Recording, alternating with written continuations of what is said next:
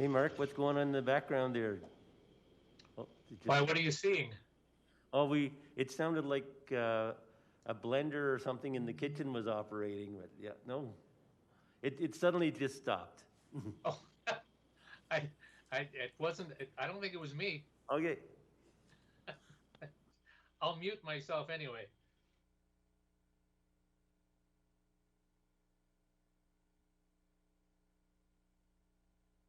And happy birthday, Blaine.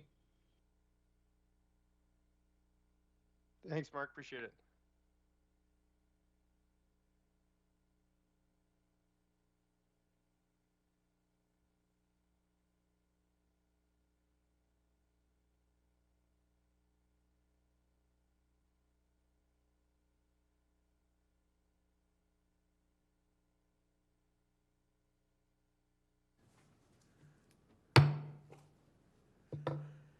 Okay, good morning, everyone, and happy birthday, Councillor Higgin. Welcome.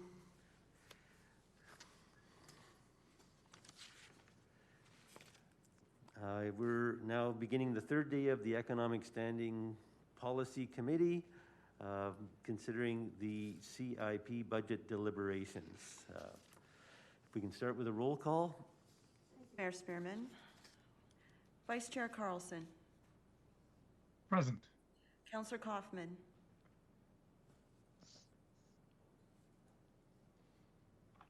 Present. Thank you. Councillor Higgin. Present. Councillor Morrow. Yep. Councillor Miyashiro.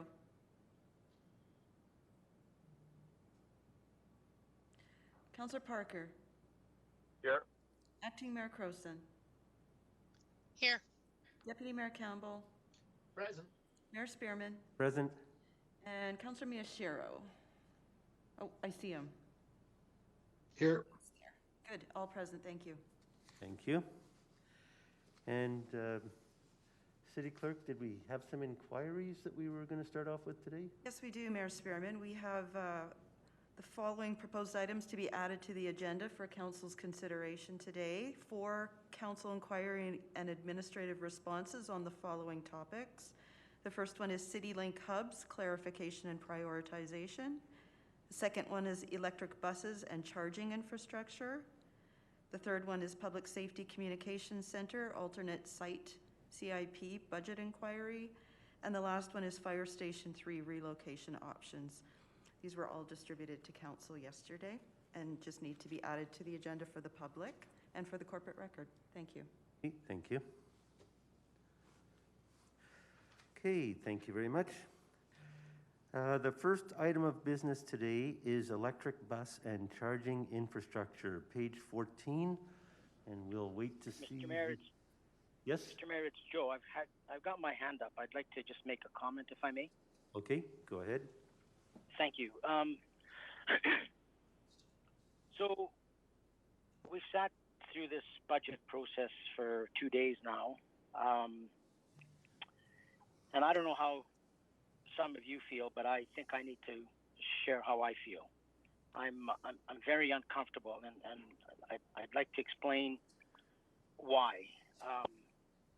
I haven't liked this process right from day one, even going back to the days of Garth Sherwin. And in my opinion, what we've tried to do to make this process better has actually, in my opinion, made it worse. And I'd like to highlight some of the reasons why I think this process is not a very good process. First of all, it starts off with this is council. This is council's budget, council's process. And we are always told how much money we have to spend.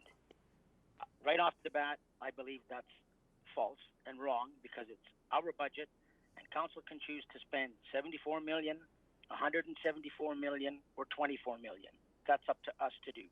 I feel that the way this process goes, where we are told how much money we have to spend, puts us in a situation where we now are pitting one project versus the other. How we came to the conclusion of doing the process this way, where one member of council introduces and gets to speak twice on every resolution, is absolutely wrong. Because the person that gets to speak twice has more power, more opportunity, gets to listen to the debate of others, and then gets to close. I don't think that's proper because it gives more power to one individual. The other problem is the one individual can amend his own resolutions or all resolutions without a seconder. The rest of us have to have a seconder. We only get to speak once. The mover of the motion does not.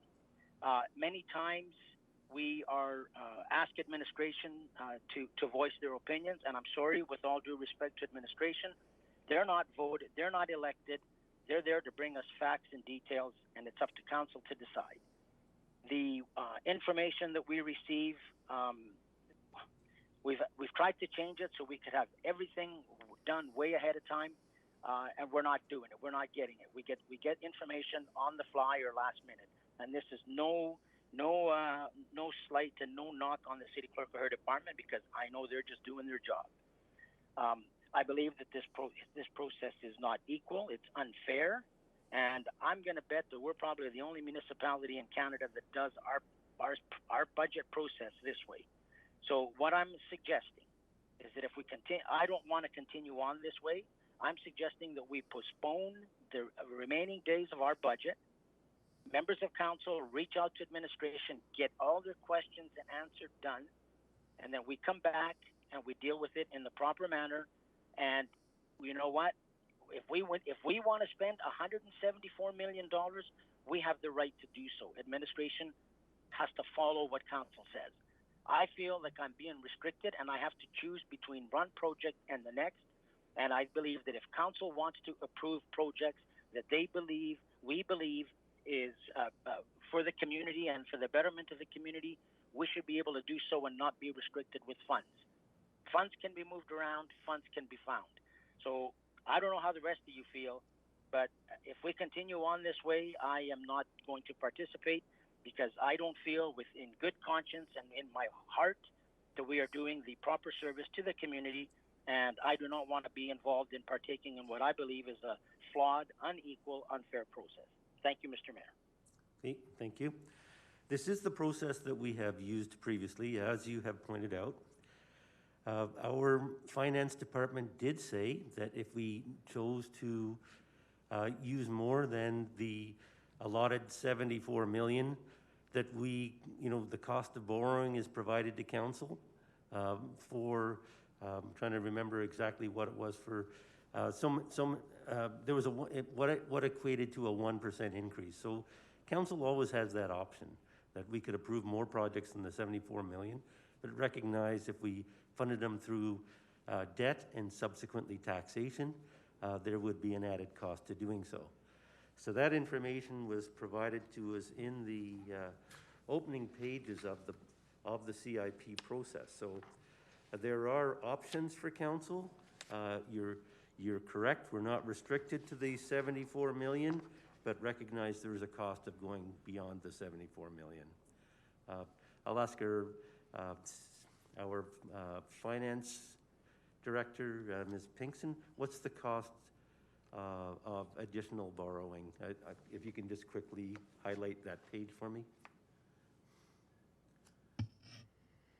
Mayor Spearman, a 1% tax increase would equate to a loan payment of roughly $1.6 million, and that would equate to a capital project of roughly $19 million. Okay. So for every 19 million we approve, we would have to pass a 1% increase in taxation. Councillor Miyashiro? Thank you, Mayor Spearman. The process for this CIP deliberation was given to us in advance. Everyone had a chance to comment on it before. As a group, no one said, or as a group, we didn't agree to not do it this way. And I think 3 days in, it's a ridiculous notion that we would actually want to walk back on that and say we're just going to do it whatever way we want to. If any councillor does not want to be a part of this, that's unfortunate. This is part of our duty, and part of what we signed up for is to deliberate things like budget and CIP. And I don't believe we need to change it. We need to forge ahead. Thank you. Councillor Higgin? Sorry, Mr. Mayor, on that point, I need to be clear. I have always voiced my opposition to the process. Councillor Higgin? Thank you, Mayor Spearman. In light of this and some of the questions and stuff and comments that have come in, I know at the beginning of the process here on Monday, there was comments regarding, so we picked up our binder on Friday, and I know that we said, okay, we've discussed this stuff previously, but we didn't actually get our draft binder till Friday to start these discussions on Monday. And let me reassure and be clear on the fact that administration has done a ton of work on all this. And I am never going to say that that was not the case. There's been a lot of work that goes into this. We've heard from previous presentations, the work that's gone into it.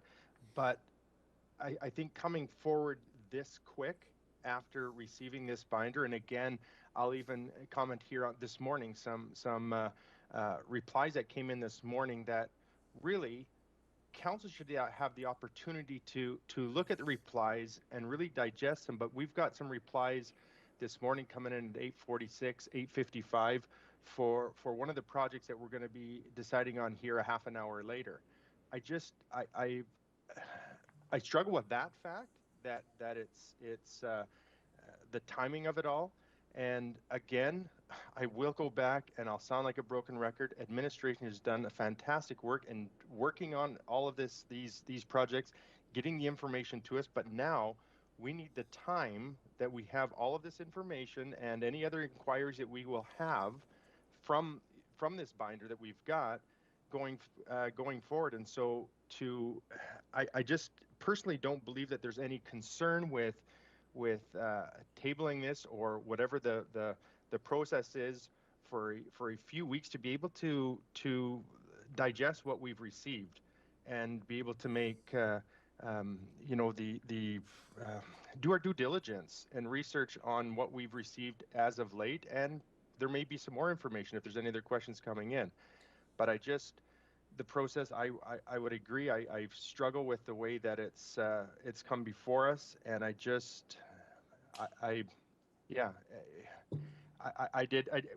add to this too that I went through a few different communities here and looked at this omnibus resolutions when you pass 40 or 50 different resolutions or 30 or whatever that number was. That doesn't happen.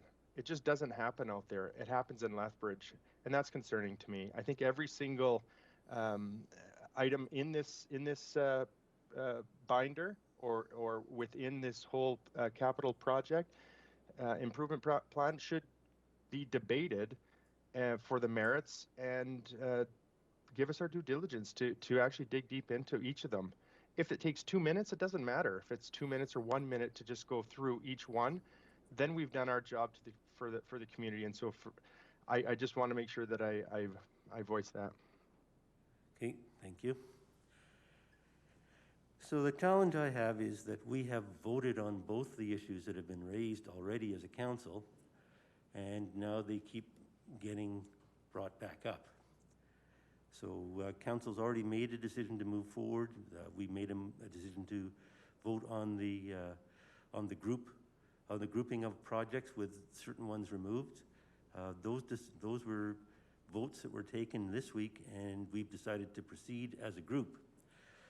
So I hope there's respect for the group decision. At this stage, I'll simply ask for a roll call vote on whether we continue, as this has been challenged by Councillor Morrow. So are you in favor or opposed to continuing the process? And I'll ask our city clerk to do a roll call, please. Your worship, is this a motion? So we're doing a vote? I can make a motion if you like. Since the process has been challenged. Actually, out of process, unless someone wants to put a motion forward to postpone, as we move forward, I think members of council have all the right to say what they want to say, but until we have a resolution in front of us, on postponement, I think it's business as usual, if I'm correct, Madam City Clerk. That's correct. You challenge a motion, so we put a motion to postpone, and let's see if that motion gets defeated or carried. Okay, so I'll assume, since Councillor Morrow introduced it and Councillor Higgin supported that motion, so moved by Councillor Morrow to postpone, seconded by Councillor Higgin. Is that acceptable? Councillor Morrow? I don't think there was there a motion. Okay, thank you. Councillor Morrow, is that what your intention is? Yes, my intention was not to put it to a resolution. My intention was to just bring it up for discussion and debate. Oh. And if we need a resolution, then let's put a resolution forward. But I would like to hear from other members of council. And I'll wait. Yeah, put the resolution forward, and then I'll talk about it. Okay, so moved by Councillor Morrow, seconded by Councillor Higgin, that we postpone further discussion of the CIP. Have a time as to when we would postpone? Postpone it till when? Councillor Morrow, that's what the city clerk is requesting. Well, I've said it once before. Postpone it to the next council, November 1st. Okay.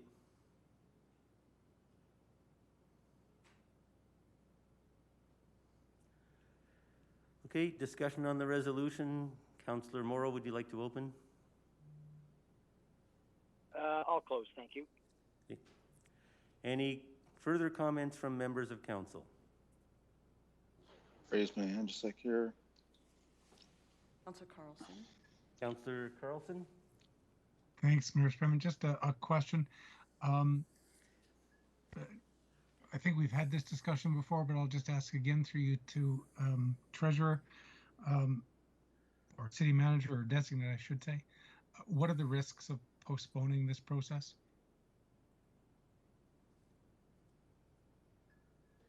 I'll ask Ms. Pinkston to comment on the timelines, but if we're talking about the risks associated with a 1 November or shortly thereafter for next council, that would be, just to confirm, that's the question you're asking, the 1 November risks related to 1 November?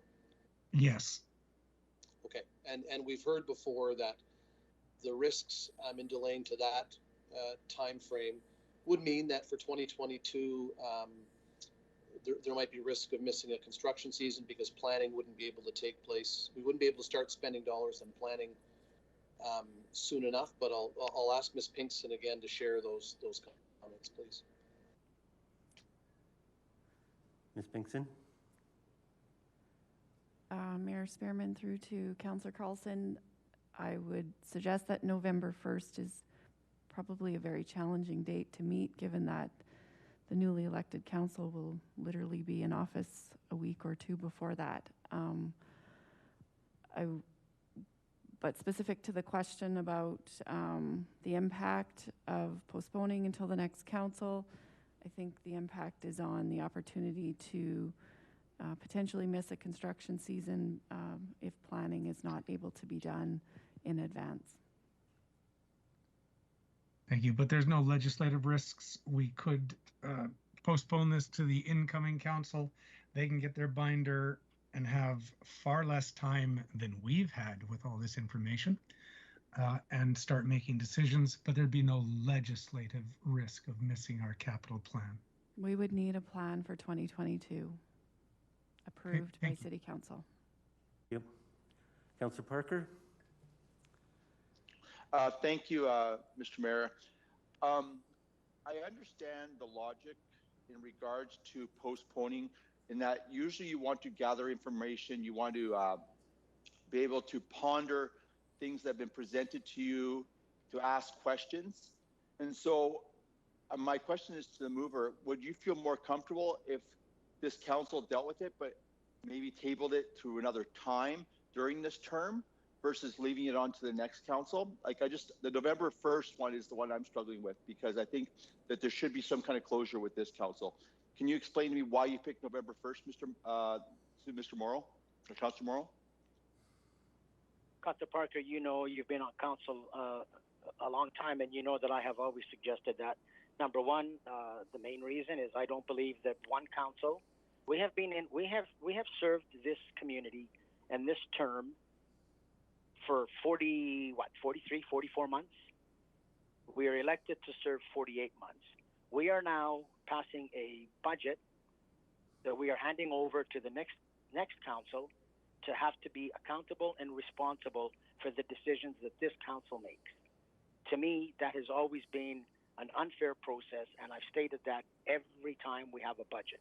So this should come as no surprise to anyone, especially you and Councillor Kaufman, who have been on council with me the longest time. So the reason November 1st is because you will recall when you first got elected, the first thing you did, you got into the budget. That's when we had yearly budgets. That's when we were engaged. That's when we knew everything. That's when we can go out to the community and talk to the community about our budget.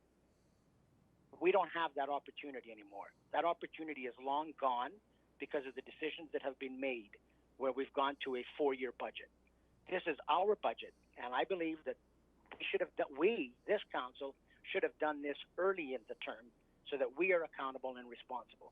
Right now, we are trying to do something at the very last minute and hand it over to the next council, and they're going to be elected, and they're going to have a mandate, and it might not be the same mandate that we have here. So that's why I chose November 1st, because I believe that council can do it. And after listening to Ms. Pinkson, all we need to do to meet our legislative duties is approve a budget for 2022. I'm sure that the 9 people that the community will elect in October of this year will be able to do a 1-year budget. That's why the date. Thank you, Councillor Morrow. Thank you, Mr. Mayor.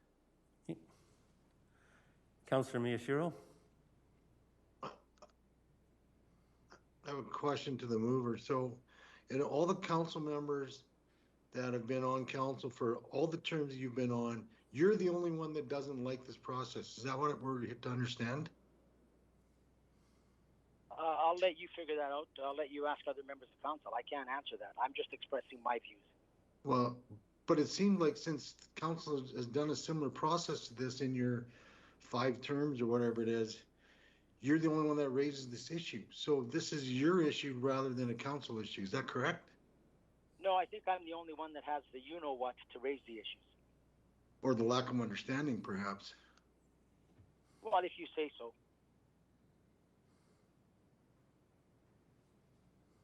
Maybe it's the other way around. Maybe I have the full understanding of it and some of you don't. Okay, any further questions? Let's move on to debate. I think Councillor Morrow has said he would wait to close. Who would like to start debate? Councillor Parker? Thank you, Mr. Mayor. And I appreciate the comments and the frustration of Councillor Morrow. I think members of council over the last few years have said that they would like a change in the CIP process in regards to the timing. And I think we are working on that. And I think a lot of people would rather not have a CIP process in the last year of a council cycle. Could the process be better? Yes. Things could always be better. You always strive for constant improvement. But I also believe this is the policy that and the process that we as a council collectively, not unanimously, but collectively have agreed to. I do want to remind members of council, but if they do want to postpone any one of these projects to have for further discussion for later on during this term of council, they have all the right to bring it forward. And just so you know, if any project does get brought forward for postponement, out of respect to my colleagues, I will always support a postponement, because if they want to gather more information and they want to be there and have a well-informed decision, I will always do that. We said yesterday when Councillor Morrow wasn't at the meeting, we as a council missed having him there because this is such a big document. This is the second, well, this and the operating budget are the 2 biggest documents that we pass in a term, and it's important that all of us participate in the process. So in regards to postponing it to the new council, I can't agree with that date, but if there was another date in regards in this term, I would support looking at that. So for that reason, I will not be supporting the November 1st date. Thank you, Mr. Mayor. Thank you. Acting Mayor Croson?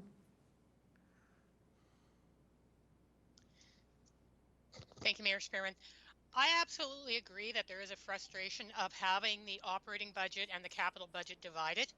And that's why on Tuesday, on May 18th, there's actually a motion brought forward that we've been discussing and looking at about how to reorganize those. And yes, it would be much better if those two went more often, went hand in hand. But we're now in this process, and this is the process we have. I think we should move forward, but I think we should be very clear leaving to the next council and making sure the next council understands that they're never constrained by what we have done. They can always reopen budgets. Last May was the first time in 20 years that council chose through this pandemic to bring forth a resolution to reopen the budget, and we did. We reopened the operating budget. So as long as the council understands, it's always their right that we are setting a plan, but they can change the plan, move the plan, have an opportunity to reopen it. So we will do our best decision making. We will go through with this process and make a good decision based on what we know, and then they will make a good decision based on what they know. There was always, we always leave something for next council, so I cannot agree to the postponement, but I absolutely think all of this means we've got to relook at that budget process, and we have to make sure that in the orientation to new council, one of the first things they understand is they have that power to reopen budgets. Thank you. Thank you. Anybody else? Councillor Higgin? Thank you, Mayor Spearman, and thank you, my colleagues, for the comments. Something I want to make sure that we're clear on. Getting this binder in November 2021 doesn't mean that we're setting a budget the week later. The process would start November 2021. The information, the engagement, the community engagement, the questions from that council, that incoming council.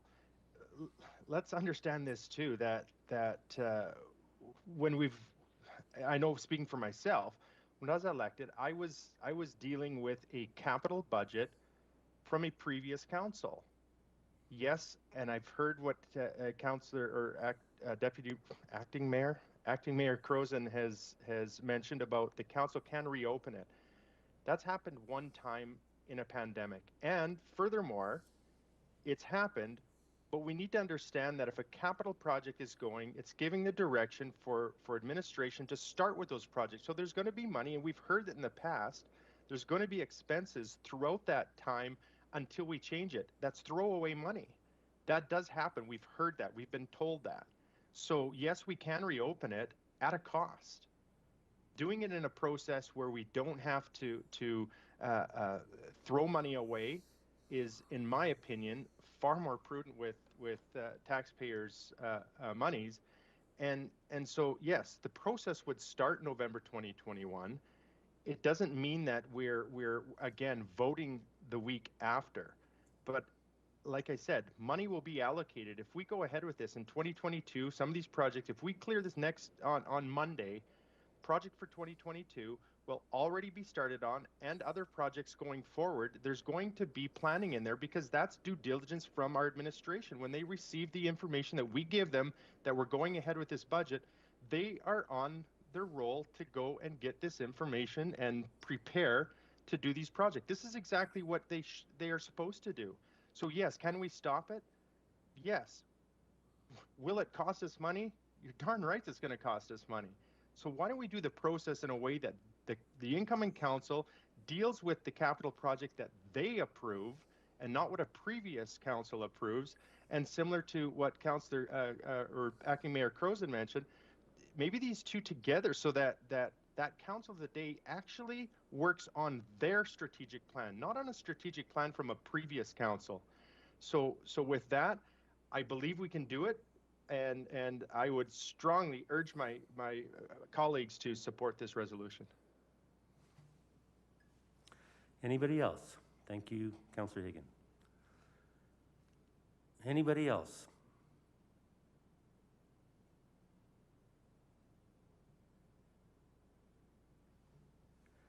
Okay, I will oppose the resolution. I think we were elected for the 4-year term.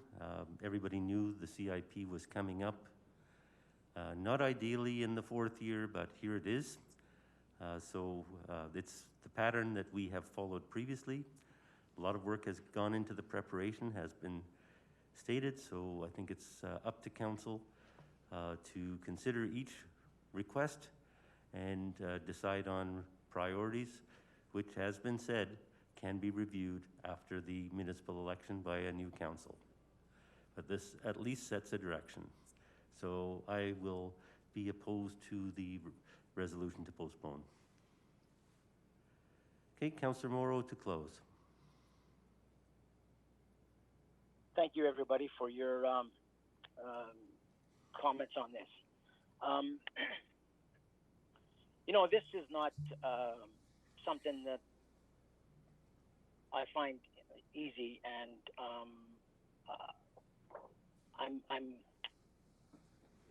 I feel bad that I have to do this, but I'm expressing my gut feelings, and I'm expressing, I guess, my frustration over time, and I'm expressing that previous councils in my and again I'm speaking from the heart now. Previous councils, we have always talked about this. We have always talked about the process. We never had a problem when we had our one-year budgets. Somehow, somewhere, we decided to go to three-year budget to fit the three-year term. Then we went to four-year budgets to fit the four-year term. I know that Councillor Kaufman has been battling constantly to change the process, and he constantly gets defeated. So in response to some of my colleagues, this particular council does not seem to have, it's one way and that's it. So when other members of council suggest things, after a while, when you keep suggesting and you keep getting laughed at and defeated and refused, you kind of throw in the white flag. And I feel that Councillor Kaufman has kind of done that. And we all know that what he's been trying to do and what I've been trying to do, and I know Councillor Parker has been trying to do, just hasn't worked. And I hear the same story over and over. This is the pattern we have followed previously. This is what administration says. This is how it was before. Well, I'm sorry. When are we going to? One member of council said, we've been doing this for 20 years, and when are we going to finally make a decision and say, because we all agree we want to change the process. So when are we going to, some council has to step up and finally say, we're changing the process. We all talk about it, but then we back off because we hear, well, this is how it's always been done. Well, that doesn't cut it for me anymore. And yeah, it's taken me not 20 years because I've had this discussion just about every time we do a budget. We need to put the budget where the ownership is based on the people that vote for it. We know for a fact that there's going to be 3 of you that aren't going to be at next council, at least 3. And yet here you are making decisions in the 43rd month of a 48-month term to hand over to the next council. Now, the other thing, you guys are I'm sorry, but you've missed a lot of what I said. It's not just the budget. It's not just how we do our budget where one council approves the CIP and hands it over. You missed a lot of the comments that I said. Number one, we have ongoing operating costs. Operating costs, the word itself says, and we put it in a CIP. That's wrong. We have one member of council that gets to speak twice on every single resolution. That's wrong. We have one member of council that can make amendments to every resolution without a seconder. That's wrong. This is, instead of us getting better, over time, we've gotten worse. And I don't care what excuse you throw up. The fact about losing a construction season, that's smoke and mirrors. I'm sorry. This is totally, totally wrong. This is our budget. What I'm saying is it's time that we decide that we lead this process. And if we want to go back to a one-year budget, we should be able to do so. And it doesn't matter what arguments administration puts in. It's our budget. We represent the community, and it's our money, and we decide how we want to spend it, when and where. Look, I can go on forever because I've got a list of flaws in this whole thing. But I'm going to end with one thing. And it was mentioned today. Our obligation is to meet the Municipal Government Act for 2022. I see that this resolution is not going to pass. But I'll tell you what. We should only then approve the budget for 2022. And come to think of it, that would even make more sense because, number one, we have gone through a pandemic where we don't know what's going on anymore. We don't know what other levels of government are going to do. Number two, we have a new city manager who has not gone through this process before. I think we need to give him the opportunity to at least get a taste of this, and he sat pretty quiet throughout this whole process. I'm sure observing and taking note of how he can make it better. And I know that this city manager wants to do that. But yet, here we are going to approve a 4-year budget. We have several brand new, recently hired city senior administrators, new to the process. So what better reason do we have? Now is the time for us to make the decision. And when you guys talk about, well, we can reopen the budget, well, one of my councilors' colleagues hit the nail on the head. It's only been done once in 20 years.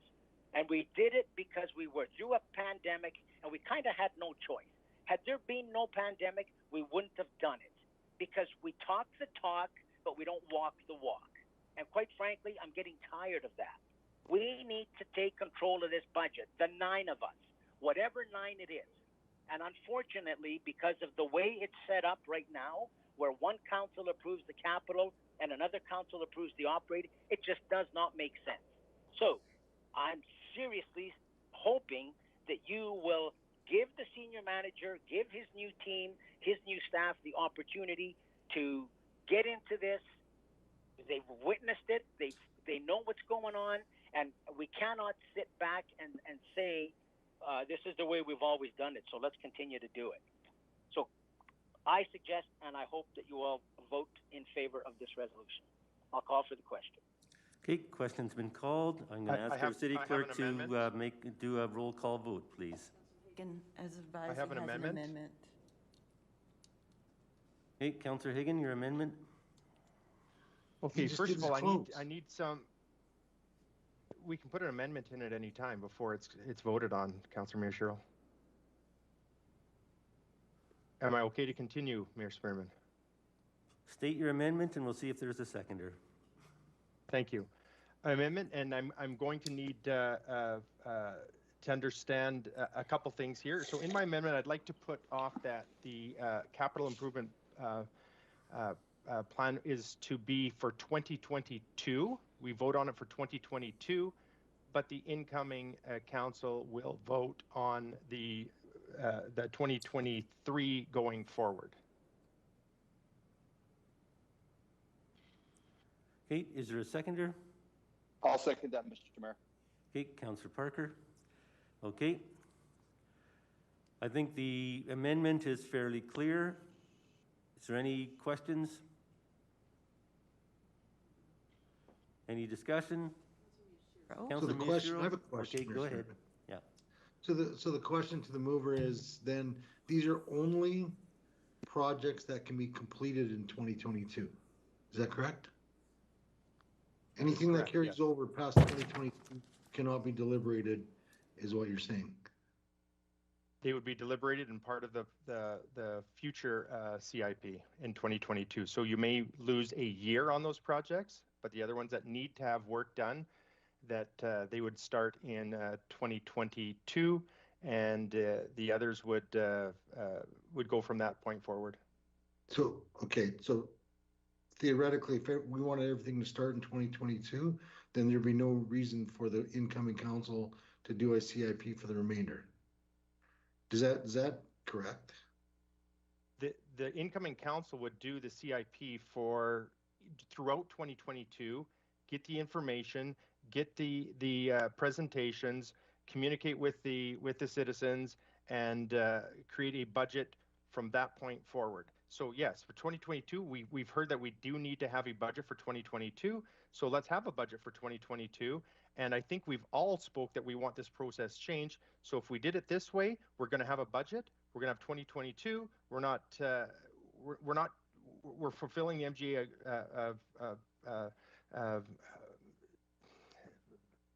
we're filling that going forward for the MGA, what they have stated. So yes, yeah, the incoming council would be able to deliberate and would be able to set a budget, and whatever they decide, they may decide on a 2-year budget, they may decide on a 4-year budget, they may decide on a 3-year budget. We don't know that, but we'll leave it to the council of the day. Jerry, thank you. Okay, any further questions? Carlson. Go ahead. Sorry, Your Worship, my brain's a bit hurting from all of this. Ms. Pinkston, I think we need some help here because some folks may not completely understand, and it might be me. We have to approve a 1-year budget, but a 5-year plan is the minimum, correct? That's correct, Councillor Carlson. So basically, we'd have to go through this entire process, build out a 5-year plan, which is basically what we're doing, and then only approve the first year. So we'd have to do everything that we're actually doing. Is that correct?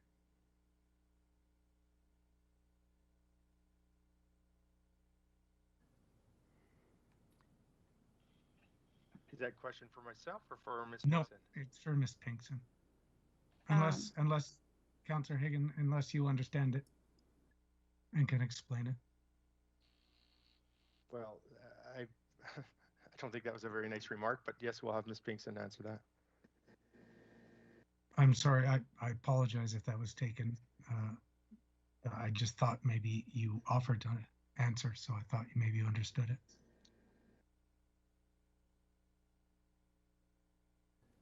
Can I take a stab at this, and then Ms. Pinkston, if you would jump in? I think it's important to say that there's no smoke and mirrors here.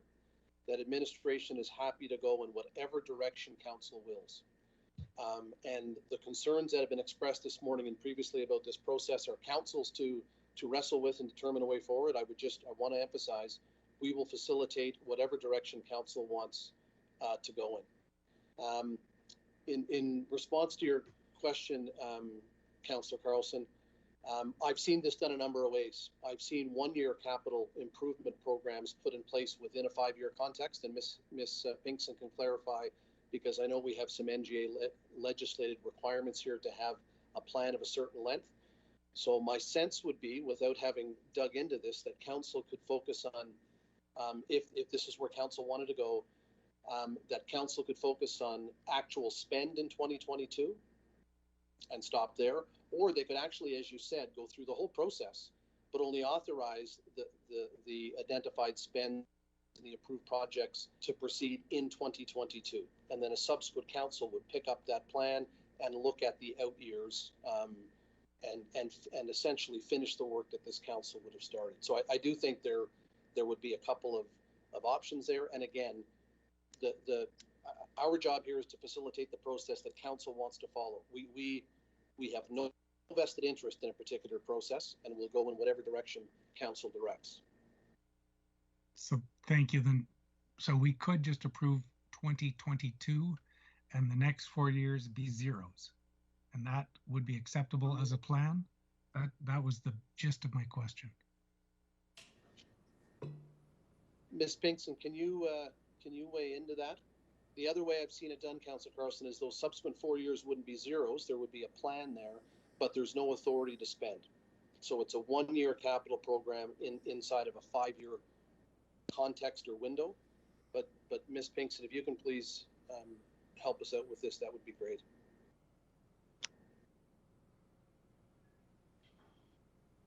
Yeah, I think that approach works, Mr. Dalton and Councillor Carlson. Okay.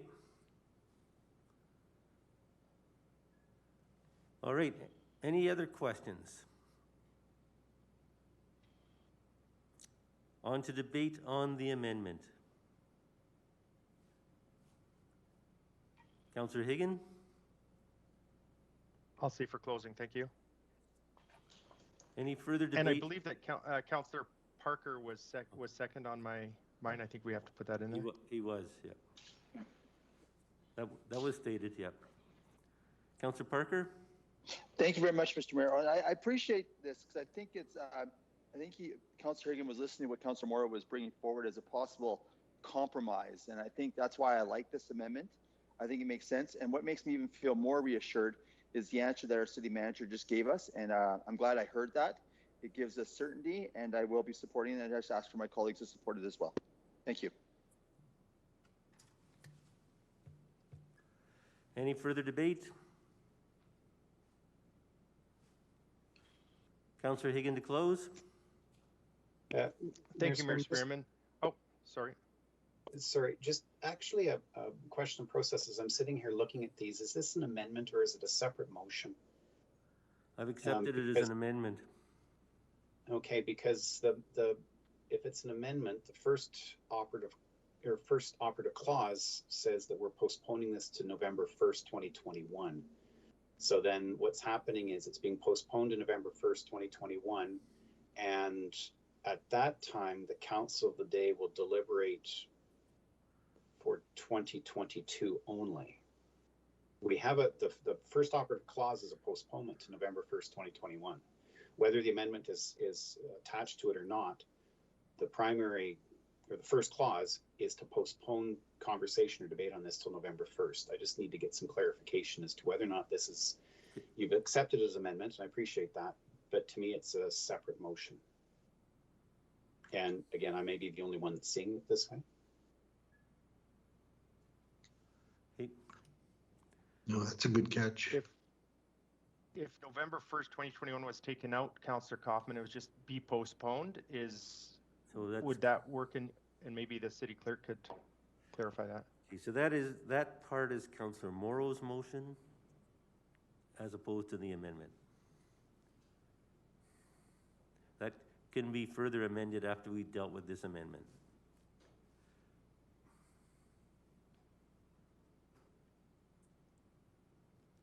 Anything further on Councillor Higgins' amendment?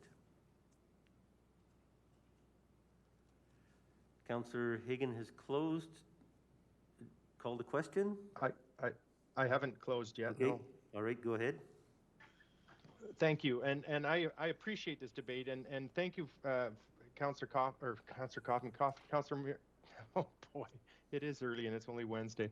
Thank you, Councillor Morrow, for bringing this forward. As Councillor Carl had indicated, my brain is hurting too. It's hurting really bad, and I'll tell you what, I am extremely happy with the comments that have come in, and thank you to our city manager for the comments that he's brought forward, because we can do this, and it's actually what's been stated is going to fit with, I think, what every single person has commented on as far as looking at changing this. So I'm over the moon excited, to be very honest. I think it's great. It fits. It's I think what was explained to us, it can be done. It fits in the guidelines of the MGA. We going forward, this will work. And thank you again to Mr. City Manager. And I do want to reemphasize the fact that yes, there's a lot of work that's gone into this. And again, I say it again and again and again. I'm sounding like a broken record. I don't want to say that what the administration has done in bringing this forward is falling on deaf ears. Trust me, it is something that we have asked them to do. They have done it. They've come through. And thank you to our administration for that.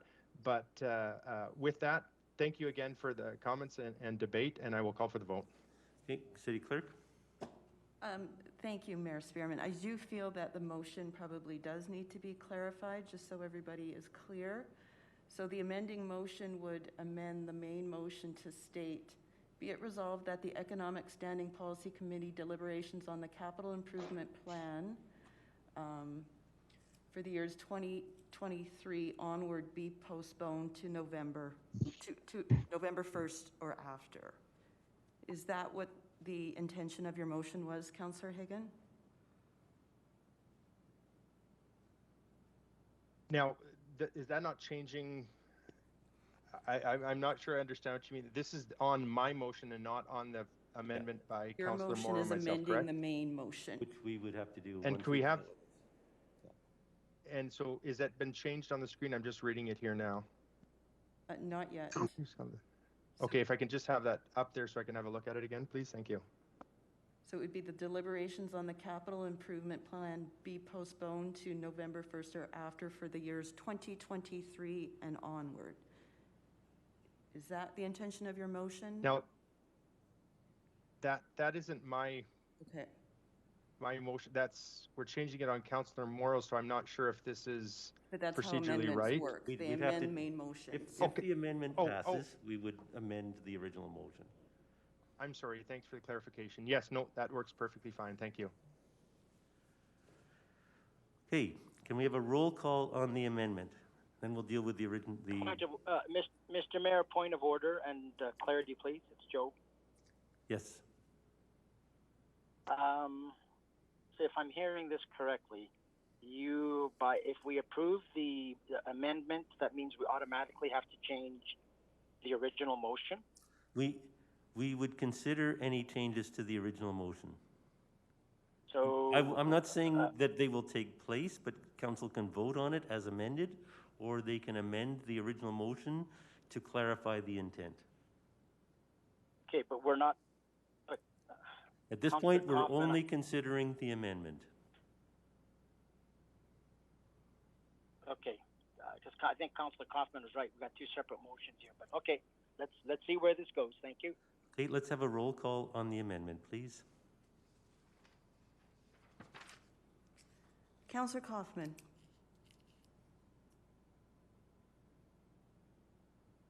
Councillor Carlson just raised his hand. I don't know if it's a question. Thank you, Councillor Kaufman. Can we get exact clarity? Because the amendment, the mover of the amendment, as well as the mover of the main motion, I'm not sure we're all clear. They've asked some questions. Can we just all be 100% clear what we're voting on? And if someone can explain that. Ryan, it should be, don't show the bottom part. It should be the purple part, because an amending motion would amend a main motion, and then you'd vote on it as amended later. So we're voting on the purple part. Councillor Hagan, can you confirm that? That's what you wanted to amend the main motion to say? If I am the one to do this, for process, I thought Councillor Morrow would, but since I amended it after, if this is the way that it is, City Clerk, I see that it is totally fine. Yes, thank you. So if this amending motion passes, then we'll vote on Councillor Morrow's motion as amended. So we're only voting on the amending motion to add the purple part to Councillor Morrow's motion. Thank you. That does make sense. I appreciate the clarification. Okay, Ryan, don't show the bottom. Doesn't matter. Would Just the I, purple part. point of order again, would I not then have to accept that amendment? No, anybody can put amendment to a motion. So I So you don't would have vote to it accept down. it. It's going to the original motion. I then, as the mover of that motion, do not have to accept Councillor Higgins' amendment. No, because it's going to be a vote of the body. Thank you. So it's moved and seconded by Councillor Parker.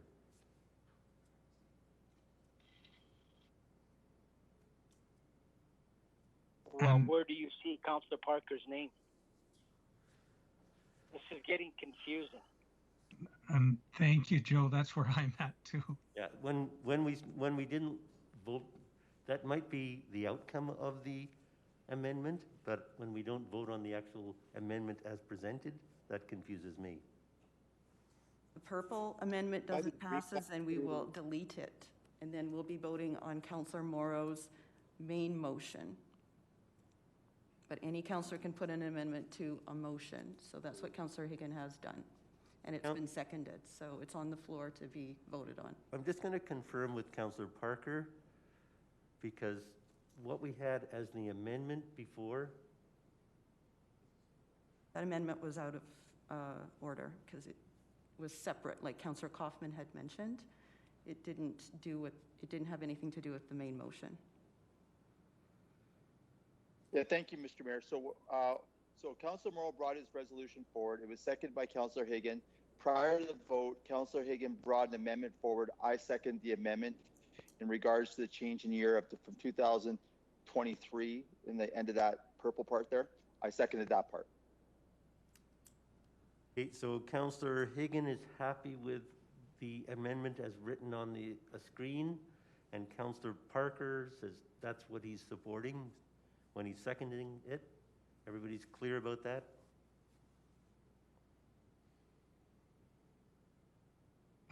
Mayor Spearman, I think I'm clear on what the amendment is. Before we vote on this, I think we need to be clear on what it actually means, how it will be implemented. Because some projects straddle more than 1 year. Like you start the design in year 2022 and then the build happens in 2023. I just think before we vote, I think we need to be very clear on and that, sorry to Councillor Higgin, that was what I was trying to get at with, I don't understand how this is going to work. So, because I think at one point you said it was just a project that could be completed in 2022. So I'm not sure if a project starts, like say the Henderson Arena project. We start the design in 2022, and then part of the construction in 2023, the other part in 2024. I just think we need to be clear on the mechanics of how this is going to work, because I'm not clear if we vote on this how that's going to roll out. And thank you. If I can reply to that, thank you, Councillor Carlson. If a city manager, can you weigh on this and what you had explained before as far as going forward on the 4 years and how 1 year could work with this, would work with this plan?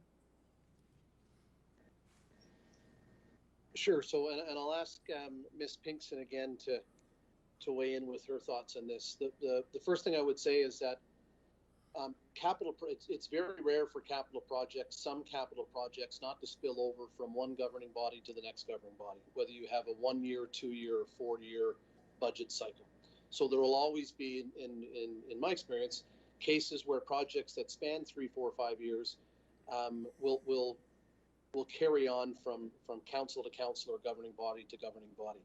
So council this year, for example, and again, we haven't, one of the things I was going to recommend if council chose to go in this direction is that we take a bit of a pause and we in administration get our heads together and review what decisions have been made. But essentially, if council was to make a decision using the Henderson Ice Arena as an example, they could make that decision to commit to spending in 2022, and in that particular project, that spend would continue over 23, 24. That does, in a sense, tie the hands of the next council, but they could always come in and say, no, we're willing to forego that design work. The situation's changed. We don't agree with that, whatever it happens to be. So there is no perfectly clean system, in my opinion. But that's just the reality of capital planning. So I think there could be projects that are completed just in 2022, but there might also be projects that council, if they went down this road, decides during this cycle that they're going to commit future councils to, and that's natural and very different than completing a full program for a 4-year period and tying the hands of council. That would be those would be my thoughts off the top of my head. But I would ask Ms. Pinkson if she has anything to add. Sorry, I'm not clear what the question is. So I think the question, if I can interpret it, is if council was to decide to only focus on 2022 and as per the motion on the table, move the years of 2023 and onward to the next council, would council only be able to approve projects that would be completed in 2022, or could they approve projects like the Henderson Arena project that would extend into the years 2023 and onward? We would need clarity in each resolution what was being proposed for each project. If council wanted to approve more than 2022, because most projects in Section D will be more than 1 year. And the last thing I would add, Councillor Carlson, is that council would be consciously making those decisions. Right? They would know that by approving a project, that if this council chose to go forward with this, council would know in approving a project like the Henderson Arena project that it would be expected to continue. But that's not unusual in capital budgeting processes. Thank you. Could I ask that we pause now? Just press pause, and I don't know if we can do this at City Clerk. If administration could have a look through before this is voted on, because I appreciate Councillor Carlson's questions and possible concerns with this. Is there a way that we could recess on this and have administration look into this for an explanation after, or are my colleagues fine with what they've heard?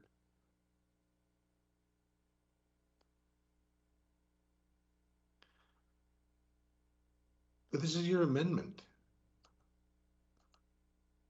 Well, then that's fine. Let's Any go ahead and councillor vote. can put a motion to recess at any time. Same with the tabling motion as well.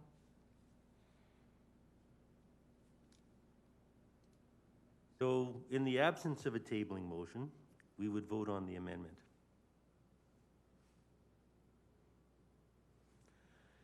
Okay. So Councillor Higgin has closed on the amendment. We can now have a roll call vote on the amendment. Councillor Kaufman. Opposed. Councillor Higgin. In favor. Councillor Morrow.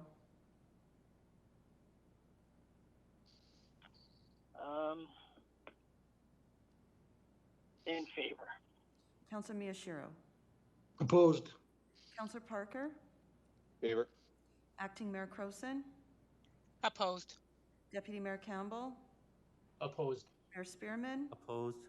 And Vice Chair Carlson. In favor. 4 to 5, that is lost. Okay, so now we're back to the main motion, not amended.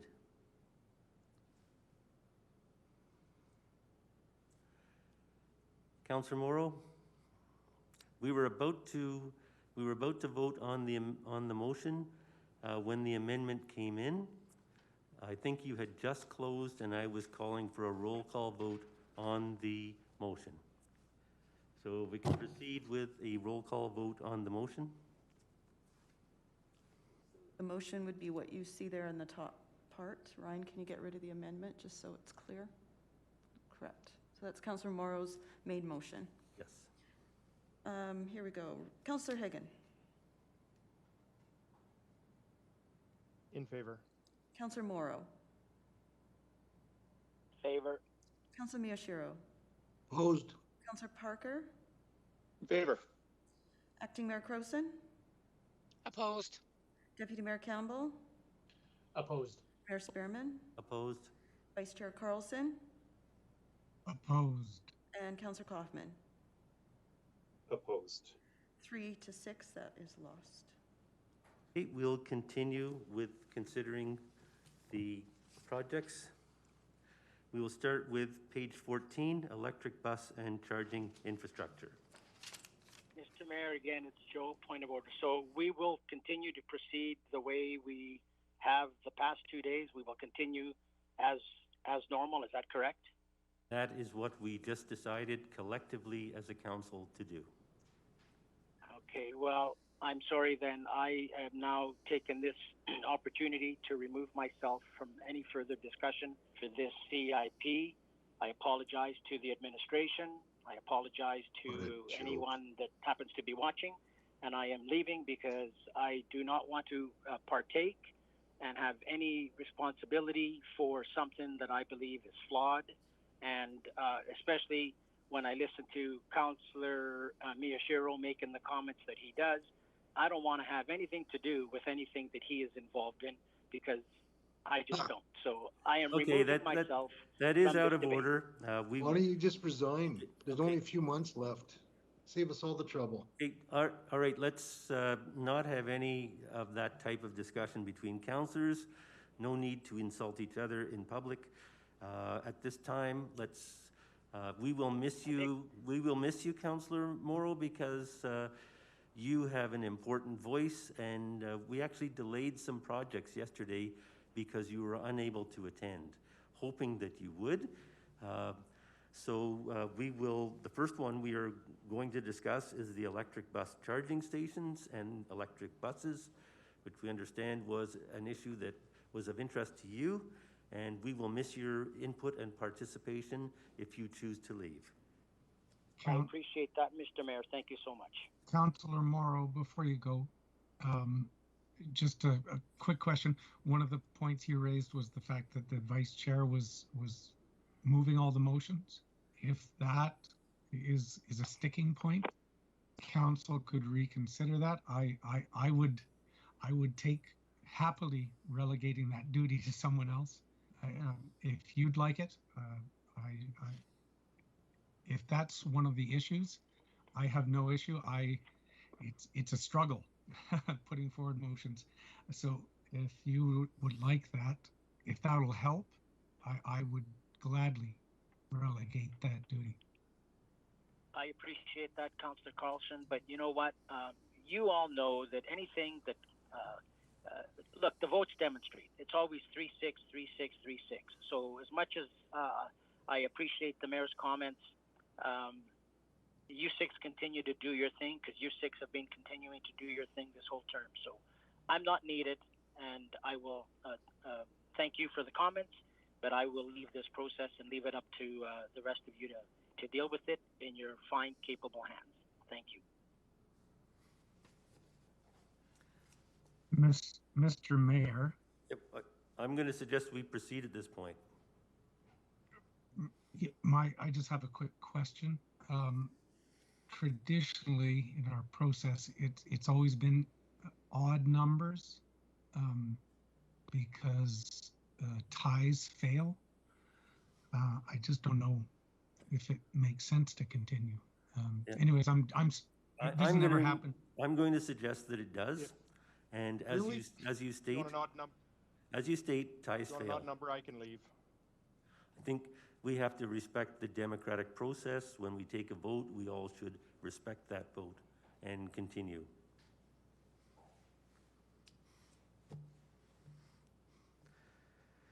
So, can we move on to the next project, which is electric bus and charging infrastructure, and put the motion on the screen? Unless somebody wants to move this, I will ask the Vice Chair, Councillor Carlson, to move it. Hearing none from Councillor Carlson, be it resolved that the Economic Standing Policy Committee recommend that Council amend the 2022 to 2031 Capital Improvement Program to include the following Section D community project: electric bus and charging infrastructure as identified on page 14 of the community projects unfunded section. Councillor Carlson. Thank you, Mayor Sperman. I may be a bit behind on this one. I thought I saw an email that Mr. Dalton had some clarifying information, but I may be confused at this point in the day. Okay, so the question Yes, Councillor. Go ahead. So I'm just going to say for members of the committee, yes, there have been some late-breaking changes in grant funding, and Mr. Sanderson is here to speak, and it might be better to provide that context up front for council. That's what I was thinking. Thank you, Craig. Thank you, Mr. Dalton.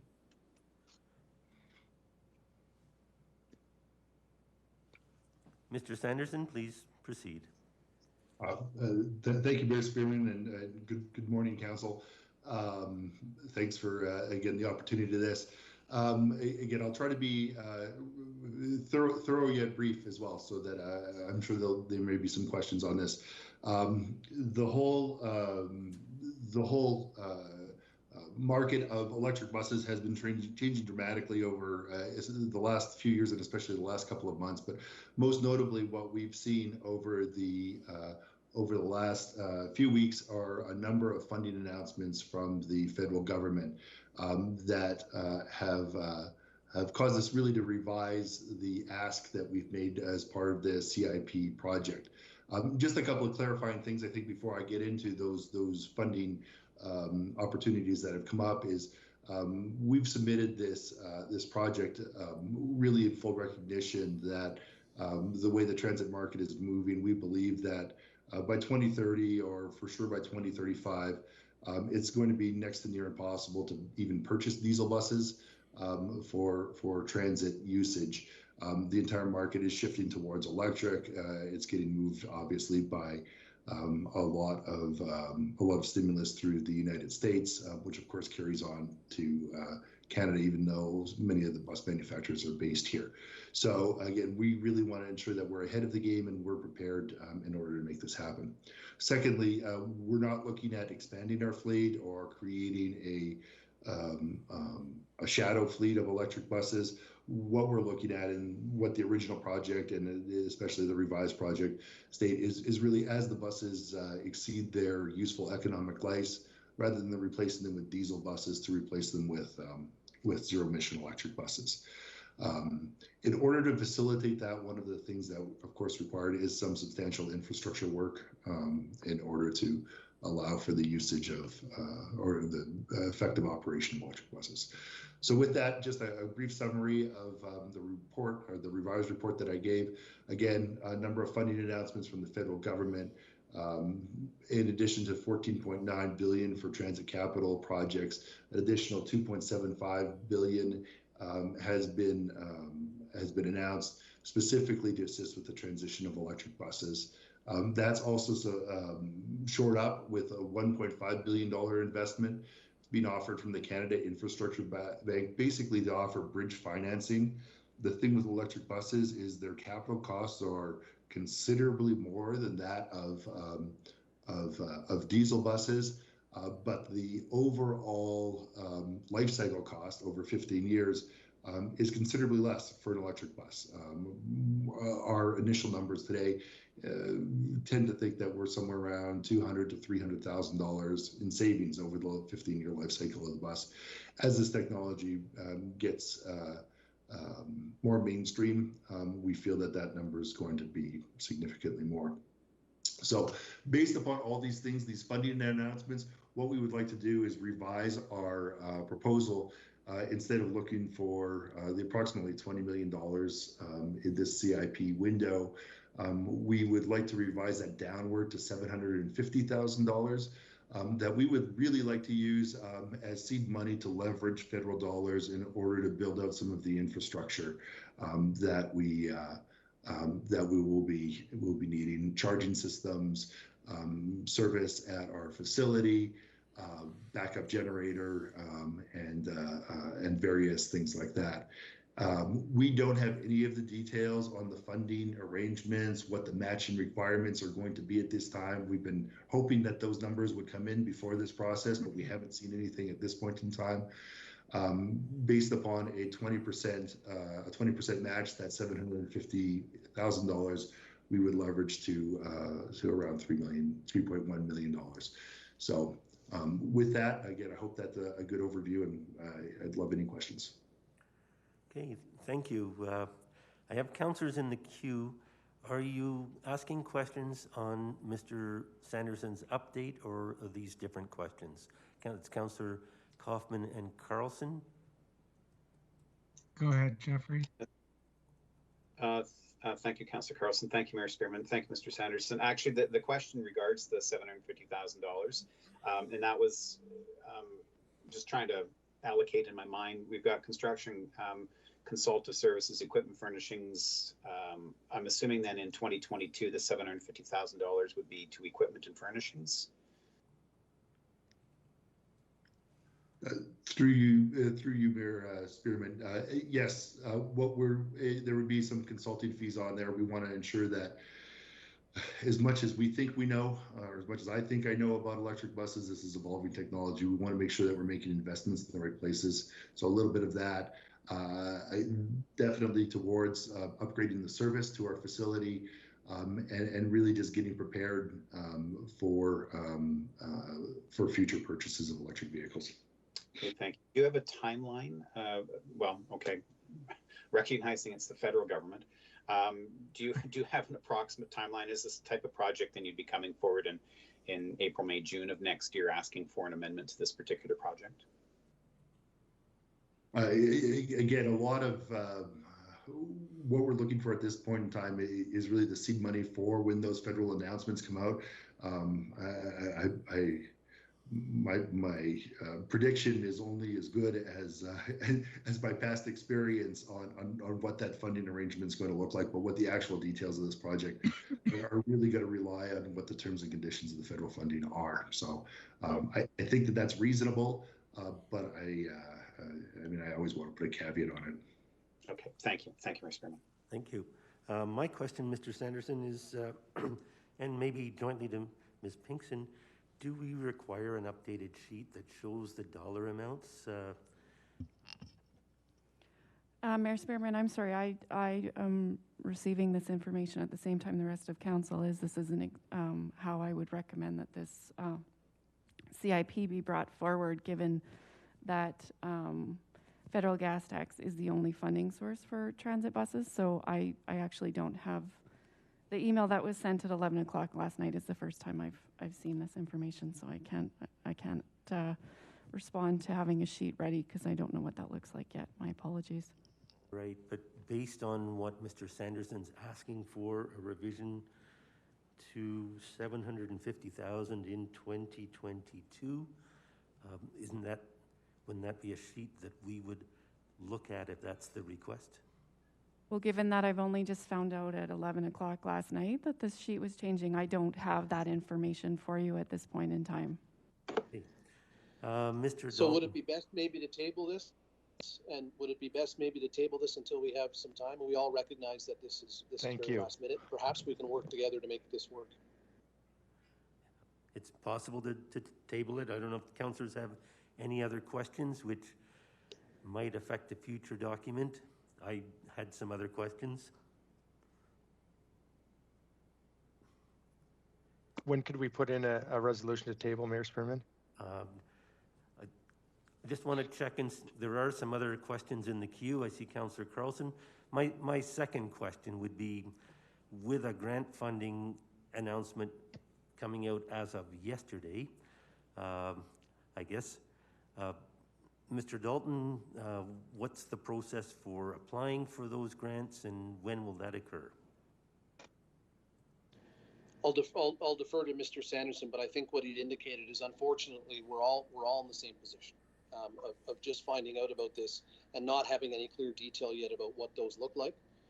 Okay. So I'll let Mr. Sanderson weigh in, but again, if we need to take some time to submit another sheet if council agrees, that might be the best approach at this point. Okay, thank you. Councillor Carlson, what is your question? Actually, I think most of my questions have been answered, but especially if we table this to the beginning of tomorrow or the end of day or after lunch, whenever we choose, I'd like to know how much time Mr. Dalton and Ms. Pinkson need to sit down with Mr. Sanderson and put a sheet before us. I had an amending resolution, but I think it'd be much smarter if they went away and put something down on paper. So how much time, Mr. Dalton, Ms. Pinkson, do you need for that? Ms. Pinkston, as much time as possible? Friday? November 1st? Mayor Spearman, I think if we table until tomorrow, we can pull something together. Okay, Ms. Pinkston says until tomorrow would be satisfactory. So I think Councillor Hagan was interested in proposing a motion to table. Well, a question I have, Mayor Spearman, not even on the tabling, but just a question first is, we know how governments work as far as speed, and we really think we're going to have enough information in 24 hours to be able to make I mean, this is in the budget, and let's face it, we're going to be voting on something we don't really even know about. We heard Mr. Sanderson speak here right now. We just don't know.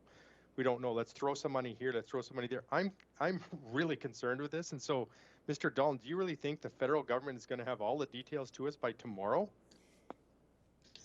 No, and no, Councillor Hagan, they obviously won't, and that's not what we're saying. It's I think what Mr. Sanderson and the transit team have done is, in light of these federal announcements, is try and think quickly on their feet and identify what a prudent spend would be, so that we're able to respond to these cost sharing opportunities when they come out. What we would do tomorrow is just bring back a sheet to replace the sheet that is currently in the council binder, because it's obviously been overcome by events. So it would really just allow council to consider what Mr. Sanderson said a little more deliberately. But no, we're obviously not going to get information from the feds, and we don't think that we need that to identify sort of what a prudent investment might be to be ready for that federal funding. So we'll be voting on monies that we don't really know. I understand what you're saying, that we want to prepare for funding that is going to be coming over the wall, what it sounds like, but we're going to be allocating funds without still knowing the program. Yeah, I think I'll defer to Mr. Sanderson, but the intent would be, we know that this transition is coming, and we know there is some preparation in terms of infrastructure, charging stations, and other things that Mr. Sanderson mentioned that we would recommend we go ahead with. But I'll ask maybe Mr. Sanderson if you can clarify that or add to that. And our city treasurer would like to comment on this point just before we go to Mr. Sanderson. Ms. Pinkston? I think I just need to clarify, Mayor Spearman. So there is no other funding source for transit buses today except for the federal gas tax. So my suggested approach was, council consider this project in the 4 years, approve it from the available funding, or however the council decides they want to fund this project, with the hope that we would get future grants. But if we don't, at least then there's funding allocated for bus replacement. Because if council decides to bank on waiting for the federal grant funding and we don't get it, there is no other funding to replace our buses, assuming council approves the remaining available funding. So I just am suggesting the reversed approach, but again, I haven't connected with Mr. Sanderson or Mr. Dalton on this information, but it is a significant risk if we wait to bank on federal dollars that we don't know the details of, we don't know when they're going to be released yet, we don't know the matching component, we don't know if, and so there's just a lot of unknowns that I think would put the replacement of transit buses at risk if we were to only include the $750,000 as the ask, which is what Mr. Sanderson is proposing. Okay, so just to paraphrase what you're saying is, yesterday we ended the day with about $57 million yet to allocate. And you're suggesting that we allocate from those 57 million, which includes the funds from the federal gas tax. And if future grants, if grants announced recently come to pass, funding could be coming from those new grants, and that would free up funds that we'd committed. Okay, so that's the prudent way forward recommended by our city treasurer. Okay, Mr. Sanderson? I would defer to the opinion of the city treasurer on the funding arrangement. Again, My area of expertise is obviously in transit. Ms. Pinkston has a much more well-rounded approach on funding arrangements, especially with the federal government. Okay, thank you. But it would appear that the sheet needs to be updated for a revised request. Is that correct? I would recommend we do as what's suggested, and we have a conversation, Ms. Pinkston, Mr. Sanderson, myself, and others, and come back to council with a modified sheet, taking into account what both Mr. Sanderson and Ms. Pinkston have shared. Okay, so I think we can go to the tabling resolution. I just still have another question, Mayor Spearman. Go ahead. My question is, just yesterday, the Economic Standing Policy Committee just voted on putting $10 million aside for things like this when government comes forward with matching monies. Help me understand why this would not be part of that, and if this could not be, we're putting aside $10 million out of our budget. This could be used for this exact thing. This is exactly what we talked about, and so I'm not understanding why it's so important that this is passed at this time if we're waiting for information to come from the federal government. And if we have this $10 million set aside, I don't believe it's over 10 million that we need. And so I'd like to know why that wouldn't work. Mayor Spearman, through to Council. Yeah, City Treasurer is going to answer. Yeah, go ahead. The four-year ask is $19 million. So I guess the shortfall, if City Council decides to allocate the full amount of available funding, it would be short $9 million. But did I not understand that the federal tax gas fund could only be used for this anyways? So is this some prudent of us to have this in the full budget because we can't use it for something else? Is that not correct?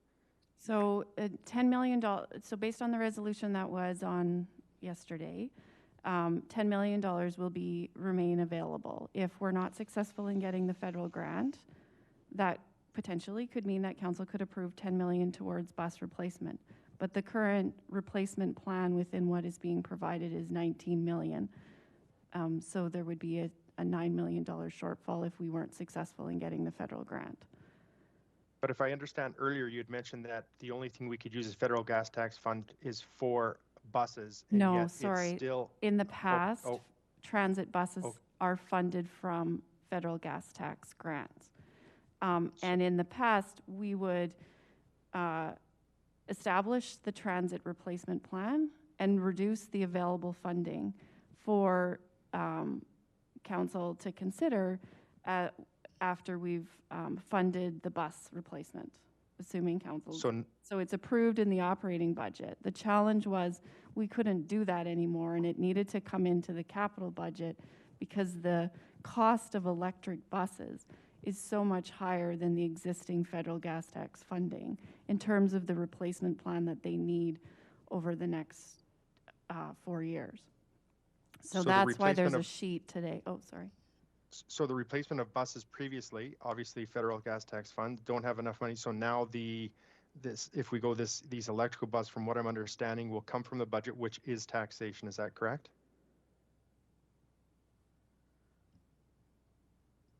So I'm sorry, I'm not sure I understand your question, Councillor Hagan.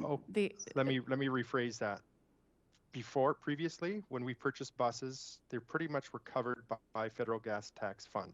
The price of electrical buses are higher, so that's why it is in our CIP here for additional taxation to cover those costs. Is that not correct? For additional funding required to cover the additional costs.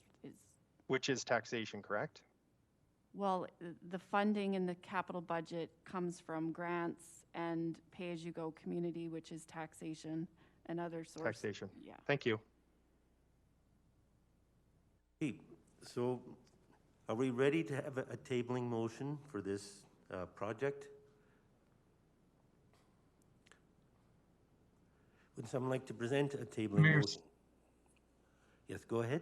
Mayor Spearman, I'll make a motion to table this to 9:30 a.m. tomorrow morning, unless Mr. Dalton and Ms. Pinkston think they can come up with something earlier, it may end up being exactly as Ms. Pinkston proposes, that we approve this and then administration work diligently to chase those grants and bring the price down.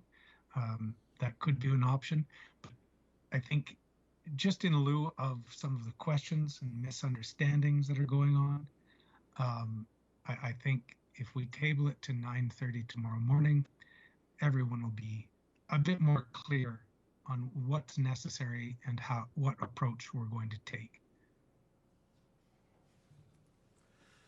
Okay. So, motion to table, do we need a seconder? Okay, I will second that. Can we vote on the motion to table? I say all in favor? Are any opposed? It's unanimous. And okay. Mayor Spearman, further to that, I think it's only fair of us, as Ms. Pinkston said, she got the email at 11 o'clock last night when we all got it, which is why I brought it up. Today, I think we need to maybe recess early today or for part of the day. We need to give our administration some time. They're here in the meeting. I don't think it's fair that we're saying we need all this information and we don't give them any time to actually put the information together. So I just wanted to be cognizant of that. Perhaps we could recess early today or at some point to give them some time. Okay, we'll keep that in mind. Thank you. Okay, it's 11 o'clock. The next item of business is page 18, Fire Station number 3.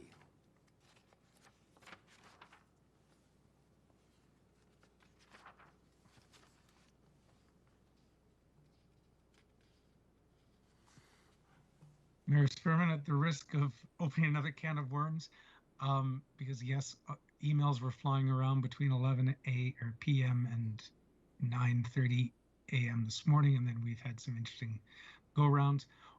Was there any further information? And I'm sorry, I haven't gone through all of the emails and figured them all out.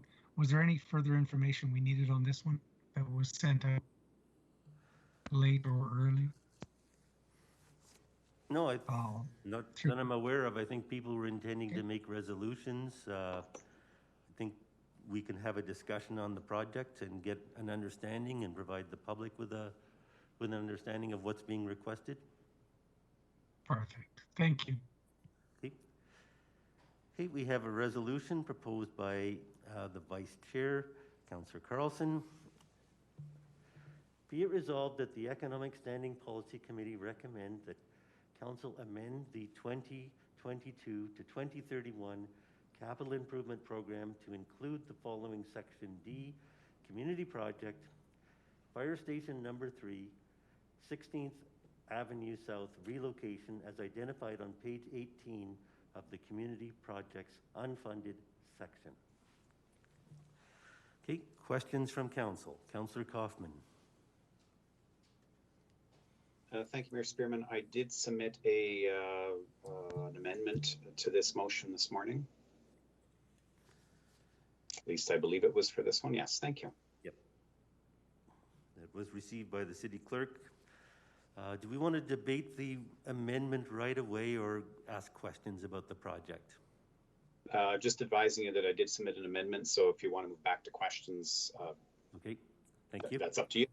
Okay, let's proceed with questions. I have questions about the project.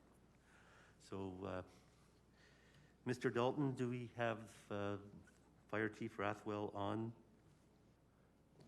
Yes, we do. Okay, thank you.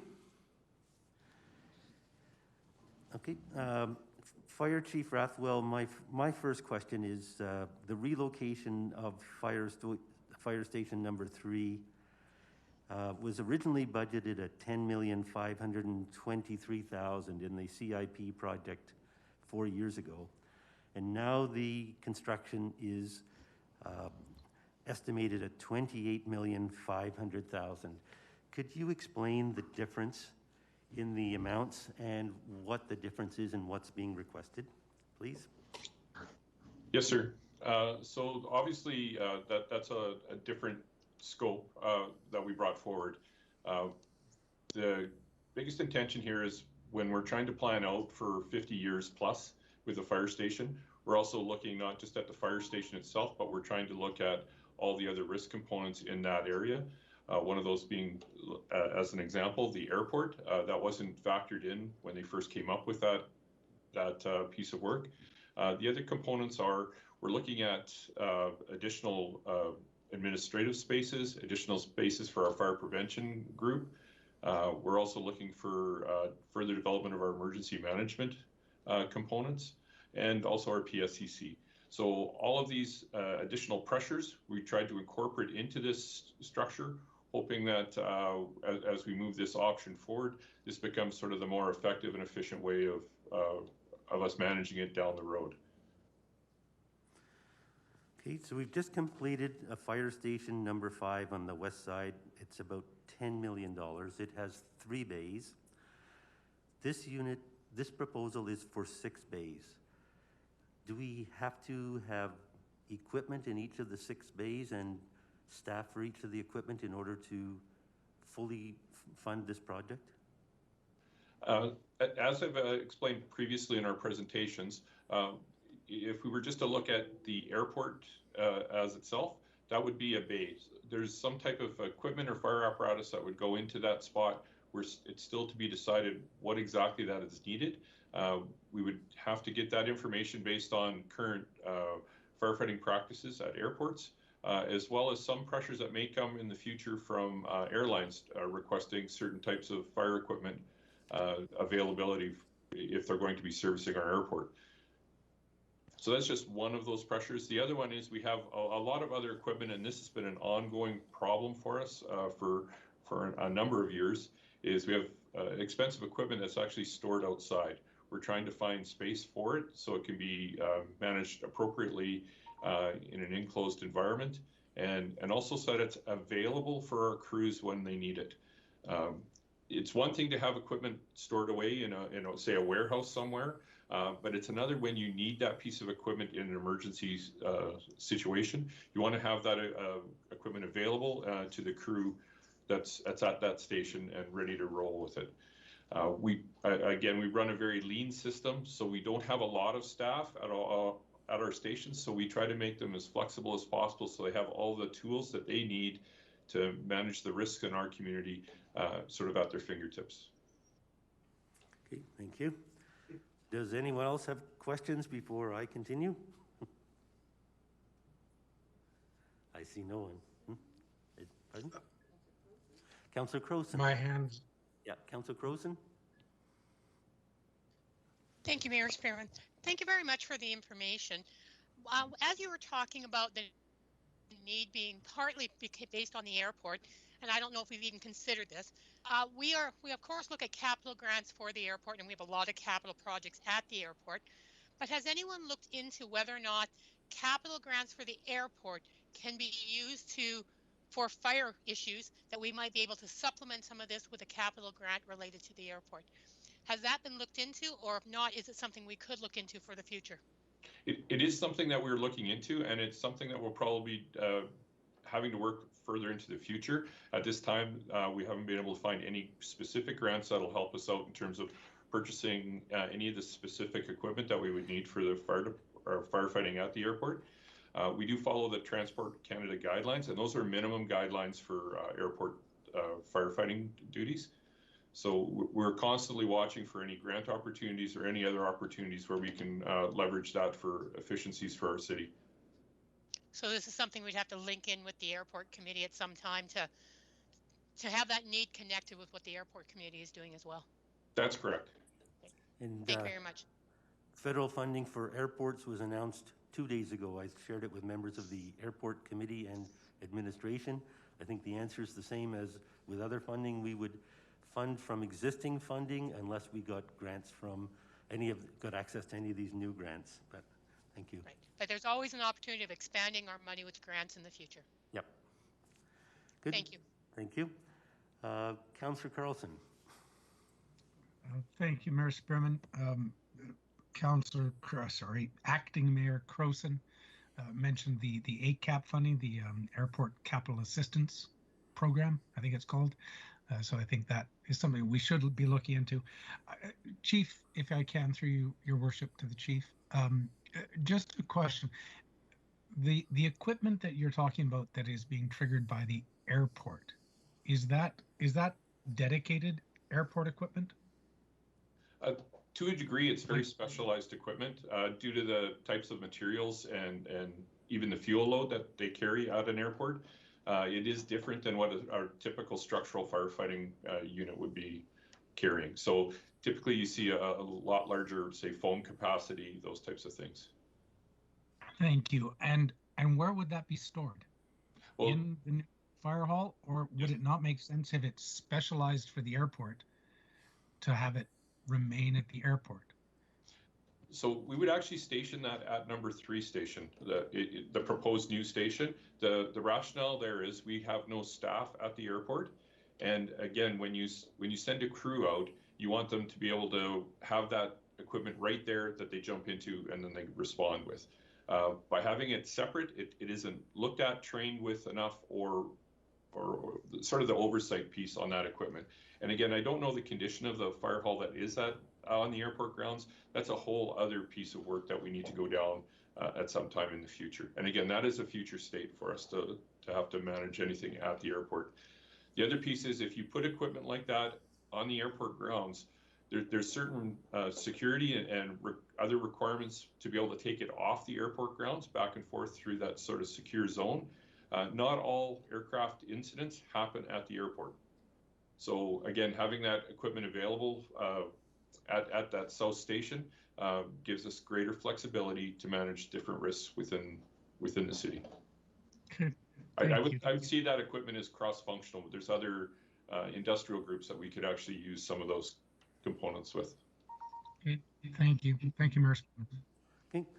There was as you mentioned, a firefighting capacity at the airport, but I think it closed in the 1990s when the federal government gave up operation of the airport.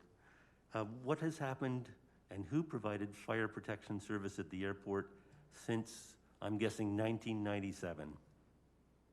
So when it was in the county's prior, it was one in their county's primary response zone. So Coaldale Fire used to manage it. And then we've recognized now that we've moved it into our primary county response zone, that it becomes our responsibility. And now that the airport is coming into the city's jurisdiction or oversight, again, it's still part of that primary zone that our department responds to in the county. We will still be responding there as a primary agency. And even previously, when the community of Coaldale was responding out there, typically our crews would arrive on scene first because those were usually mutual aid type events, and we would take incident command at that time. How much of the $28,500,000 that you're asking for is related specifically to the airport? At this time, it's just the one bay. We have no adjoining apparatus attachment at this time for it because, again, we just don't understand it well enough yet what those pressures will be. Okay, thank you.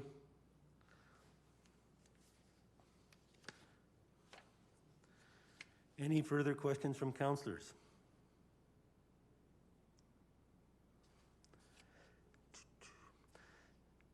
The existing station number 3 was built in the 1960s, so it's about 60 years old. That location can't be used for expansion? No, sir. It's the site itself is too small, and then there's maybe some concerns about actually digging up the actual area due to some of the contaminations in that particular spot.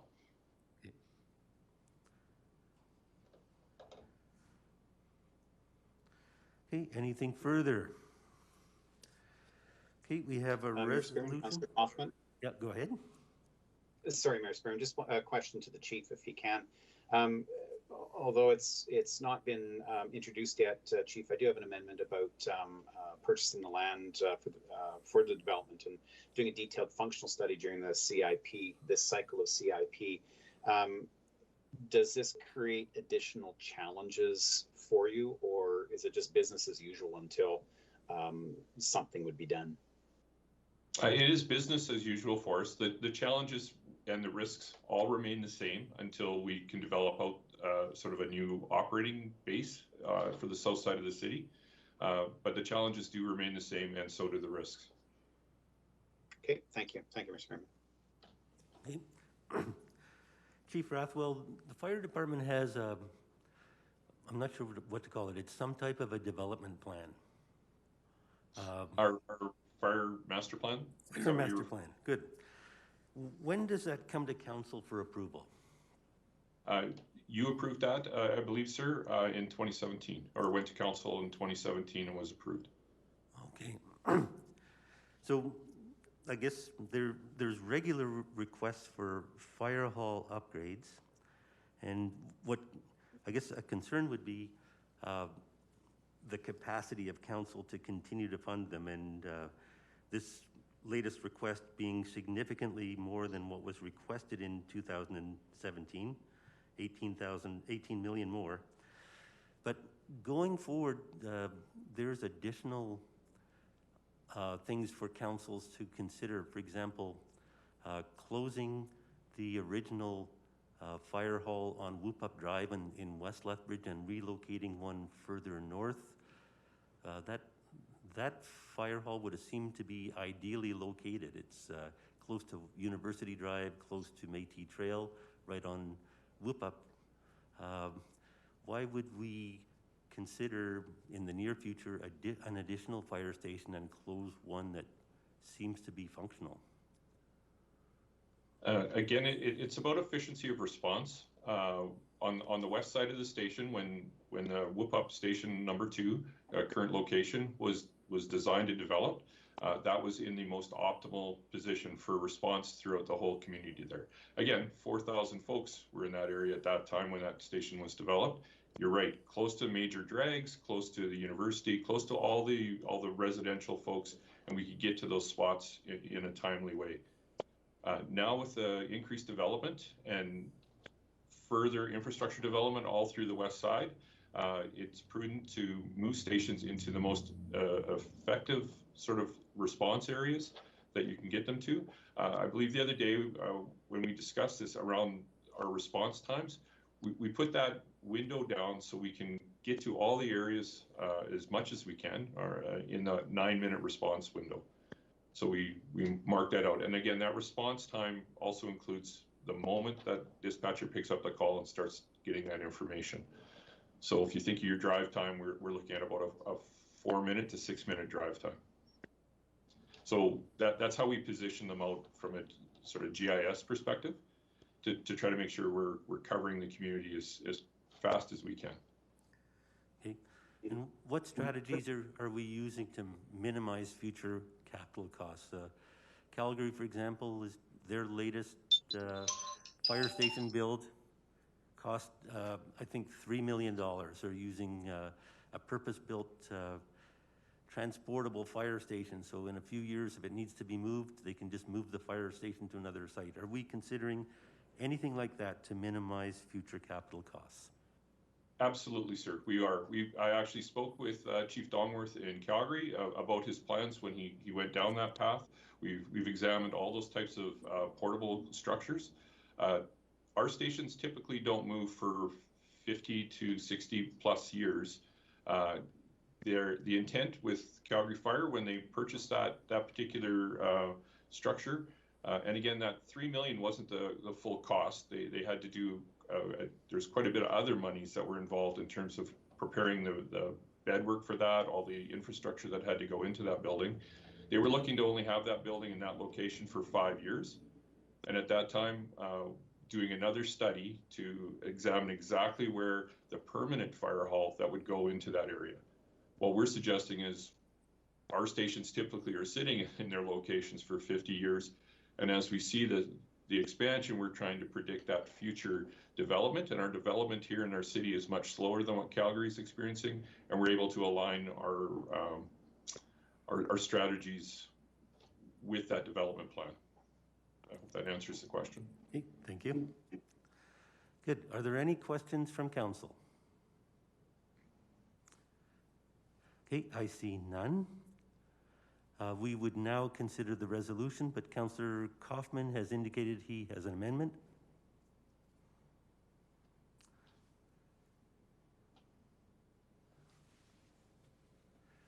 Okay, so Councillor Kaufman's amendment is, be it resolved that Fire Station number 3, 16th Avenue South relocation as identified on page 18 be funded for the purpose of land for the development of a detailed functional study during this capital improvement plan, 2022 to 2025. Is there a seconder for that amendment?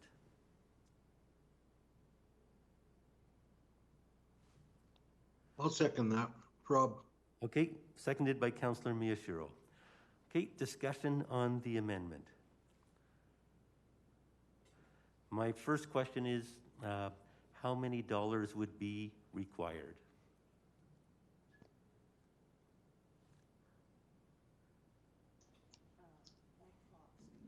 Okay, Mr. Fox?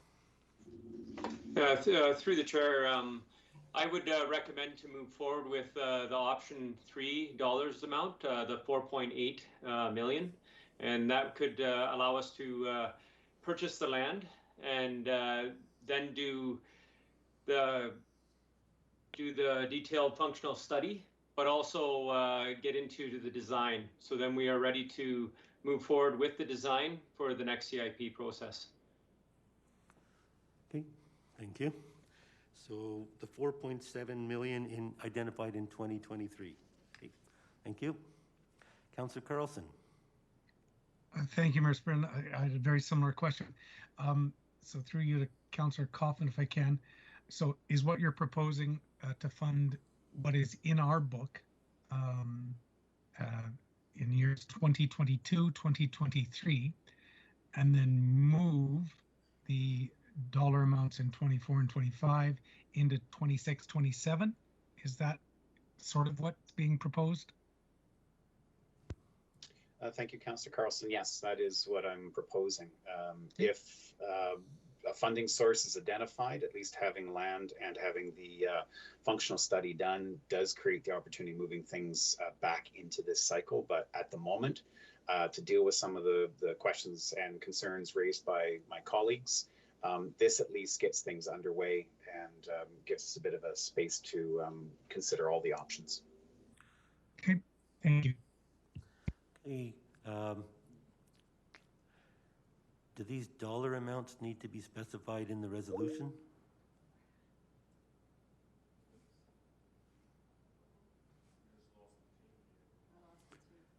We just lost the feed, so we cannot see the screen and the resolution. They're all kicked off too. Says it was going on too long. Because the meeting has been going on too long. And was ending.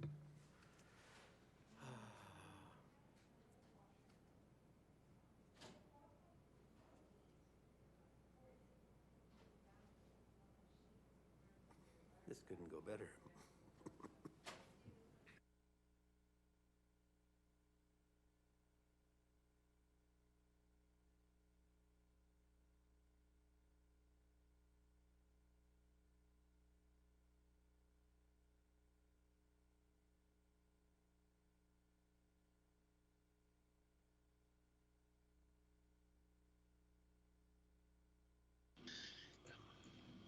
Did we all get booted out of the meeting or just me? Just you. No, Oh, I good. did too. We all Okay. did. We were trying to get it back up and running. It said the meeting went on too long. We lost the It said screen. the meeting had gone too long. I'm Yeah. So I thought like, it had yes, as well. but you shouldn't decide. we probably need to upgrade our version of Teams. I think Rob kicked us all out. Yeah. So we had the resolution on the screen. Deputy Chair.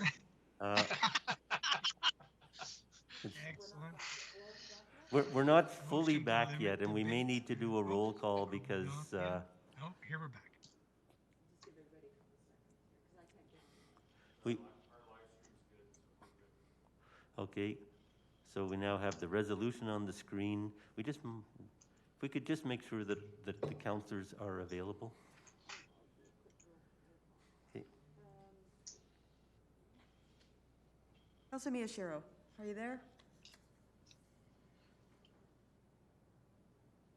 I think Blaine's not back yet, guys. He just texted me. Okay, what we're doing, we're just starting to do a roll call. Councilor Miyashiro, are you there? How about Councilor Parker? I heard you. Acting Mayor Croson? Mr. Westerson, is the mayor there, or are he and Bonnie having some challenges getting back on? Can you not hear us? Can you hear us? Maybe Ryan can't hear us. Do we have quorum? We're doing a roll call. Yeah, I was able to get back. And I did right away too. I'm just wondering if it makes sense. We're nearing the lunch hour.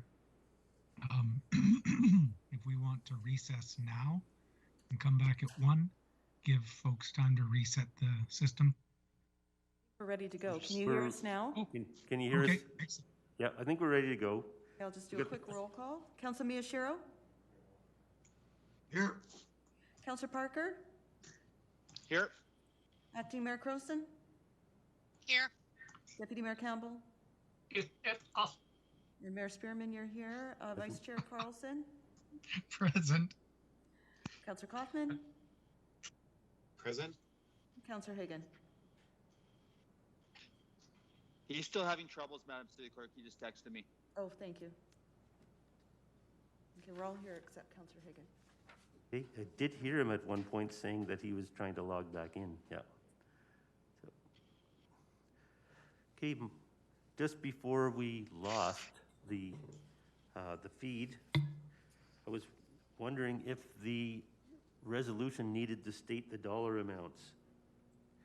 That would be the 4.742 million in 2023. With the other amounts deferred to 2026 and 2027. That's a question to the mover of the amendment.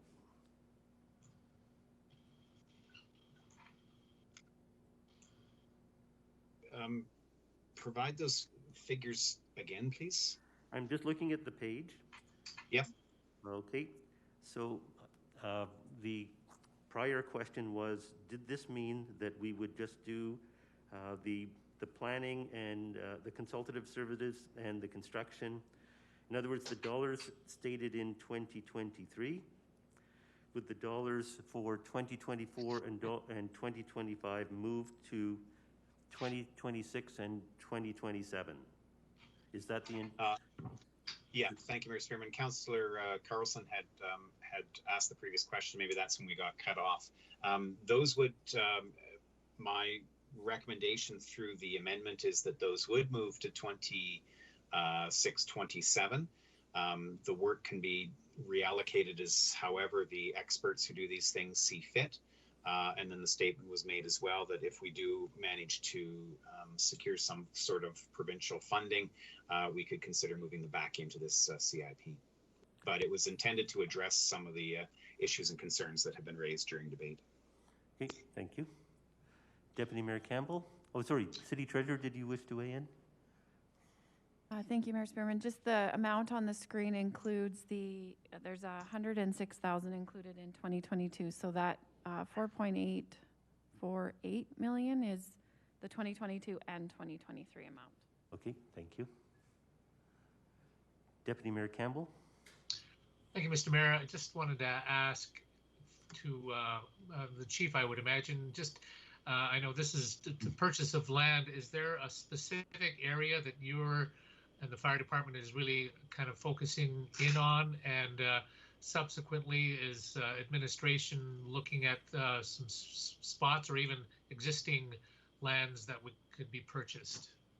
Yes, sir. We've identified several locations. Again, we've been working our GIS piece out with those, and then that would be up to land acquisition when we go through those to find the appropriate size and the location from there. Right, so obviously closer to the airport. Yes, sir. At that end of town. Yeah. Okay, thank you. Question to the city manager: does the city already own any land in that area that might be used and therefore reduce the cost? I'm not aware of any. I would ask if anybody else has any other information. I'm not sure, Chief, if following your last response there, has there been any look for land? Have we gone down that road yet? We've identified, we had at one point 9 parcels that we had located in that area that would meet the needs. There's one, and I'm not 100% sure if it's actually city land or not, over towards Fairmount Plaza. I'm not sure if I'm supposed to get into specific addresses with that. No, and we would certainly look to use city land if it was available inside that footprint. I think the city owns land east of 6 Mile Coulee as part of the deal with the exhibition board, but I think it's unserviced. Okay, alrighty. Any further questions on the amendment?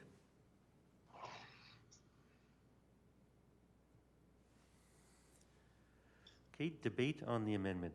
Councillor Kaufman? Thank you, Mayor Spearman.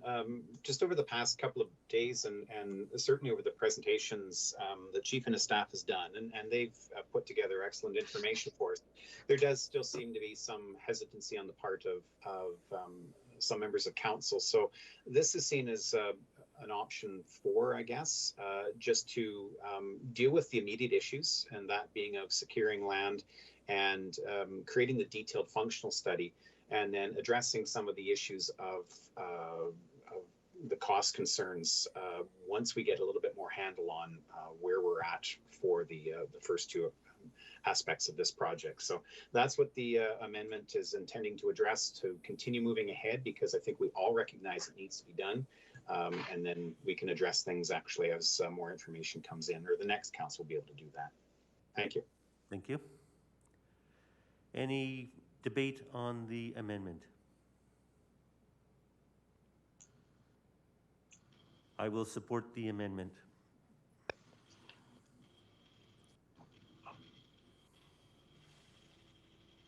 Anybody else?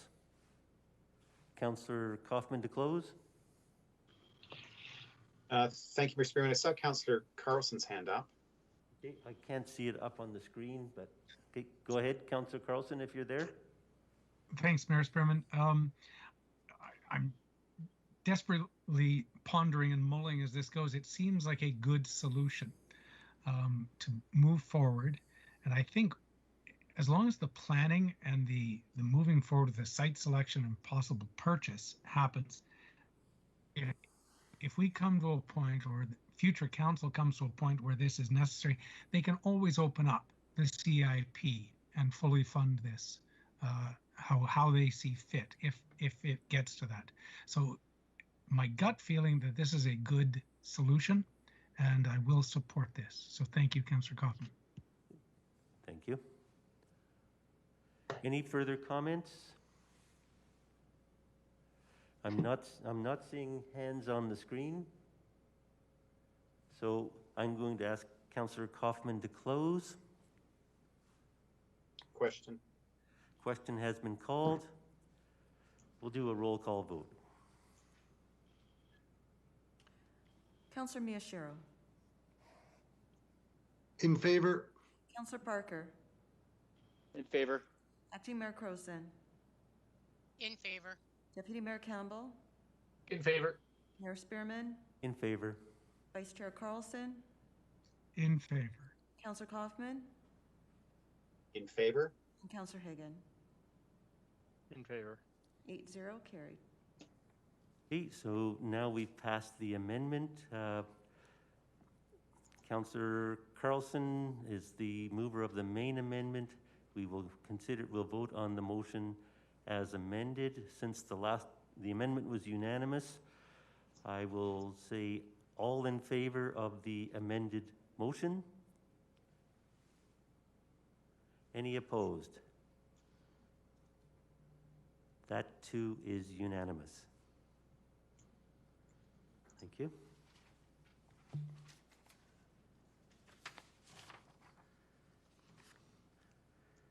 We'll now move to page 19.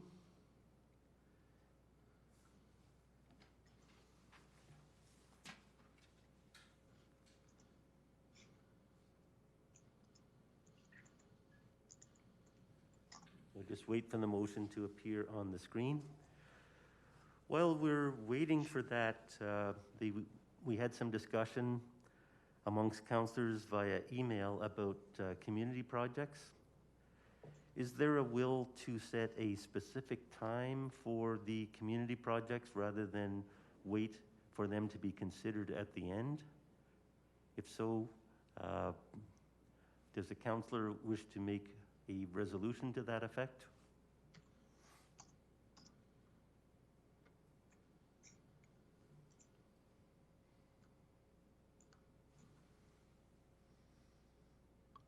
Sorry, Mr. Chairman, can you clarify what numbers of those projects that you're talking about? Just so we're all clear. What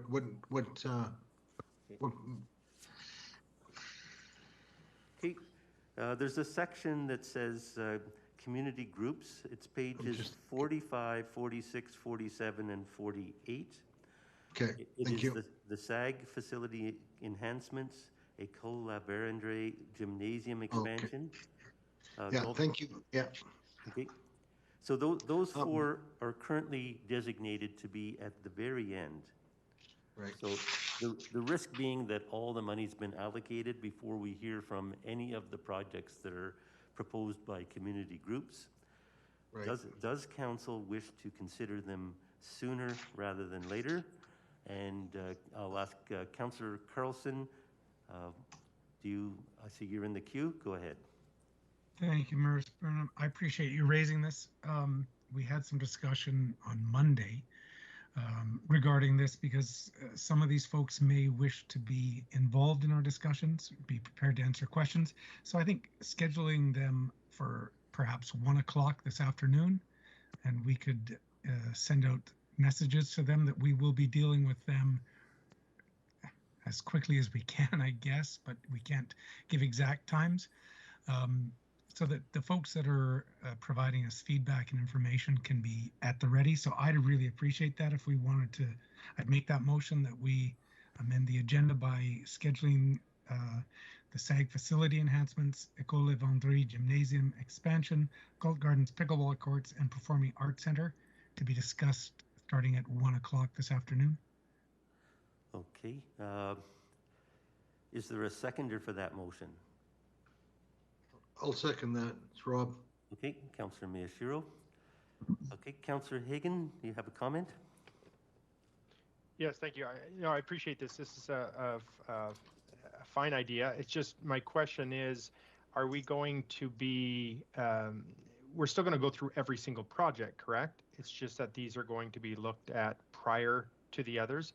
And I guess my concern with that is what I'd mentioned prior to council is I like to go through all of the projects. You figure what is and it might end up 150 million, and you start to look at shortlisting these. But it sounds like we're going to stop. Is that correct? When the funding is up, or are we going to still continue? No, it's just about the perception that the request of projects from the community would be considered last after all the internal ones. So just correcting that perception, we would still look at each and every project. Excellent. Thank you. No, I like that. As long as we're going through everything. Thank you. Okay, thank you. Any other questions? City Clerk, is it practical to contact these groups, put them on alert by 1 o'clock? Yes, we can do that. We have been in contact with them, so we will do that. Okay, City Clerk says it's possible to do. Any further questions regarding the resolution to move these projects forward to 1 o'clock this afternoon? Seeing none? Call for the vote. Question's been called. All in favor? Are any opposed? That is unanimous. So at 1 o'clock, we'll start with the community group projects and then revert to the regular agenda. Thank you. Okay, now we're at 19, page 19. I have a resolution from Vice Chair Carlson. Be it resolved that the Economic Standing Policy Committee recommend that Council amend the 2022 to 2031 Capital Improvement Program to include the following Section D community project: outdoor sports court as identified on page 19 of the community projects unfunded section.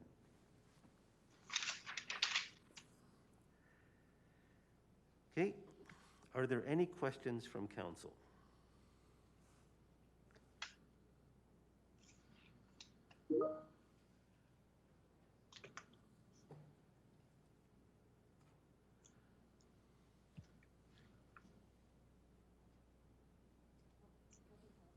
Councillor Kaufman? Thank you, Mayor Spearman.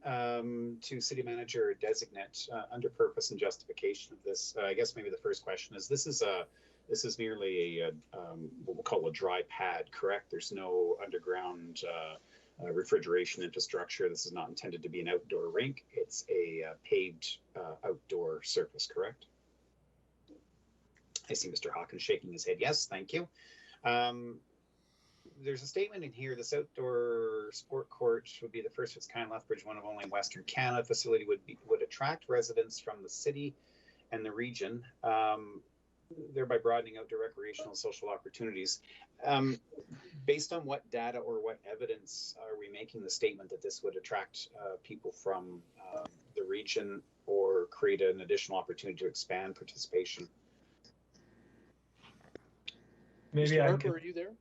yeah, defer to Sorry, either go Mr. ahead. Harper or Mr. Ellis. Yeah. Okay, thank you. I can take that through the chair. Thank you for the question. These are statements made based on our communications with the three groups that have requested this. So in their organizations and their interactions with other groups around Southern Alberta, they feel that they have the opportunity to attract more participants, both internally and then attract people to come into town to play games as well. Okay, thank you. The other point on here, again under purpose and justification, is the statement that a court that is both bookable and available for all members of the community to freely use. I think it's one or the other. Is it not? Because I think it's going to be predominantly booked, especially these three very active, very involved organizations, two of which I know anecdotally, based on people talking to me, already have an issue with acquiring space or access to space. So do we sincerely believe that it's going to be both bookable and freely available to the community? Well, I suspect these three groups will be very active in booking and very glad to have a dedicated facility for them. I understand they're fairly low on the pecking order as far as getting other facilities, and those times would be weekends, evenings predominantly. But during the day when it's not being used, it is available for pickup games or whatever comes along. But definitely the booking process will take precedent over drop-in. But there'll be times during the day when they are available. Thank you, Mayor Spearman. Okay, Councillor Carlson. Thank you, Mayor Spearman. Thank you for being ready to answer questions. So through you, Mr. Mayor, I guess to Mr. Ellis or I will say city manager or designate. Question on the operating costs. What are those exactly? Is that just ongoing life cycle costs put into this, or is that, will we have somebody actively programming it? And there's some confusion in the community whether this is going to be a frozen rink over winter, and then in summer open for use for ball hockey or what have you. So maybe dispel those myths or confirm those myths. Thank you, and through the chair, the operating costs consist of a few different things: building maintenance, supplies, some insurance, 1.6% life cycle is the biggest component there, electricity, and then cleaning and litter control by the park staff. And that's what the operating costs are. Yeah. Excellent, thank you. So it is not an outdoor rink in winter that is operated and maintained by the city, just because that's some of the questions I've heard. Yeah, and I know there was a little bit of misconception there. I mean, a bordered rink should have ice, right? But because of the surfacing, this is specialized for roller sports, and so it was not contemplated to be used as an ice surface in the winter. Okay, thank you for that. And the proposed site, is it proposed or is it certain? 28th Street North, the green strip there. And just curious, is that written in stone, or how was that site chosen? Was it the highest need? Was it just, well, there's space? Thank you, and through the chair. Actually, citing new activities in our existing system is more challenging than it should be at times. So there is space there. There are a couple of ball fields that aren't being used and haven't been for quite a while. It is next to the industrial area, so evening, weekend use, there'll be street parking there. So it was just basically the availability of space. And that's the reason that site was chosen. There's just, it's available space. Okay, thank you for that. Final question, can this be used for pickleball? Probably not. I don't see how they'd, I can see being able to use it for basketball, but probably not the specialized setup that pickleball needs. Okay, thank you, Mr. Ellis. Thank you, Mr. Mayor. Councillor Higgin. Thank you, Mayor Spearman, and thank you, Mr. Ellis, for those answers and clarifications. A question I have is, I received some information here about a call about a rink in Edmonton. So we understand that the courts during the winter aren't used as much. They're going to be used for more summer sports. But there's a surface. And so after our last conversation about it wouldn't be conducive to the surface if this was to be used as an outdoor rink, I'd had someone had contact me that there's a sheeting that can go over top of a surface so that it's not damaged, and it could be flooded to be used for winter. We receive, if not tens, hundreds of calls I have regarding an outdoor rink. I understand we have Chinooks, we've heard that all the time, but there are some weeks where we could actually use this, and it could be covered where the surface is not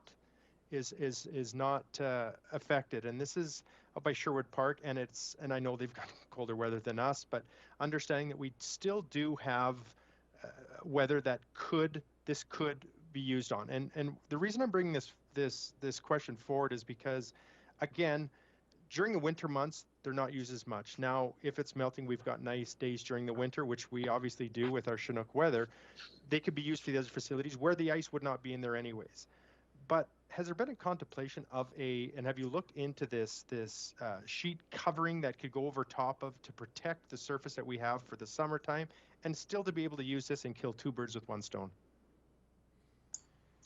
Thank you, and through the chair, we haven't looked extensively at the options that are available. This is a budget process up until now, so we haven't got into detailed design. That is something that we will look into as we, if this moves forward, as we get further down the pipe, as to the options and maybe expanding the uses and to include ice, if that's possible.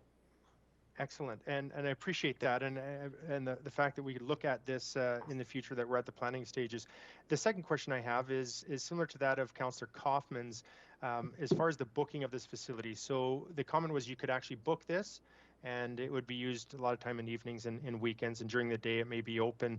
Now, how would that be monitored as far as, is it going to be locked? So how are people going to go during the day, and so that they're not just strolling in at nighttime before or in the evening before a group gets there to use it, even though it's booked? There may be people on that, and that may cause some concerns. I'll just put it that way. Is this going to be a locked facility? And if that's the case, how is it going to be accessible by those that do not book it and used by the community? Thank you, and through the chair. This would operate much the same as our other sports fields do.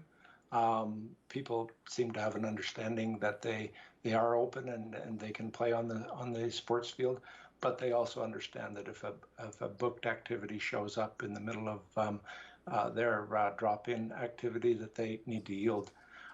So the building itself would be locked because that's storage for the clubs, but the court itself wouldn't be locked up. Okay, and so further to that, and the reason I bring this forward, and I thank you for that answer, is there's been multiple people that I've received, I don't know if any of my colleagues have, about our sports field that's behind Walmart there on the north. So it's I can't remember what that one's called again, sorry, that particular facility, and that it's tough to get on because it's locked up, and it's tough just to go out and take your son, your daughter, go out and kick around a ball or whatever. Have you had similar concerns, or is it just myself that are getting these? No, and through the chair, that is a legitimate concern. However, those fields at the Lethbridge Sports Park are kind of the elite, kind of high competition kind of fields, so they are not available for drop-in. That's why the gates are locked. But we have a number of other fields through the city where people can just show up and play without booking if they're available. But the elite fields, and those are the only ones I think in the city, they have to be booked. They're not available for drop-in, and that's just to protect the quality of the field for the elite activities that are booked. Okay, and the reason I brought this forward is it's a community field that's paid for by taxation, yet people cannot access it. So I thank you for the answer. I'm still frustrated by it, as many would be, but thank you. Thank you. Councillor Mayshiro. Great. Thank you very much, Mr. Chairman. Mr. Ellis, you're saying feedback from the sports people said that they would attract users from around the region. Do they tell you that there's actually courts in Coaldale and Colehurst, that they actually have outdoor hockey rinks for the winter in Coaldale and Colehurst that are used for other sports in the summertime when there's no ice in? Do those users mention the fact that they actually have 2 other surfaces, and I think Raymond might have one as well? So I think maybe people haven't been that upfront with you because they want one in their backyard. Thank you, and through the chair, I suspect that's the same as ice or soccer or any other sporting event. They want it close to home. They want their home court as opposed to being a visitor all the time. Understandably, but misrepresenting the fact that that it'll attract all these people from around the region when there's already these courts in the region. I guess that's my point, is that whoever was talking about this, I believe, was maybe misrepresenting the actual need for it. Well, I think the attraction would be inviting other teams to play games against them and expanding the league a little bit. Okay, thank you. Councillor Carlson.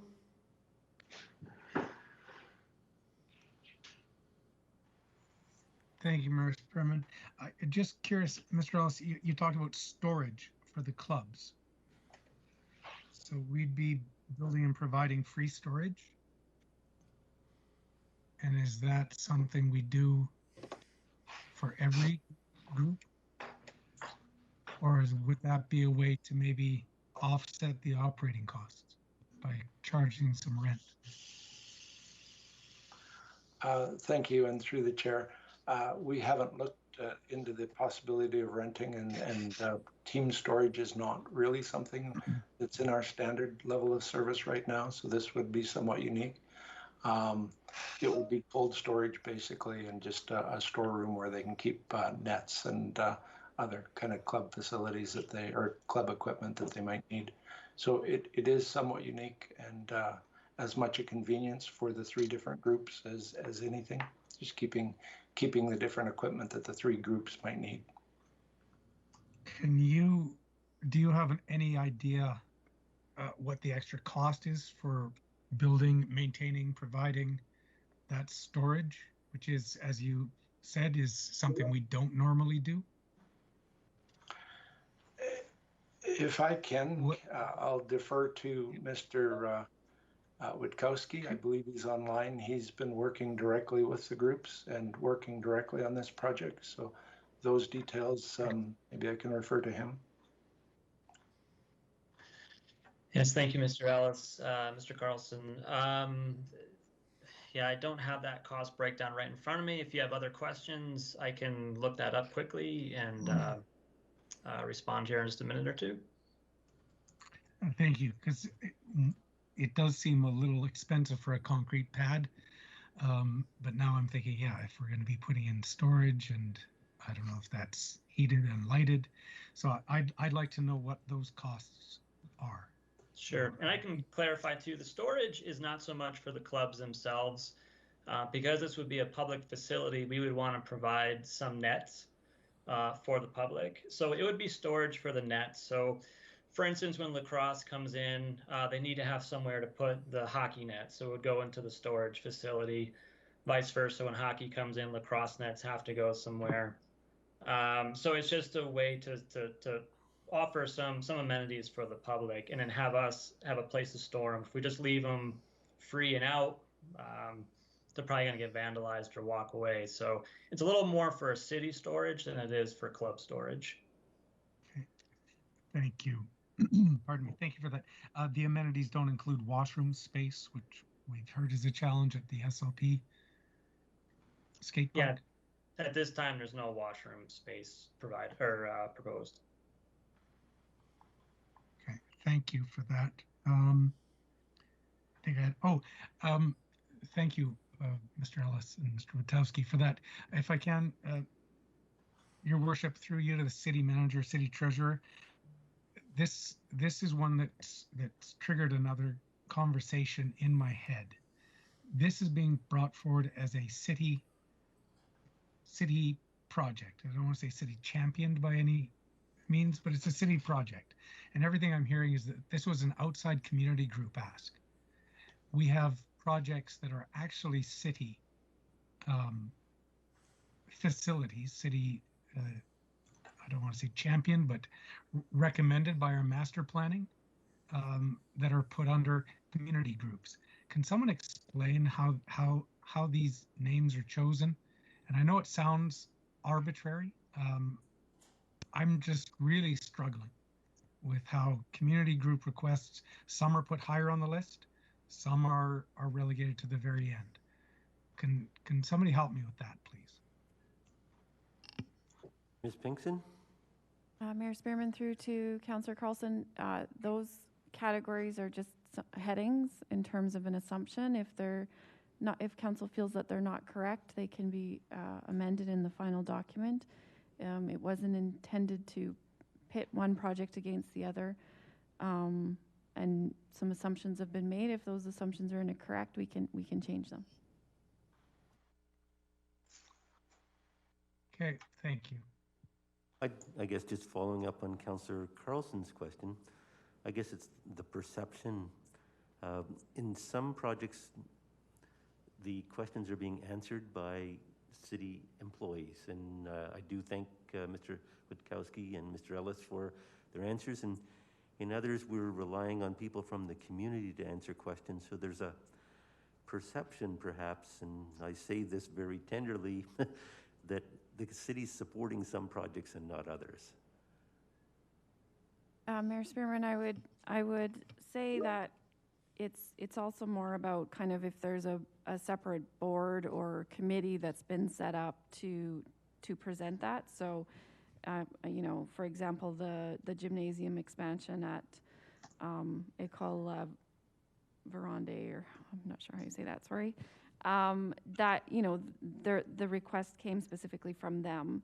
The SAG board specifically brought that request forward. So typically if there's a formal group associated with that project, that's, you know, one of the factors we consider when we categorize the heading as community group versus new facility. But at the end of the day, we had to make some assumptions. So if they're not correct, we can always change them, but it's not intended to pit projects against each other or have projects as administration versus a community group. That's definitely not the intention. It's just trying to categorize projects and place some headings on them to organize them for simplicity. Thank you.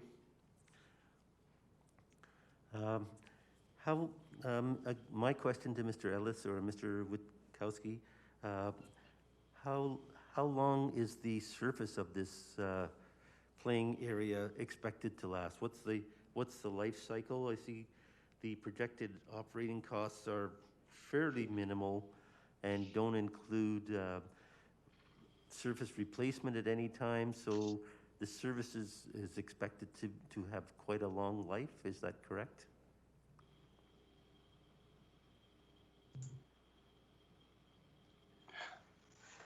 Yes, Mayor Spearman, the surface is dependent obviously on use, and unfortunately in parks it's mostly dependent on abuse. But we do have a life cycle built into the operating costs of 1.6%, which is just over $10,000 a year. So that will cover surface replacement as necessary. Okay, thank you. Councillor Kaufman. Thank you, Mayor Spearman. Just following up on a question from Deputy Chair Carlson. Location, is this absolutely set at that? The question of washroom facilities was asked, or access to washroom facilities was asked. Would we not consider this being placed in some area that has immediate or proximate access to washrooms? Thank you, and through the chair, we have looked at a number of different options, and space is one of the considerations, and compatibility with the area and the neighborhood is another, and amenities such as washrooms is another. We don't have that many washrooms through the park system. They're mostly in our bigger regional parks, and so that's always a challenge, is to locate things next to washrooms. But the location here isn't really carved in stone. That's the best we came up with in our first look for a site. Okay, thank you. I'll try very hard not to get hung up on that. And then just to follow up, under projected net operating costs, based on your previous answer to the mayor, am I to assume then approximately $10,000 of the 28,000 is going to life cycle? Is that what I'm hearing correctly? That's correct. Okay, so that's why there would be no additional CIP ask. It would just be something that gets resurfaced in however many years is required. That's correct, yes. Okay, thank you. Thank you, Mr. Spearman. Okay, thank you. Councillor Hagan. Yes, thank you, Mayor Spearman, and thank you, Mr. Ellis and Mr. Witkowski. I just wanted to ask a question about a question that was earlier regarding storage at these different facilities, and I'm not sure who can answer this, if it's Mr. City Manager or Chris or David, either of you, but it's my understanding, and correct me if I'm wrong, that groups like the figure skating club, different groups at CASA, different groups, the lacrosse, soccer, groups from the Yates Center, do they pick up their stuff after every single event and leave, or do they actually have storage facilities there as well? Thank you, and through the chair, it's a bit of a mix. Little League typically has on-site storage. Most others do not. They bring their storage back and forth. In a few cases, like Dragon Boats, we allow them to park a trailer on a pad we provided for them in Henderson, So it's a little bit of a mix of both, depending on the situation. If it's bringing a bag of bats and a few balls, people can bring that from their trunks. But for larger items, we try and accommodate where we can. So figure skating club brings their stuff each time, or do they? I thought, is my understanding that they did actually have in one of the dressing rooms storage facilities, which I can appreciate, and I think that's important, as does lacrosse, which could potentially bring this stuff. But and I do support them having a space, but I just wanted to know, are we picking, who can, who can't? Because that was a valid question by a previous colleague. Correct. I can't really comment on figure skating. That's indoor, and I'm not involved with that at all. So I'm not sure on that. Okay. But in the parks, it's a little bit of a mix. And I see Mr. Harper's on the call. Maybe he can address that. Okay, there's a mix, and before Mr. Harper hops in there, I know you're saying a mix, but they just generally don't have. You're saying this would be abnormal to have this, and so I was perplexed by that, and so Mr. Harper, if maybe you have some answers. Councillor Hagan, the ATV specifically was designed and constructed to have both minor hockey and figure skating as their home facility, and as such they have office space and storage space, which they've contributed to financially during that process. So they do have on-site storage in that facility, but it's more because that is their home rink. The dressing room you spoke of, you're correct. The benches were designed to have some lockable seats with some storage under them. Some of the other major ball facilities in town, specifically the ones that have grandstands, obviously had space available for storage for those groups. So that's where they're accommodated. Excellent. No, and I can appreciate that, because I do recall the funding that came forward to help with the construction of this project. So that totally makes sense. So thank you very much for that. And the last question I have is, will there be bleachers at this facility for spectators? Thank you, and through the chair, I wouldn't preclude that. There's none in the immediate plans. So if the three sports take off and become a real spectator sports venue, I think there's perhaps an option to put them in the future, but they're not included in this budget. Awesome. Thank you very much for that. Appreciate the answers. Thank you. Deputy Mayor Campbell. Thank you, Your Worship. Mr. Ellis, I was just wondering, the three groups that came forward, lacrosse and roller derby and the other one, the roller hockey, I just wonder, how well organized are they combined, or do they each come individually requesting something like this, or did you just sort of say, we recognize a need amongst the three of them and we should do something? But I just wonder, would it benefit them to be really well organized and to bring forward something, and to even maybe in some way own it, really be involved with this whole process? Well, thank you, and through the chair, and I think that kind of speaks to why this is a city-sponsored project instead of a community project, because they are three individual groups, and the facility would remain owned and operated by the city, which is in contrast to some of the other community group proposals. But as far as collaboration and engagement with the stakeholders, I can refer to Chris. He was doing that directly. Yes, thanks, Dave. And sorry I got dropped out of the meeting here, so I missed a little bit of discussion, but I just got back in. So this project originated through a discussion with Roller Hockey Lethbridge and just discussing their needs and how right now they have to rent ice facilities when there's just during the summer months when there's no ice. So they have a shortage of space, and then that kind of led to a discussion with Lethbridge Lacrosse and the Roller Derby Guild. We recognized that there was a need for those three groups, and then also just from a community perspective of having this as an open facility, as we've discussed. So there has been discussion with all three groups about doing a bit of a shared maintenance. So we would provide, again, in the storage facility, provide some shovels, some brooms, so they could go out there and kind of sweep up if necessary to play. So it's not city staff having to go out there on a daily basis and having to to maintain the site. And also, just as a follow-up to Councilor Carlson's question, the approximate cost for the storage building is about $50,000. Thank you. And just to follow up, is it safe to say that these three groups can get along and play in the sand pit really well together? I don't have any history on that, but I would like to hope that they that they can come to some kind of resolution. We've all kind of spoken together. They've all seemed willing to share in this facility. So right now the intentions are good. Thank you very much. Thank you, Mr. Spearman. Okay, thank you. Councillor Miyashiro.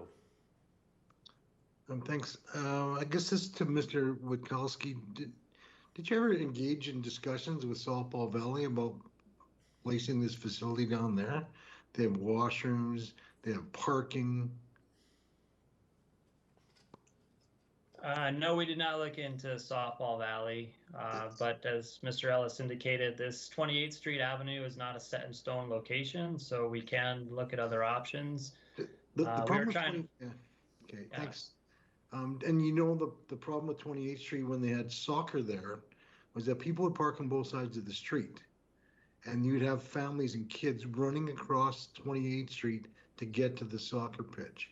So you guys understood that, right, when you suggested this? Yeah, it was tough to find a location. We were trying to find a location with dedicated parking. We had a few other options that just didn't work out. So we found this space that was being underutilized with the fields.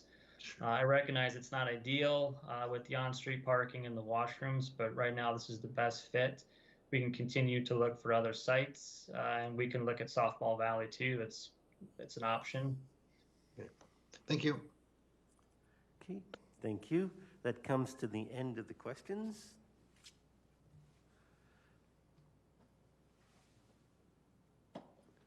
Okay, if we could have the resolution back on the screen.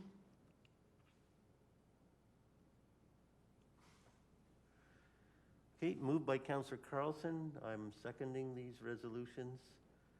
Councillor Carlson? Open debate. Thank you, Mayor Spearman. Rather than opening debate, I'm just going to make a motion to table this to the end of CIP discussions. I just need a lot of questions have been asked and answered and a lot of thoughts in my head. So I'd like to make a motion to table this to the end of the CIP debate or CIP discussions. Okay. If I have a seconder, if not, we'll proceed. Is there a seconder? I'll second that, Campbell. Okay, moved by Councillor Campbell to table to the end of debate. Okay, all in favor of the tabling motion? Are any opposed? Okay, that is unanimous. I am opposed. Blaine. Okay, 7-1.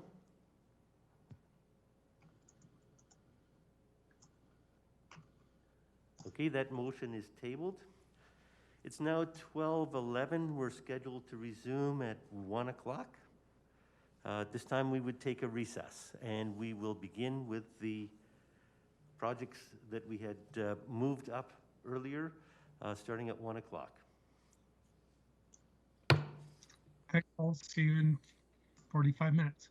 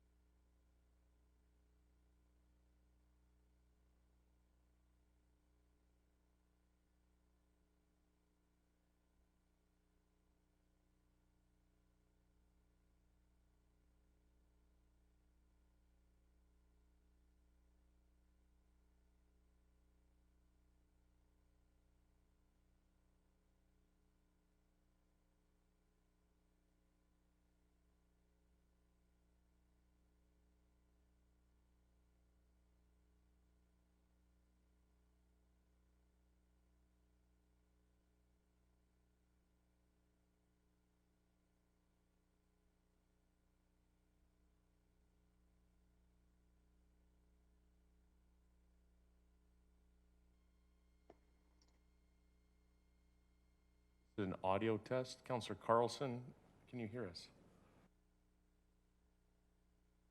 I can hear you, and then I muted myself to answer you. Sorry. Thank you very much. We'll be starting here in a few moments. So thank you. I hope everyone had fun at recess.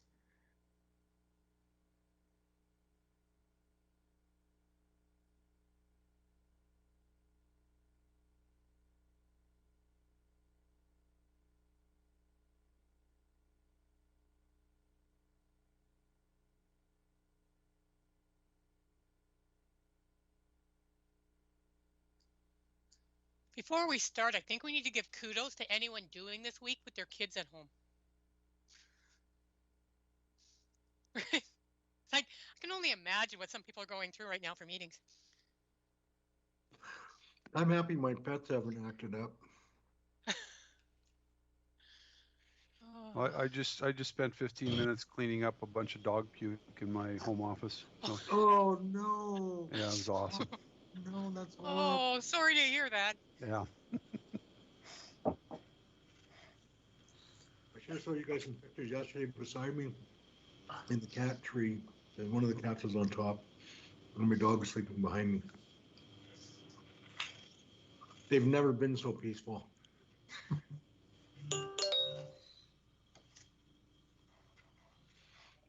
Look, Belinda, I'm doing chocolate now. I've decided. I think I don't eat much chocolate anymore, but this week chocolate has got me through, and I'm drinking more caffeine this week than normal.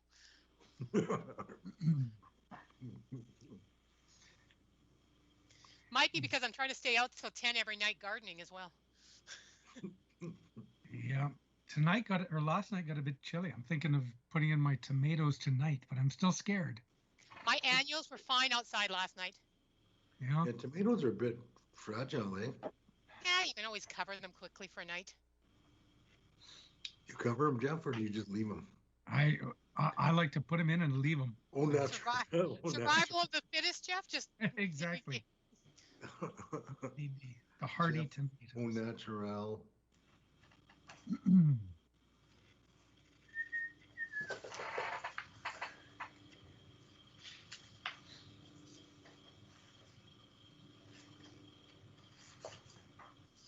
Linda, you got your lunch okay? Yes, thank you. Thanks.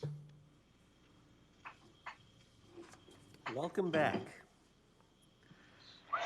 We're now going to go to page 45 and look at the SAG facility enhancements. Going to do a roll call, Mr. Mayor? We'll do a roll call to start. Going to do a roll call. Councillor Kaufman? Present. Thank you. Councillor Higgin? Present. Councillor Miyashiro? Here. Councillor Parker? Here. Acting Mayor Croson? Here. Deputy Mayor Campbell? Present. Vice Chair Carlson? Ahoy. Mayor Spearman? Present. Good. Just before we begin, we'll just see what the current status is. Just for an update for council and anyone who may be watching. Ms. Pinkson, can you please have the funding remaining that's unallocated displayed on the screen, please? Yep. Momentarily, Mayor Spearman. Currently in the first 4-year window, the available funding is $43 million. Okay, it has yet to display. Oh, here it is. So currently 43 million is available to be allocated. Correct.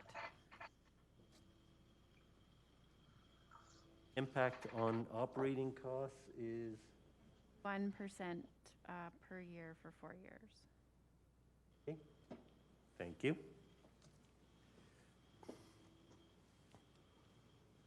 Any questions from council? It wasn't the fire station. What is that number? I can't see that number. 27 Councillor million? Miyashiro, so that shows the full 27 million. You'll see in the second graph there, which is the local government fiscal framework, we've just allocated the unfunded amount to that future replacement MSI program at this point, but it would be unfunded. We just didn't want, if we had left it in the 2026 to 2029, it just would have shown that next bucket as red. So we just moved it to that kind of planning for the future grant funding option at this point, but it's not approved. Great, thank you very much. The amount approved is about 4.5 million, which reduced the amount available to spend for this CIP by that amount. That's correct.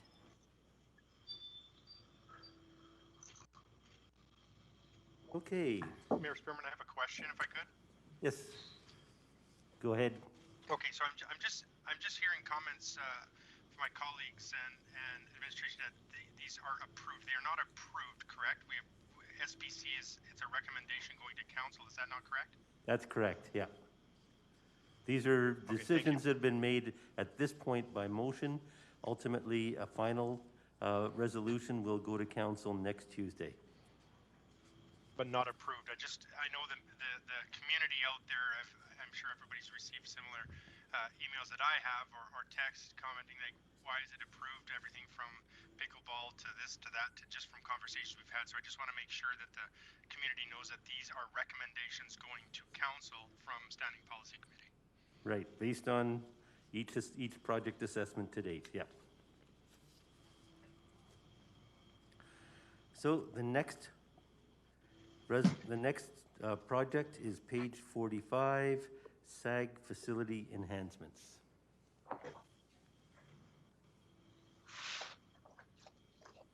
Southern Alberta Art Gallery facility enhancements.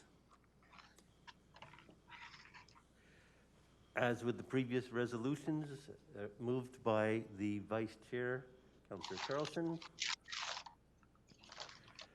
Be it resolved that the Economic Standing Policy Committee recommend that Council amend the 2022 to 2031 Capital Improvement Program to include the following Section D, community support, Southern Alberta Art Gallery facility enhancements as identified on page 45 of the Community Projects Unfunded section. Moved by Councillor Carlson. Thank you, Mayor Spearman. Just before we begin, just ensure that we do have folks online able to answer the question. Because I know I tabled it to 1 o'clock to get some of the community group members in. I just want to make sure they're here. Okay, it looks like Stephen DeLoof is online. Yes, I am. It's for the Francophone school. Okay. That's the next project. Okay. Is anyone here from the Southern Alberta Art Gallery? Mr. Harper, can you confirm? Yeah, I had reached out to Melissa prior to lunch to indicate that these projects would be discussed at 1, and she did respond. However, I'm not sure if she's on the meeting right now. I will just give her a quick call on her cell phone. I also see that Ilsa Wong for the pickleball is on as well if you wanted to move to one of those. Mayor Spearman, perhaps we should do that. Sounds smart. We've got Mr. DeLoof, Ms. Wong. I think we could maybe table this to following those discussions and move on to the next one. I think would be Nicole Vendry. Okay. Yep. Nicole Varandre.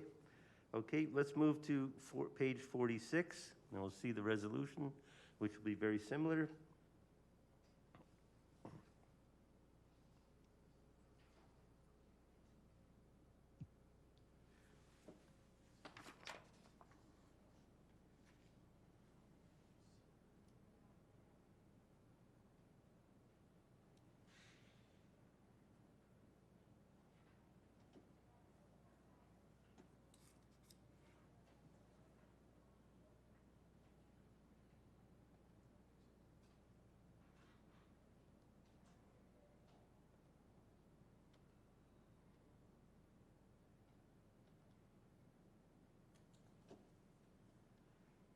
Be it resolved that the Economic Standing Policy Committee recommend that Council amend the 2022 to 2031 Capital Improvement Program to include the following: Section D, Community Project, École La Vérendrye Gymnasium Expansion, as identified on page 46 of the Community Projects Unfunded section. Councillor Carlson.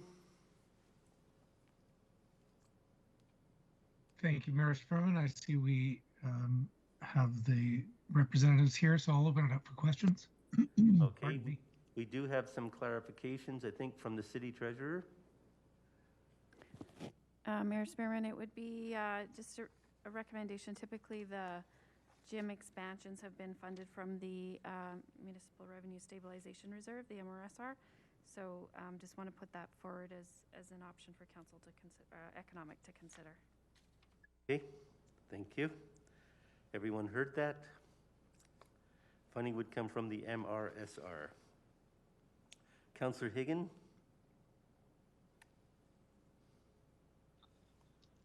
Hello? Oh, sorry, you're going in and out there on my connection. Yeah. Okay, do you have a question? Can you hear me? No, I don't have a question, sorry. Okay.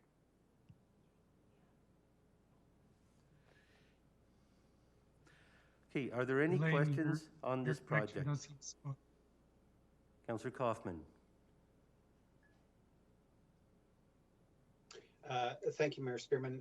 Just to the Treasurer, if we were to allocate funds from the MRSR, first question would be where would that take the MRSR? Second question, which I believe I know the answer to, but for confirmation, that would take this 2.38 million out of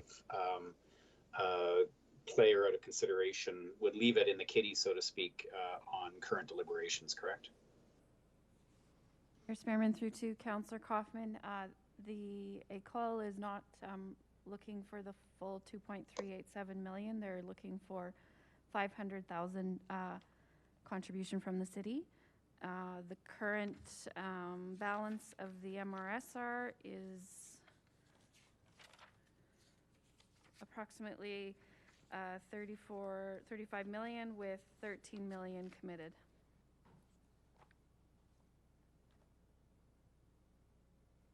Oh, okay. Yeah, you're right. I recall it's only 500,000. I'm just, okay. Thank you. Thank you, Mr. Spearman.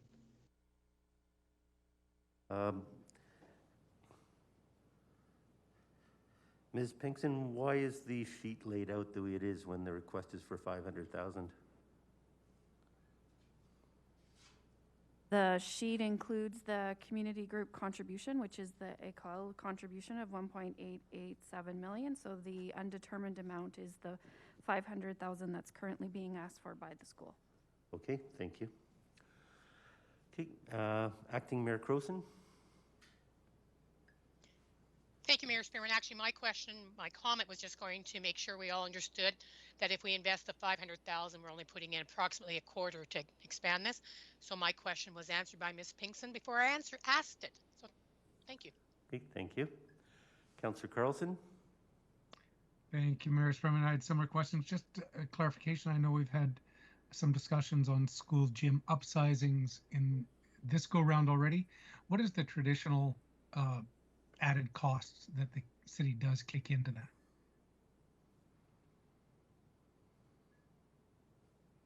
For an upsizing of this size. Ms. Pinkston will answer. Thank you. I would look to Mr. Harper for the size comparison, but in the past we've contributed approximately $850,000 per gym upsize. Excellent. Thank you. The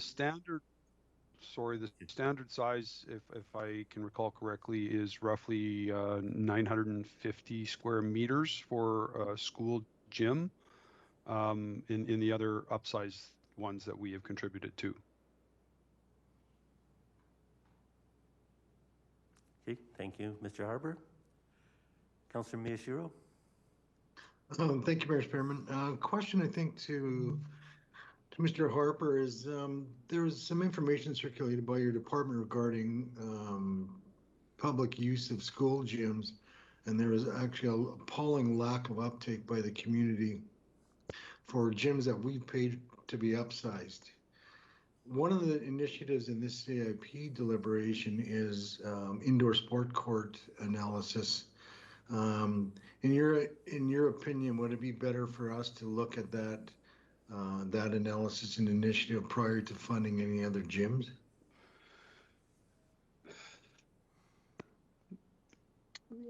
Councillor Miyashiro, the contributions by the city for upsizing gymnasiums has been kind of a continuing process to accommodate and increase the size, and in exchange for that, get access to the gyms for the community groups. Now, even with that increased access, we are seeing groups indicate that there isn't enough space. And that is probably a combination of the school use access, but I think it's also a combination of there just not being enough available that is dedicated to community groups. So what we're proposing in that other feasibility study is to look at an option for a very basic multi-use, multi-court space facility that might augment the available space in the community. Now, as far as order of looking at things, obviously, when we look at if we're approved for the feasibility study, one of the things we would take into consideration is the existing access that we have, and any options that we may have to increase that. So, I mean, at the end of the day, we may determine that there are options outside of building a new building, and one of those may be in a way to increase the access to the schools. Not sure if that answered your question or not. It kind of didn't, but then I'll bring it up when we talk. Okay. The question, Mr. Harper, is École La Vérendrye part of the joint use agreement that we have with local schools? Yes, they are. Okay, so the same conditions for public access would apply automatically when there isn't, when the city contributes to funding. Okay. Yes. Yes. Thank you. The increase of size in this space would just allow an expansion of the type of use that could take place in that gym. Okay. Thank you. Okay. Are there any further questions from council? Or any questions of Mr. Delouf while he is online?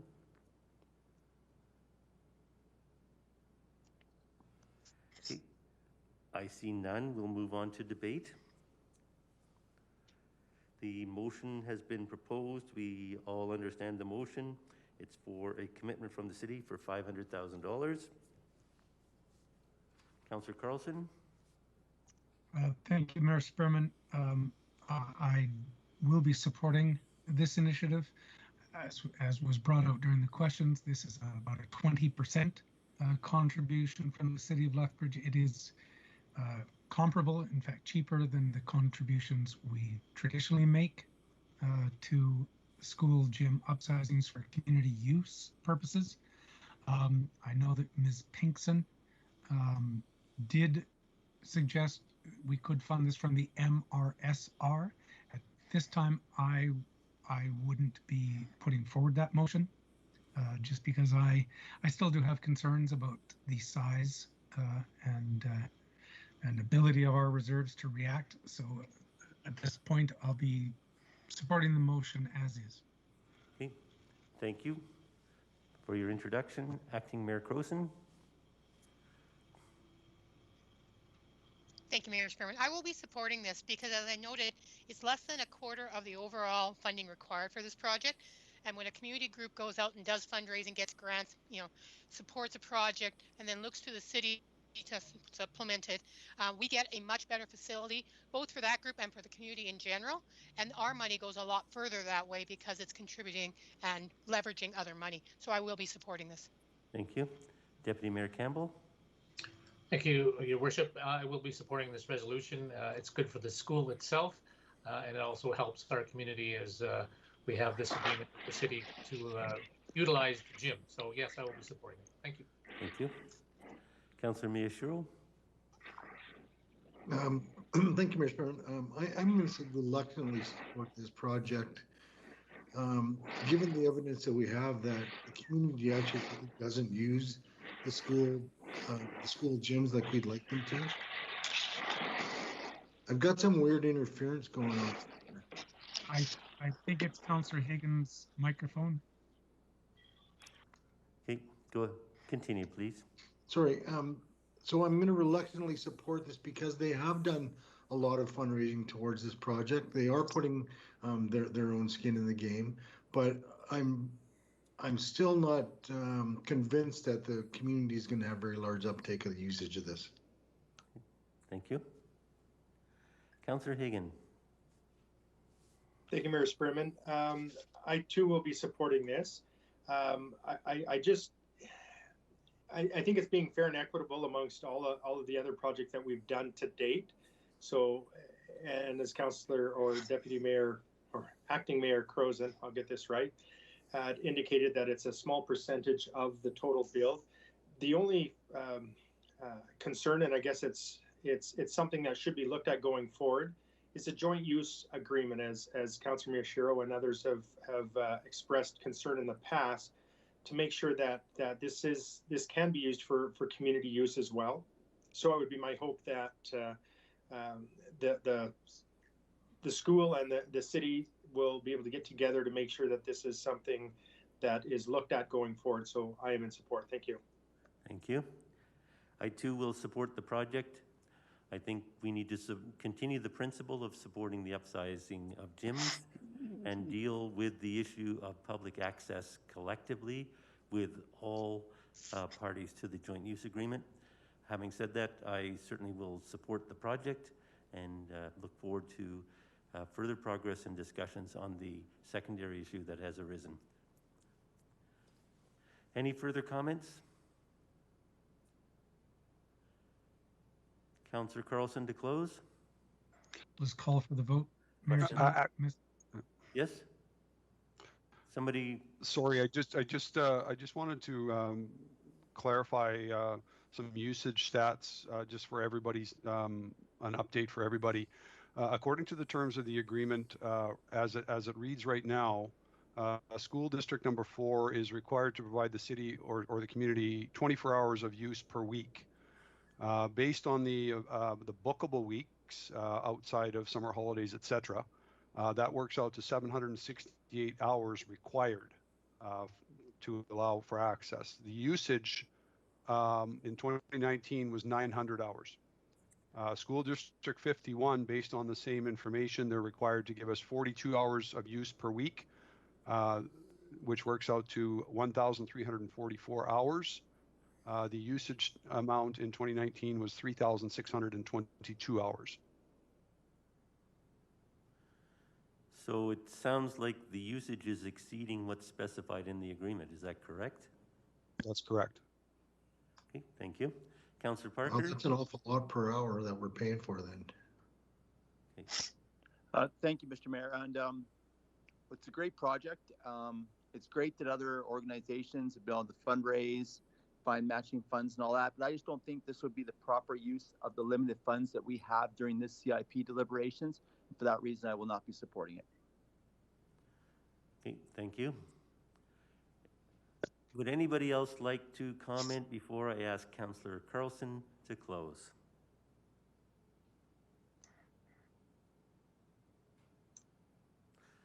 Thank you. Councillor Carlson? Call for the vote.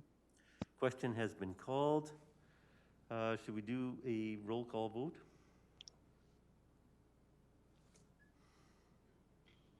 Deputy Mayor Campbell. In favor. Mayor Spearman. In favor. Vice Chair Carlson. In favor. Councillor Kaufman. In favor. Councillor Hagan. In favor. Councillor Miyashiro. In favor. Councillor Parker. Opposed. Acting Mayor Croson. In favor. Carries 7-1. Thank you very much. Okay, is there anyone online from the Southern Alberta Art Gallery?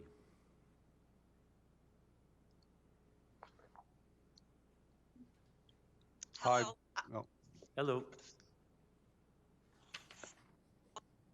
Go. I'll take my headset off. So there we go. It's better. Okay. We will go back to page 45 and that resolution.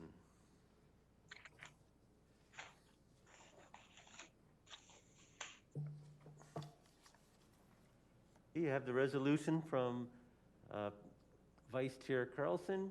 Be it resolved that the Economic Standing Policy Committee recommend that Council amend the 2022 to 2031 Capital Improvement Program to include the following: Section D, Community Project, SAG or Southern Alberta Art Gallery facility enhancements as identified on page 45 of the Community Projects unfunded section.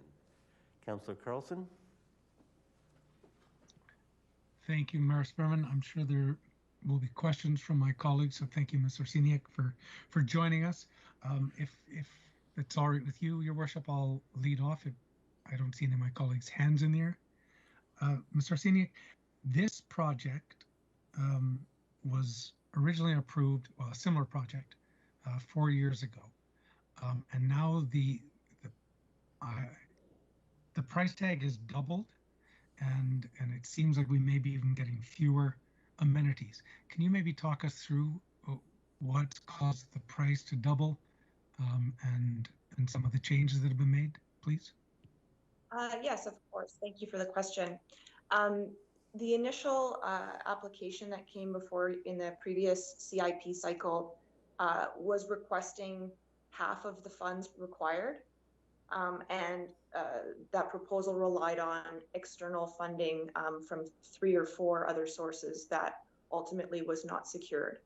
So the project has changed in scope as well, which I'm happy to speak to, but the overall price remains around the same, actually, at the end of the day.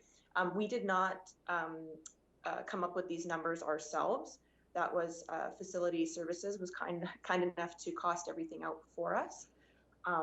And what we're getting here with this proposal, I think, represents a far greater contribution to the growth and the community engagement of the organization. It's not just centering around a food services area, but it is a outdoor patio space overlooking and opening, engaging golf gardens, the catering kitchen, and then a reorganization of some of the interior space. But the renovations inside to the existing spaces are quite modest. This is like the loading dock is one of the things that was on this proposal, or in this proposal, and it's a necessity. This is not a needs and wants, it's more of a needs-based proposal that we put forward.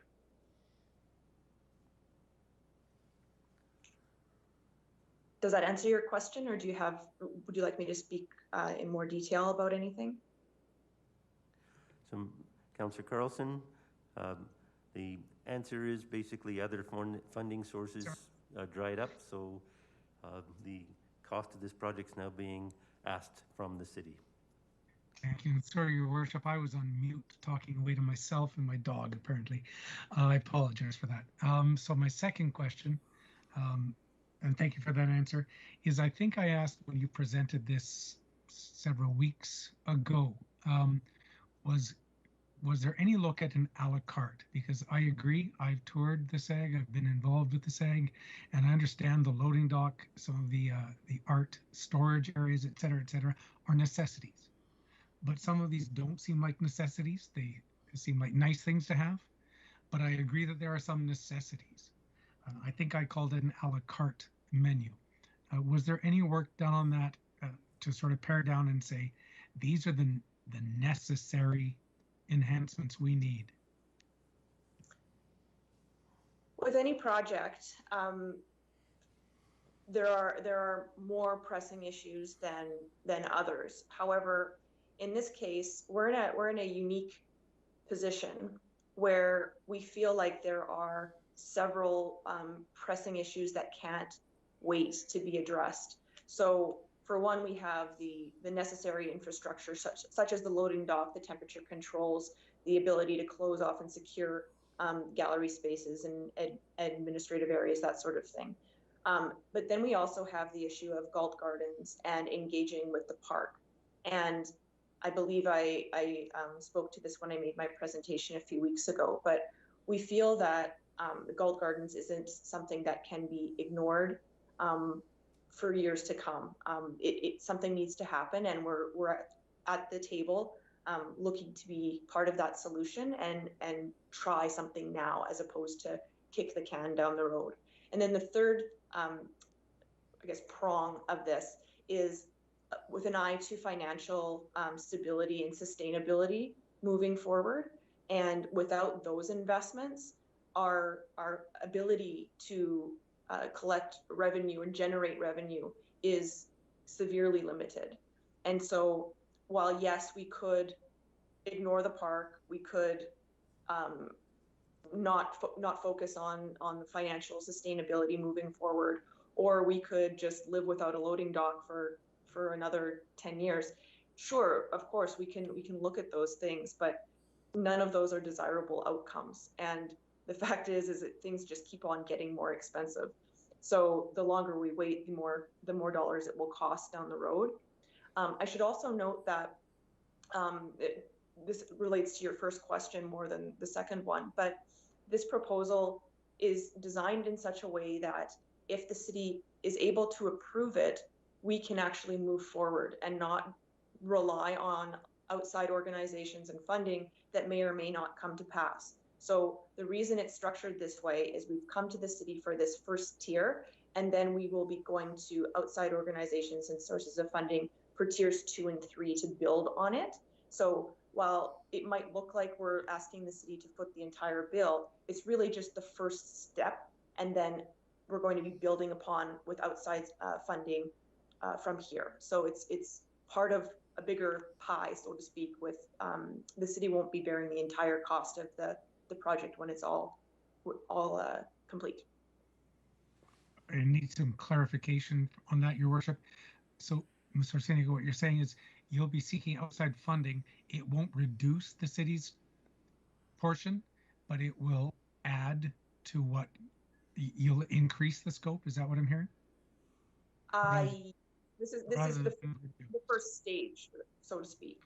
So we're asking the city to fund this first stage in full, and then we will be building upon it with some of the less necessary needs-based investments to build upon this foundation. Okay, thank you. Thank you, Your Worship. I'll get out of the queue and hop back in. Thank you. Deputy Mayor Campbell. Thank you, Your Worship.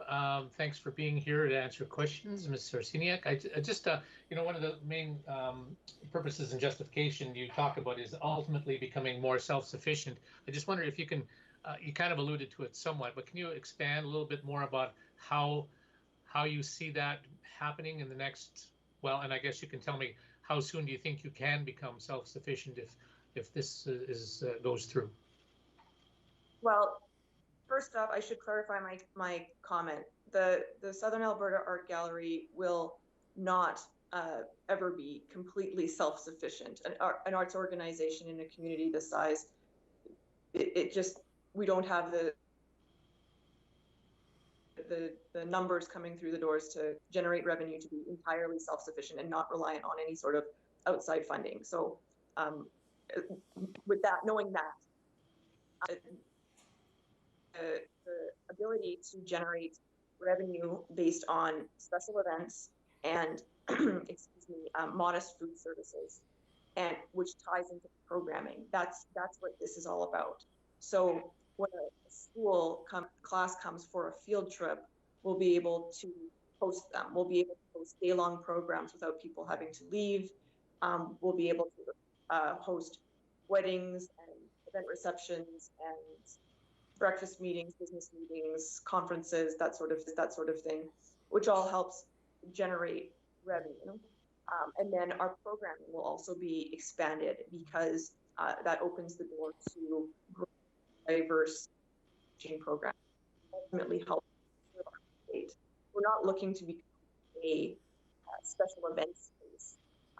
We're still a art gallery at our core, but have these services for a reason, and it ties into that sustainability and our ability to deliver those programs and truly deliver our mandate and serve our community. Thank you for the response. Thank you, Your Worship. Okay, thank you. Councillor Higgin. Thank you, Mayor Sperman. Similar comments that I had regarding the funding coming forward. I didn't know how that was going to work. I think we kind of, got that somewhat figured out. But for years 2 and 3, I guess just a little bit of clarification.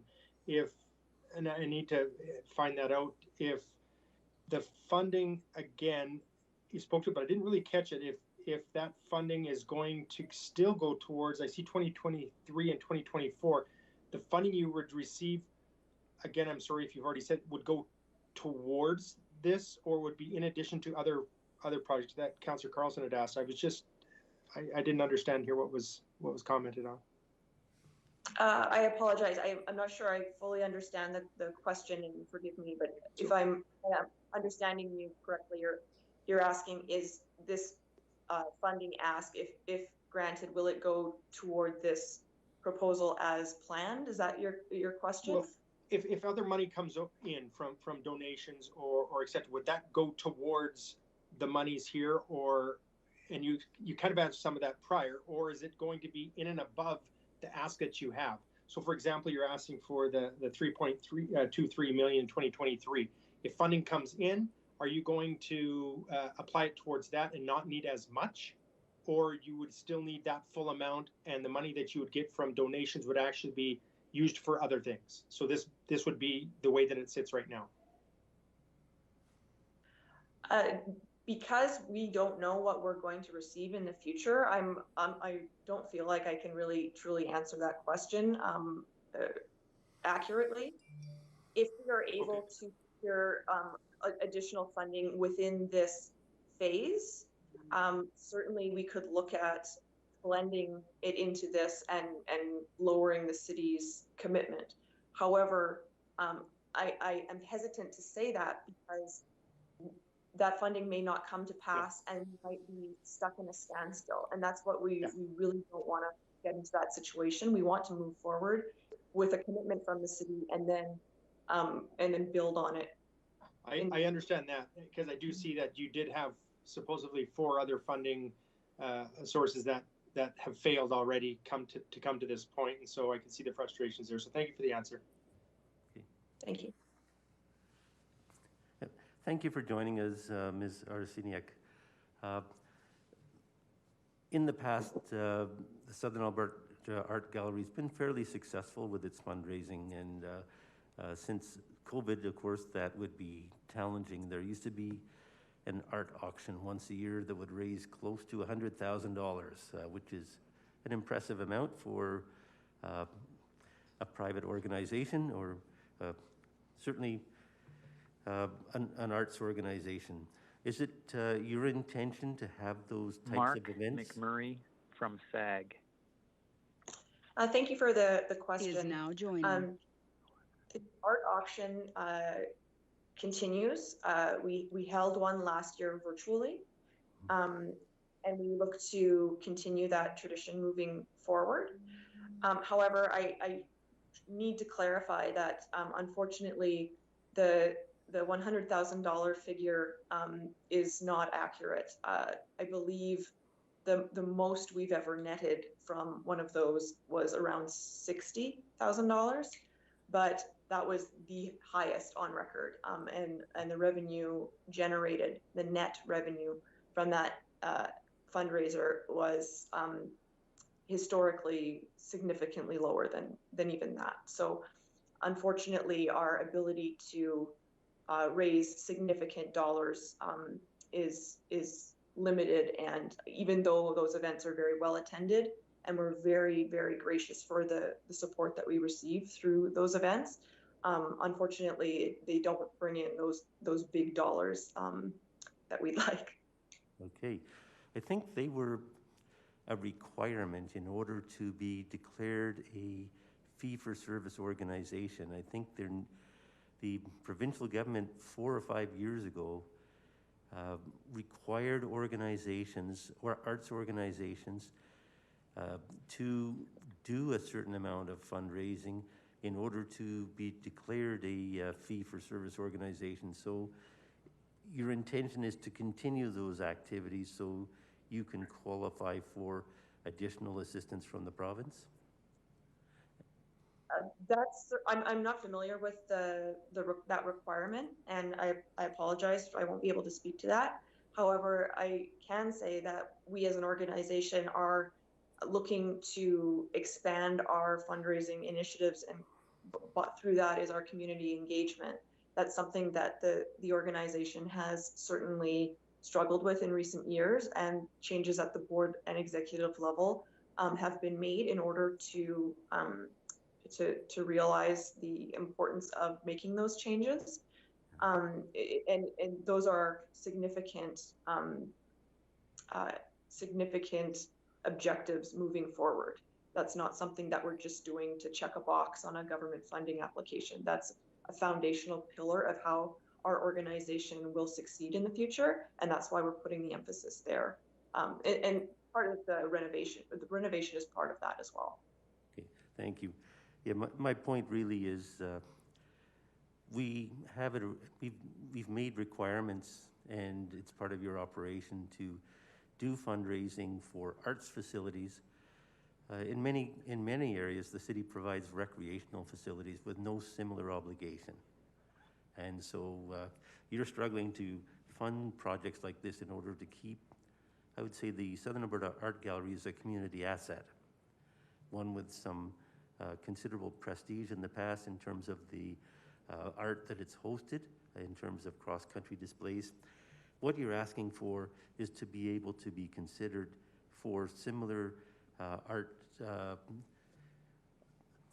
exhibitions going forward, and in order to do that, you need to upgrade your facilities. Is that correct? Yes, that's certainly a large part of it. Okay, thank you. Councillor Carlson.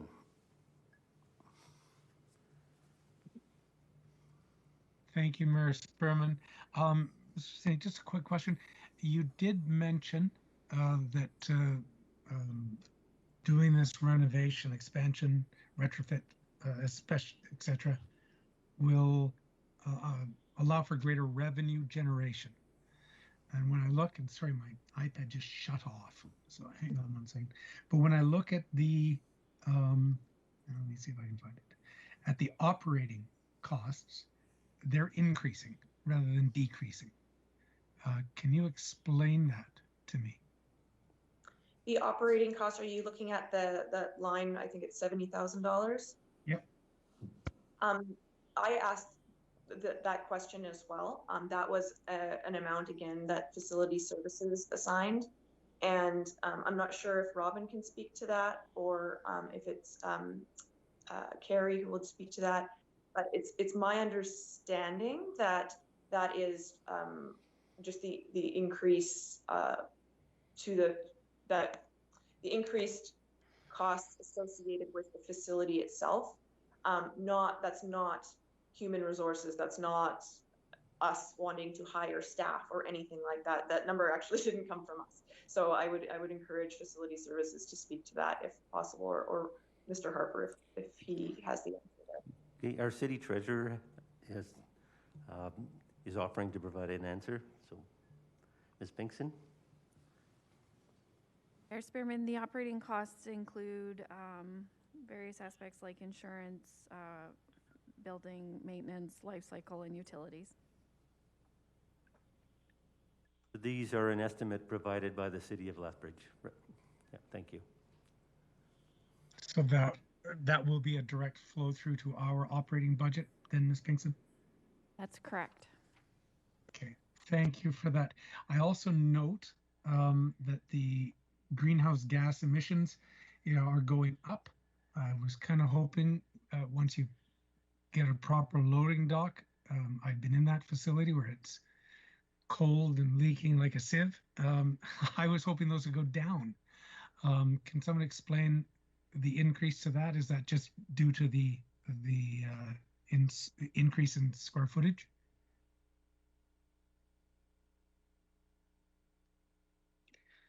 Thanks, Councillor Carlson. It's Carrie Nightingale from Facility Services. If Sam Kennard is on the line, I'll have him address that since he's established those numbers for all the projects. Okay, thank you. Thank you, Councillor Carlson. That's correct. That greenhouse gas impact was calculated based on basically the size increase of the facility.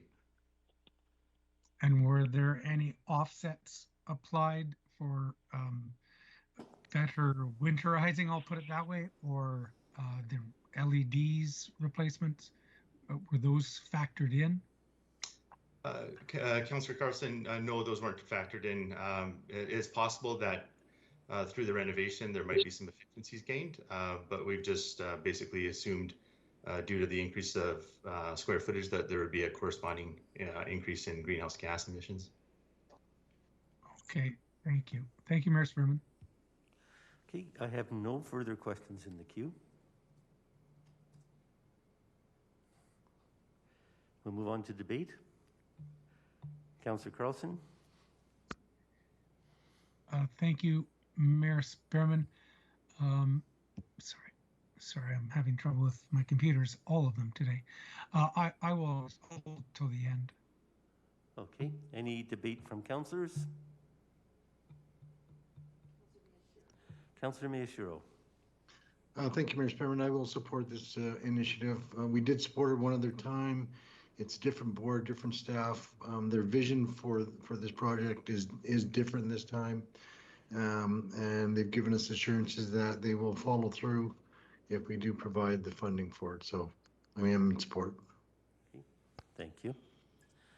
I too will support the project. We initially supported project from Southern Alberta Art Gallery and in the last CIP, and the scope changed, so we withdrew the funding and asked them to reapply.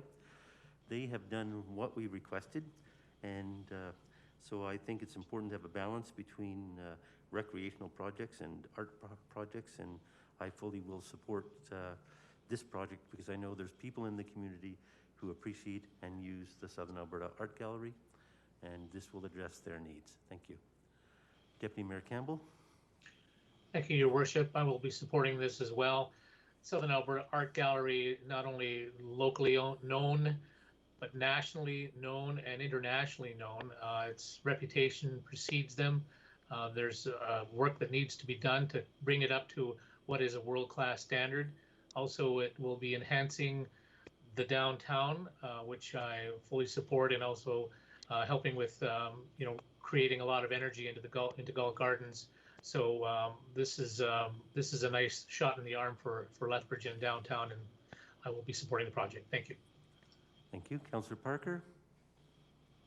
Thank you very much. I want to thank the SAG's executive director and support staff for all their help in presenting and phoning us leading up to this.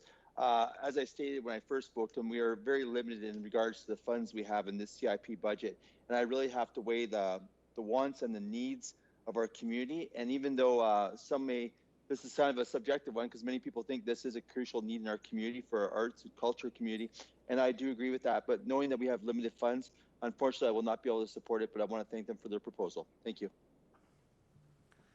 Thank you. Anybody else? Councillor Higgin. Thank you, Mayor Spearman, and thank you very much for the presentation. I just want to echo the comments from my previous colleague, Councillor Parker, that just at this time, I think it's a fantastic project. I just think it needs to be not in this particular capital improvement plan. So with that, I cannot support it this time. Thank you. Councillor Kaufman. Thank you, Mayor Spearman. Art is subjective, absolutely. And what's funny is we tend to crap all over the arts, visual and performing, and you stop and think that we're sitting in a pandemic, and what have we all been doing? We've been binge watching Netflix, we've been scanning the interweb for distractions of some sort, and inevitably we end up on music, visual or performing art. This is a facility that has, as a previous speaker has said, not only just a local reputation, but a national and international reputation. We've had some pretty significant artists come through here in the last 30 some years I've been in this community, for sure. And it may not be some place that we all go. I think somebody made the statement yesterday that they don't necessarily go to the ATB Center, they don't necessarily curl or play hockey. But it is a component of our community that nurtures and creates and provides respite and relief. It provides beauty. It provides controversy. It provides thought. It's a city structure. It's a city facility. And what we're doing is we're putting $5.78 million into our community. This $5.78 million doesn't go to artists. It goes to construction firms and consultants, and it goes to the design. It goes to, hopefully, local businesses, but it goes back into the economy. It also supports those that work at the art gallery. It supports those that view the art in the gallery, and it supports those that provide art for the gallery. So I tend to look at things with a little more holistic approach than not this budget cycle. I do prefer to look at things as more of a where are we headed as a community writ large, and this is an investment I can wholeheartedly support for our community, so I will support the motion. Thank you. Are there any other councillors who wish to speak before I ask Councillor Carlson to close?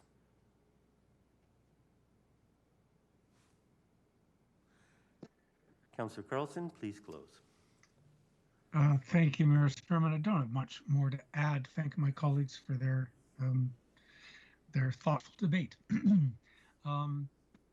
I will be supporting this project. It was a struggle for me. As two of my colleagues said, we have limited funds. This was a project that we supported overwhelmingly in our last CIP, and we were all very sad when it didn't come to fruition. I think the plan in front of us will ensure that it does come to fruition. I know this is again listed under community groups. It's one of those ones that I go, this is a city facility. It should be under maintaining what you own. Any of us that go to events at the SAG, especially if you've asked for the backstage, so to speak, tour, know that there are some necessary improvements that need to be made, regardless of the programming, et cetera, et cetera. They're necessary. So I will be in full support of this, and I call for the vote. Okay, question has been called. I'll ask our city clerk to do a roll call vote, please. Mayor Spearman. First up, Mayor Spearman. In favor. Vice Chair Carlson. In favor. Councillor Kaufman. In favor. Councillor Hagan. Opposed. Councillor Miyashiro. In favor. Councillor Parker. Opposed. Acting Mayor Crowson. In favor. And Deputy Mayor Campbell. In favor. Carries 6-2. Thank you very much.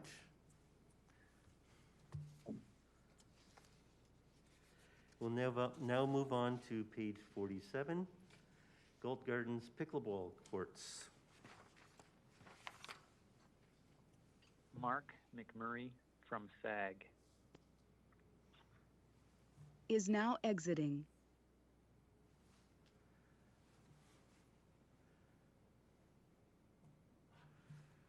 Okay, the resolution reads, be it resolved that the Economic Standing Policy Committee recommends that Council amend the 2022 to 2031 Capital Improvement Program to include the following Section D community project. Gold Gardens Pickleball Courts as identified on page 47 of the Community Projects Unfunded section. Councillor Carlson. Thank you, Mayor Spearman. Just again ensuring we have representatives who can answer questions. Who do we direct those questions to? Mr. Harper, is there anybody online from the proponent group?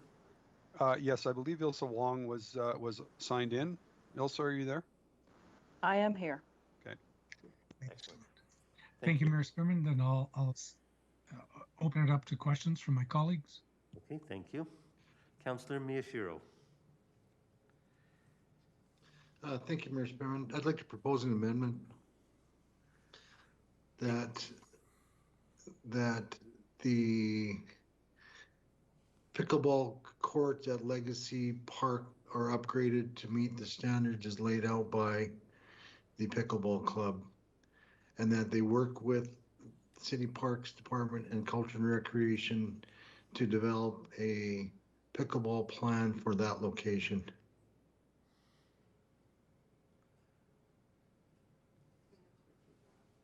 Okay, the city clerk's asking that you repeat your amendment, please.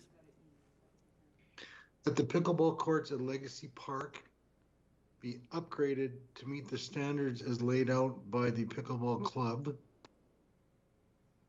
and that the club works with Parks and Culture and Recreation to develop a plan for that site. I think it's just club. Thank you. So we will now deal with questions on the amendment, but first of all, I'm going to ask for a seconder. Is there a seconder for the proposed amendment? I'm sure we'll have. So I think it's supposed to be the Parks Department and Culture and Recreation. So I'm just trying to clarify, is there a seconder? Hagan. Okay, Councillor Hagan, thank you. Okay, questions from council.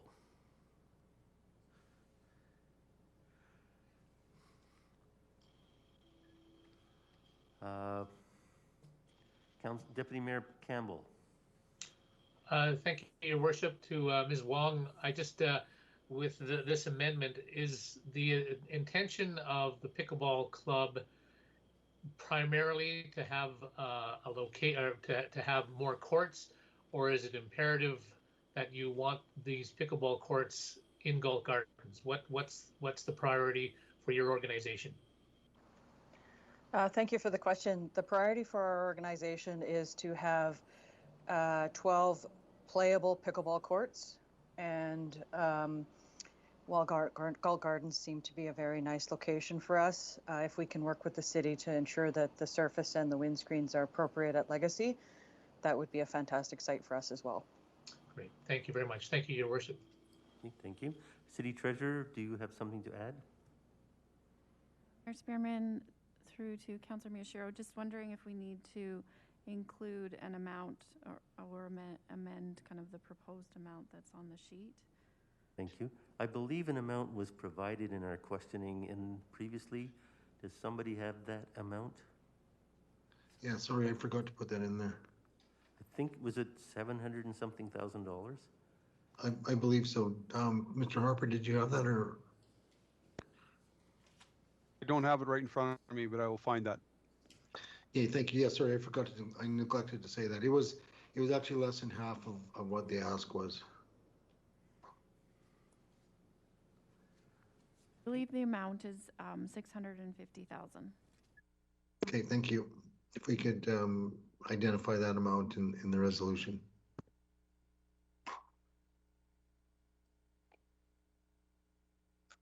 $650,000 is the amount to upgrade the Legacy Park pickleball courts. Are there any further questions?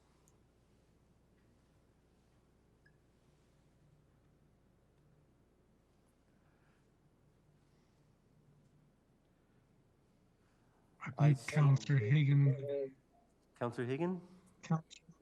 Yes, if I could ask Councillor Miyashiro, if we can have up to a maximum of 650, because if it is less, I'm totally fine with that too. Are you okay with that, Friendly? Yes, that's fine. Thank you.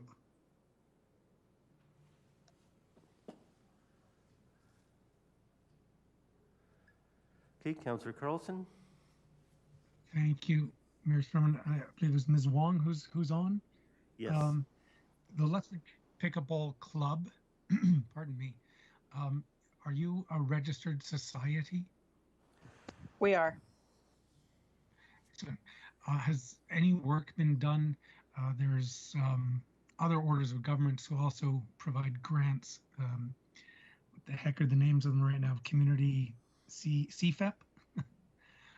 Would something like this be applicable to that? If we've put some funding in, could that be applied for to the province and reduce the city's costs?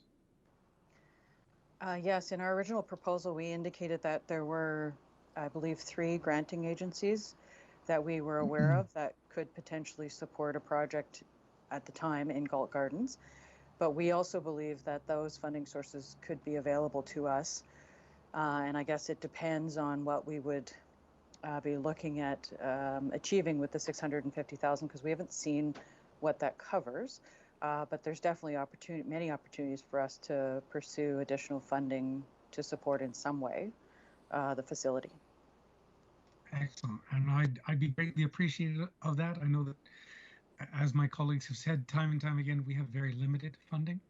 I appreciate that Councillor Miyashiro is willing to put up to 650, but any work that your group could do to bring that number down would be greatly appreciated. So thank you, Mayor Spearman. Okay, thank you. Are there any other questions from council? I have another one, Mayor Spearman. Go ahead. Question for Mr. Harper, if I could. Mr. Harper, there's a community grant funding, and I was curious to know, could this be used towards this if obviously the paperwork is done and with the approval process, could that be used for a facility like this? Councillor Hagan, are you referring to the Community Capital Project grant? Yes, I'm sorry. Yes, that's it. If this funding source was allocated to that project, it would not be eligible, because then you're utilizing two city funding sources. So what you're saying is probably it would have to start with that community capital grant and then come to CIP for the additional. Does that make sense, or you still couldn't use both? The guidelines the way it is right now, you're not allowed to use 2 sources of city funding. Okay, and then a question I have for, if he's still on the line here, and I'm sorry, Ms. Wong. There's a CFEP grant, and would you mind sharing what the other grants that you are currently working on? Well, there's also the Healthy Communities Initiative that the federal government opened up in response to the COVID pandemic. So we have partially submitted, but again, because we were originally thinking it would be the Galt Gardens project, we haven't completed any of these grant proposals. There's also the Co-op Foundation. We were looking at that one as well. So those would be the 3. Awesome. Thank you very much, Ms. Wong. And then also, so if this funding was, and I think a question came earlier, the funding was to come available, that could be used towards this particular funding of $650,000. Is that correct? I'm not 100% sure what's included in the the estimation of the 650,000. Towards the construction, I suppose towards making doing this upgrade to meet the standards. That those fundings from those grants could go towards that.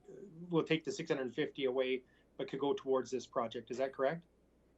My understanding is yes, all 3 of them would. This project would qualify under the criteria of all 3 granting agencies. Yes. Thank you, Ms. Wong. And then also to the city treasurer, if any of the funding that does come in, the remaining would go back into capital. Is that correct, Ms. Pinkson? Correct. Thank you very much. Appreciate it. Councillor Kaufman.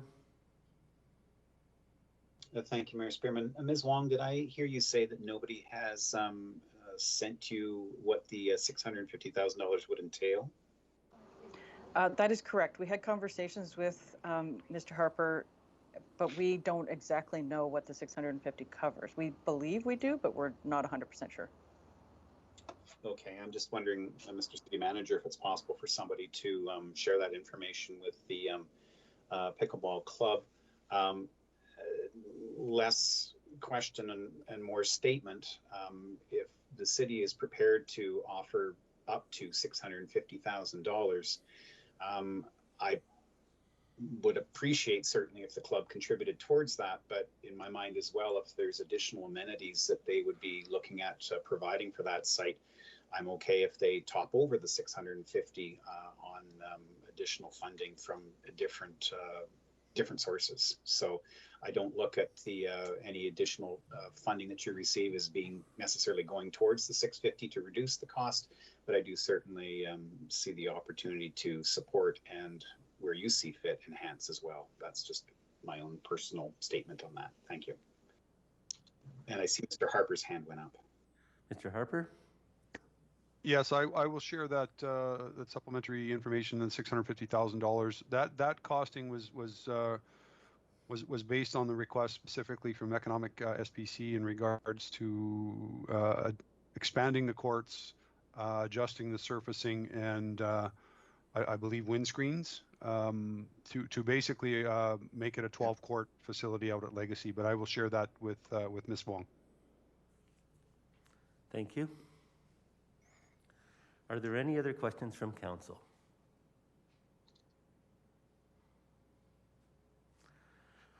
Okay, we'll move forward to debate on the amendment. So be it resolved that pickleball courts at Legacy Park be upgraded to meet standards, to meet the pickleball club and work I think that should be to meet the expectations of the pickleball club, to meet the standards as laid out by the pickleball club, because they talk about in the original submission about what they needed. They needed 12 courts, they needed the right surface, they needed wind screening. Because if we can identify the standards laid out by the pickleball club, then that gives better parameters around what the funding would be used for. All right. So be it resolved that the pickleball courts at Legacy Park be upgraded to meet the standards as laid out by the pickleball club and work with the Parks Department and Recreation and Culture Department to identify a plan for that site up to a maximum of $650,000. So Councillor Carlson, that's Councillor Miyashiro has proposed the amendment, so you can open debate. Yeah, so Mayor Spearman, pickleball is a growth sport. We've seen it in my facility over the last few years. We now house 6 courts indoors when applicable. I know there's a real need. I did see some pickleball players in Legacy Ridge when it was 0 degrees out because they needed something to do. They had toques and hats. These people are borderline obsessed with this sport, and it'll only grow because the recent retirees are more physically active than they certainly were 10 years ago. And I think this is a growth opportunity for the city of Lethbridge to help this sport grow in Lethbridge. And if we can add a competitive portion to this as well, I think it would serve our community well. And if we put it at a park where there's already parking and already washroom facilities, we don't have to build those as well. Okay, thank you. Any further debate? I will support this amendment. Councillor Carlson? I support the amendment as well. Deputy Mayor Campbell? I pretty much echo what Councillor Miyashiro said, and based on the people that I know who are really into pickleball, they basically and as was clarified by Ms. Wong, they just need a place to play. They need a good place to play. My initial thoughts, I would love to see it in Galt Gardens. Cost is a factor there, and I see other issues with Galt Gardens, but I love the fact that we're giving you an opportunity to expand your the pickleball phenomenon that is continuing to grow, so I will support the amendment. Thank you. Councillor Hagan? Thank you, Mayor Spearman, and thank you very much, Ms. Wong, for the presentation. I will wholeheartedly support this. As Councillor Miyashiro said, it is an obsession, and I truly believe that to be the case, because we thought here a few years ago when it first came out that is it going to be a fad? Is it going to come in? Is it going to go? And it's done nothing but increase in popularity. And I'm sure my colleagues would agree that the amount of emails and comments and calls and stuff we receive regarding this project, I think it's an amazing project. It's especially during a time now that Councilor Miyashiro indicated of just wanting to get out of the homes. We're able to retiring with and being healthier thanks to our health system, and we're so grateful to be able to have something to do outdoors, and this is fantastic. So again, I'll wholeheartedly support this, and thank you for bringing this forward. Thank you. Any other councillors wish to comment before I ask Councillor Miyashiro to close? Councillor Miyashiro, go ahead. Thank you, Mr. Chairman. Call the question. Question's been called. All in favor? Do we need to do a roll call on this? I'll do. All in favor? Are any opposed?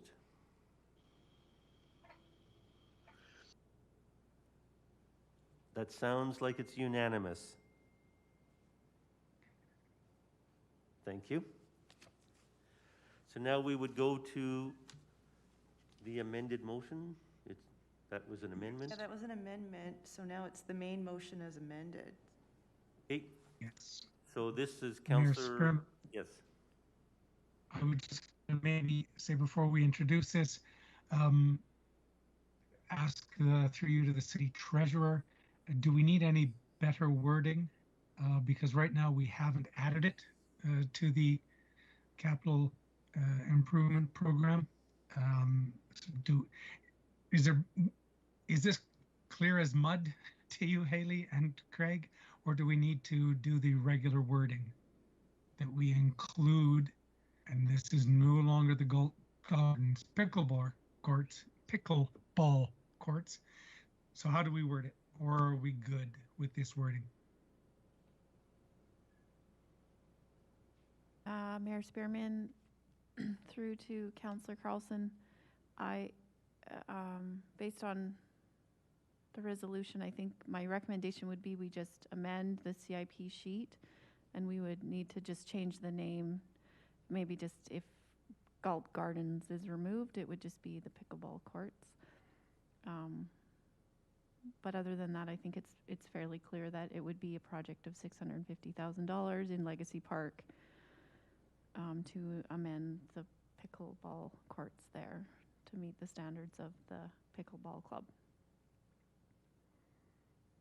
So the amendment basically becomes, be it resolved that the Economic Standing Policy Committee recommend that Council amend the 2022 to 2031 Capital Improvement Program to include the following Section D, Community Project, Legacy Park Pickleball Courts, upgrade.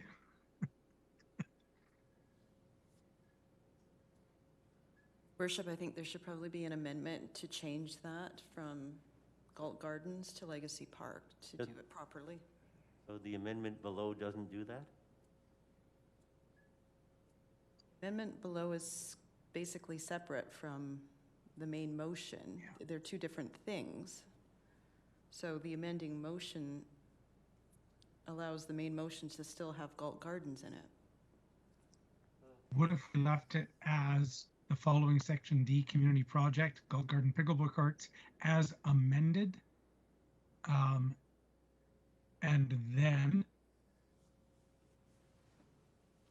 And then Councillor Miyashiro's does not replace that. It's an amendment to it, an addition to it. That clarifies what the amendment was. Does that make sense to everyone? As long as it's clear to all of council and administration, and when we look back historically, it's clear, then I'm good. It's the ruling of the chair. That is. So we may need a motion to amend the original. It says, along the lines of replace Galt Gardens with Legacy Park, that we amend the motion to replace Galt Gardens with Legacy Park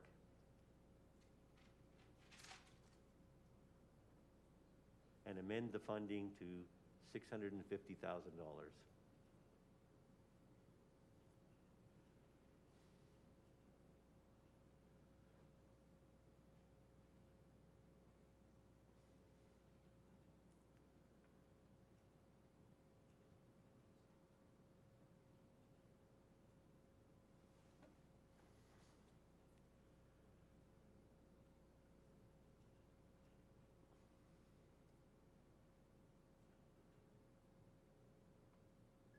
Mayor Spearman, I don't think you need to mention the 650,000 because that amendment already passed about the funding. We just need to get the naming correct.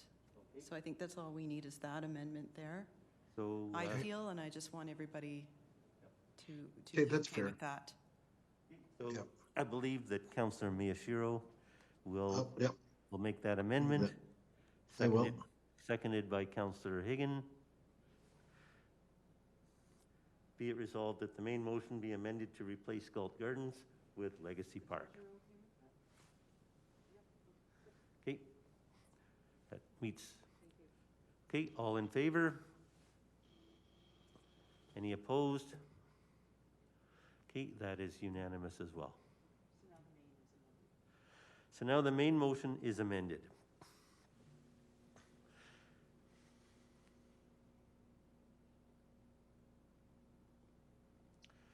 Be it resolved that the Economic Standing Policy Committee recommend that Council amend the 2022 to 2031 Capital Improvement Program to include the following Section D community project: Legacy Park Pickleball Courts, as identified on page 47 of the Community Projects Unfunded section, as amended.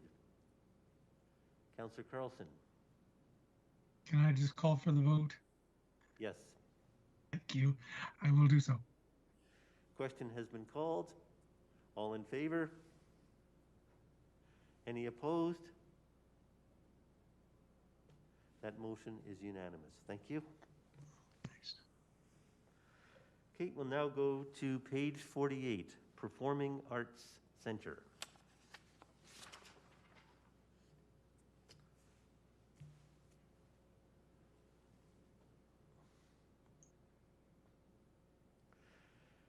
Okay, we have a resolution from Councillor Carlson. Be it resolved that the Economic Standing Policy Committee recommend that Council amend the 2022 to 2031 Capital Improvement Program to include the following Section D community project: Performing Arts Center, as identified on page 48 of the Community Projects Unfunded section.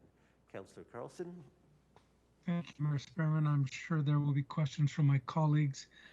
If you don't mind, I'll open through you, the City Treasurer. Ms. Pinkson, we did have prior funds for this in the amount of $375,000. Those funds were only partially expended. Do we know what is left in those funding in that 375? I think it was around 146,000, nearly 150, somewhere around there. Mayor Spearman, through to Councillor Carlson, that's correct. It's $146,000 has been unexpended at this point in time. Thank you. Ms. Pinkson, would it be, there is still work to be done if this project gets approved, but unfunded, but approved in our capital project. There's still work to be done that the steering committee was unable to complete without a designated site, etc. Would it be possible to carry those funds forward into 2022 by adding them in so that the work can be completed? Councillor Carlson, yes, we would just adjust the prior amount and for the 229 that has been spent, and then reallocate the 146 into whichever year council wishes to amend that sheet to. Thank you. I'll probably be putting that forward as an amendment then. Thank you. Okay, so the main motion's on the table. Are there questions? No, sorry, Mr. Chairman, did Councillor Carlson say he's going to put forward an amendment? He said I he was going to make an amendment. I was leaving it open for questions on the main motion, but if it'll help, I'll make that amendment now. That it be amended, the sheet, what is it, on page 48, be amended by reducing the prior funding to 229 and adding in the unspent funding of 146 in the 2020, in year 2022, to complete the work of the steering committee.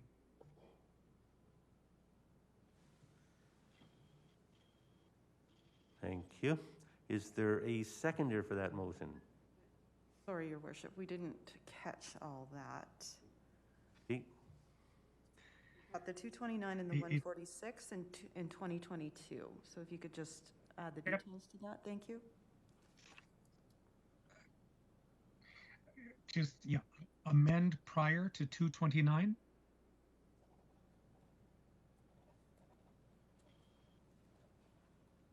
Okay. And the and amend 2022 with the 146 remaining. And there may be some questions on the timing of that. I'll leave that up to my colleagues. The 146 is already been approved and allocated, but it'll let the steering committee finish the work on the business plan, etc., operating model, etc. It's not contemplated that that work should begin before 2024 to keep it closer to the project, but I don't think the year that it's actually put in will matter. The work will continue when needed. Okay. I think Councillor Campbell is going to second that. Councillor Campbell? Yes. Okay, thank you. City Clerk is just making sure the amendment appears on the screen.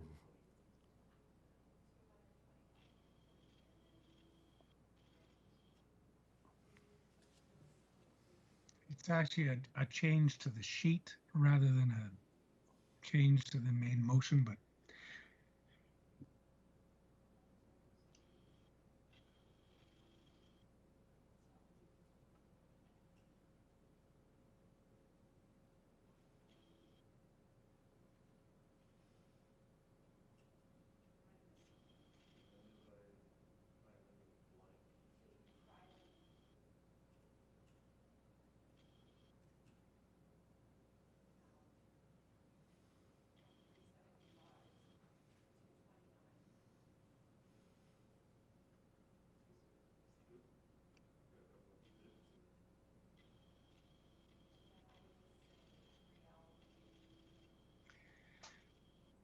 I hate people watching me type too.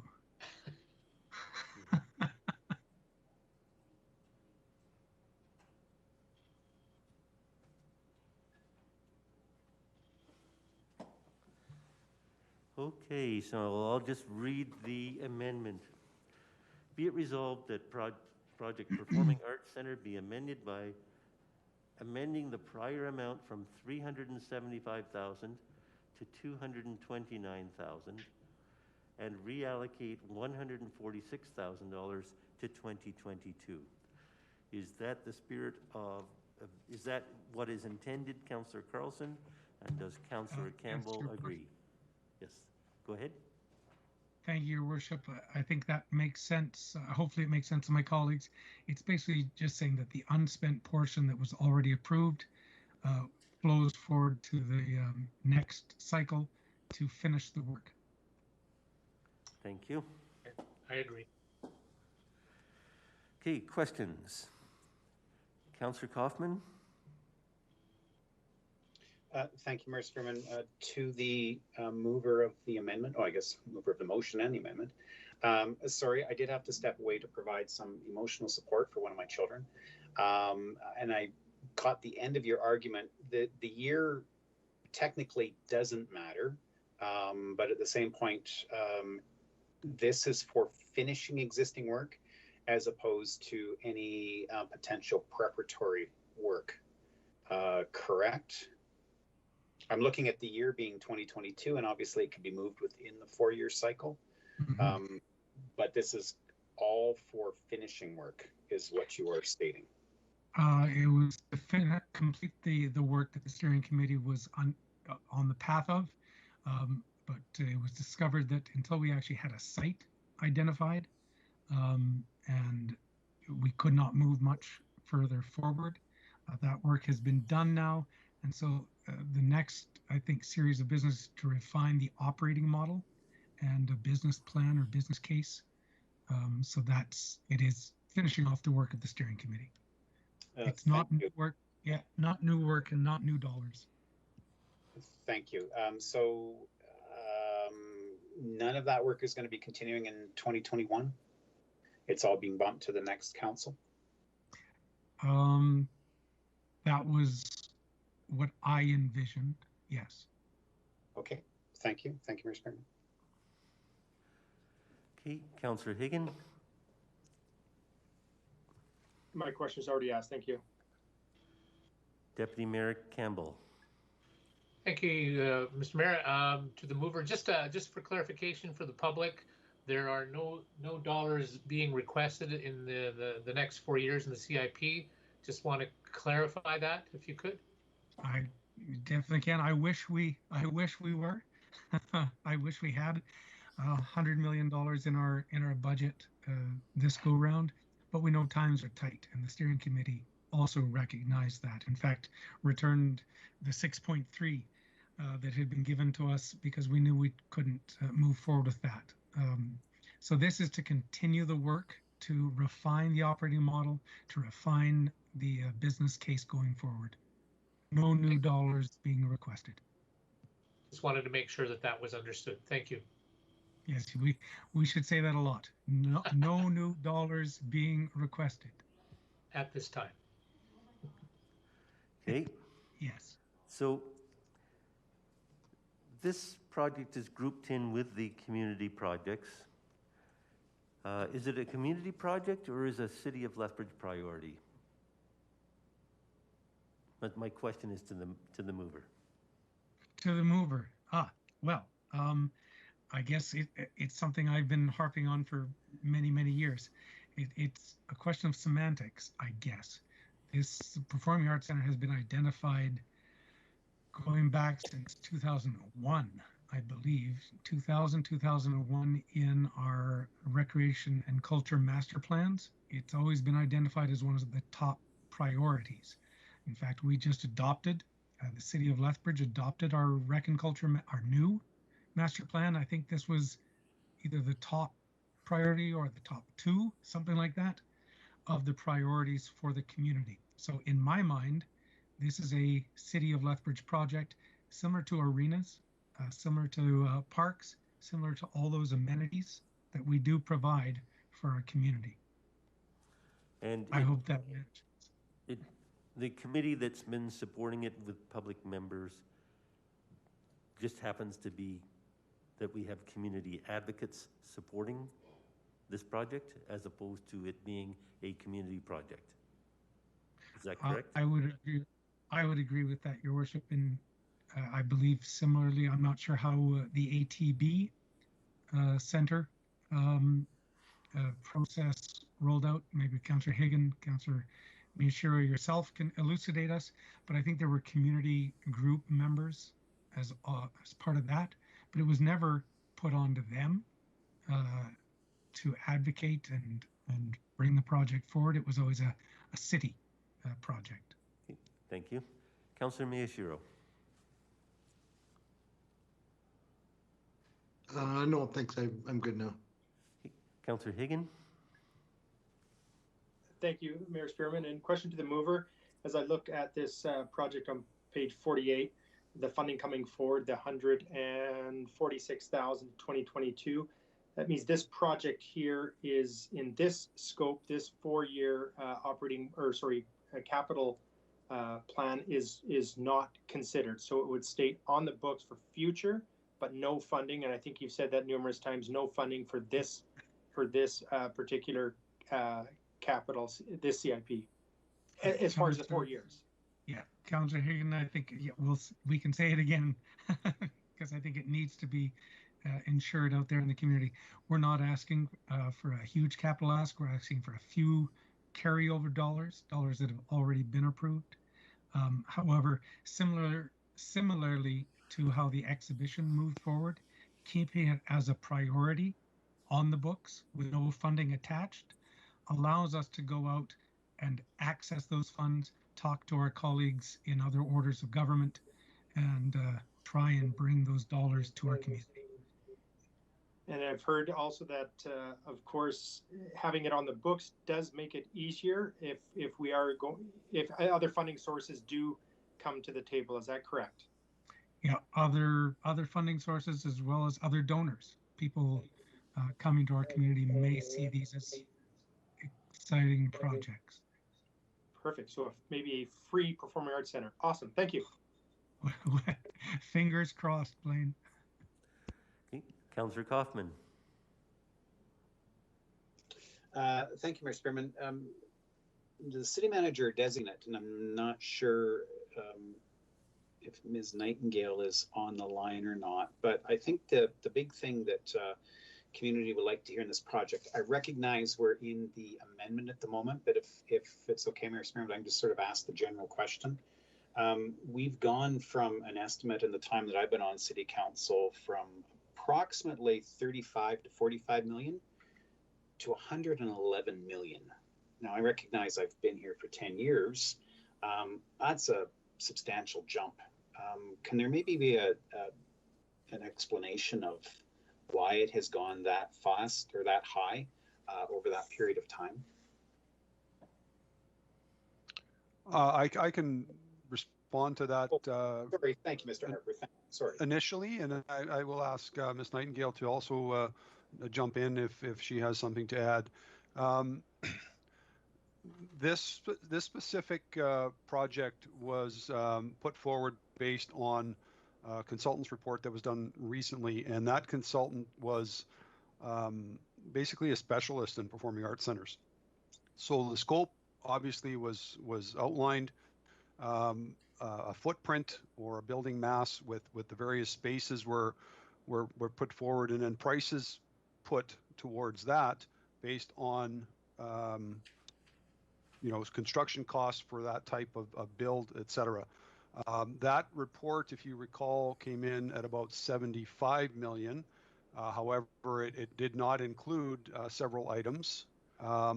So we took that internally and adjusted those numbers based on several factors, including experience building locally, as well as consultant costs, etc. So that has significantly impacted the cost. But I think more so than anything, the difference between the price that was provided decades ago or a decade ago to now, I think it is just a more of a refined scope and idea of what is going to be what is proposed based on a thorough analysis of what's required. Ms. Nightingale, would you have anything further to add to that? Thanks, Robin. I think you've covered it pretty well. The only items that I might add is that in the work that we were doing with the consultant over the last couple of years to establish some building construction costs, they were able to clearly identify some exclusions, which further helped us to understand what we needed to include in our estimating efforts. So out of all the projects that we have participated in cost estimating on for this CIP cycle, I would say this one probably, because of the efforts that the steering committee had put forward with the consultants over the last couple of years, has positioned us to be pretty comfortable with the numbers that we're putting forward, because this project went further than most of the initial planning pieces are able to do for CIP costing. So I think that would probably be the only addition I could contribute. Thank you. I appreciate that from both of you. Two questions just to follow up on that. Ben, does the 111 million include any spending for land? It does not. Okay, thank you. Second question, and I think we all know the answer to this. It's currently slated outside this CIP cycle, so I would assume $111 million is in 2022 dollars. So by 2027, that's going to be again increased, correct? You don't have a crystal ball, but I'm pretty sure we can all make that assumption safely, correct? Correct. Okay, thank you. Thank you, Mr. Spearman. Thank you. Are there any further questions?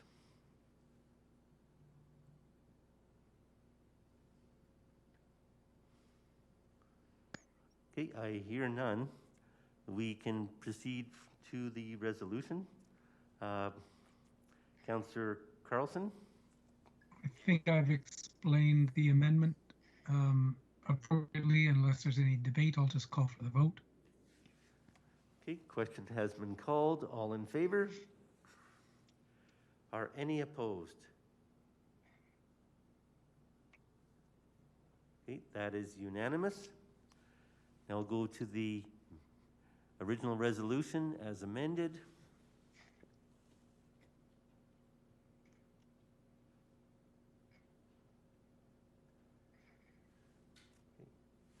Is that clear? Are there any concerns from the city clerk or the city treasurer? So it includes all this. Yep. Okay. So it is page 48 with the amendment. Okay. Thank you. Okay. Councillor Carlson. Introducing the motion, Councillor Kaufman. I will close if we're into debate. I think Councillor Kaufman either has a question or... Councillor Kaufman's going to propose an amendment. Okay, go ahead. And I don't know if this is the place for it, but it would be it resolved that the City of Lethbridge spending on the Performing Arts Theatre be capped at $75 million.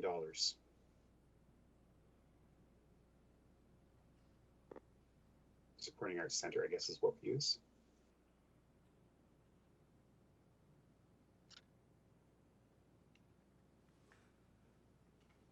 Okay, is there a seconder for that amendment?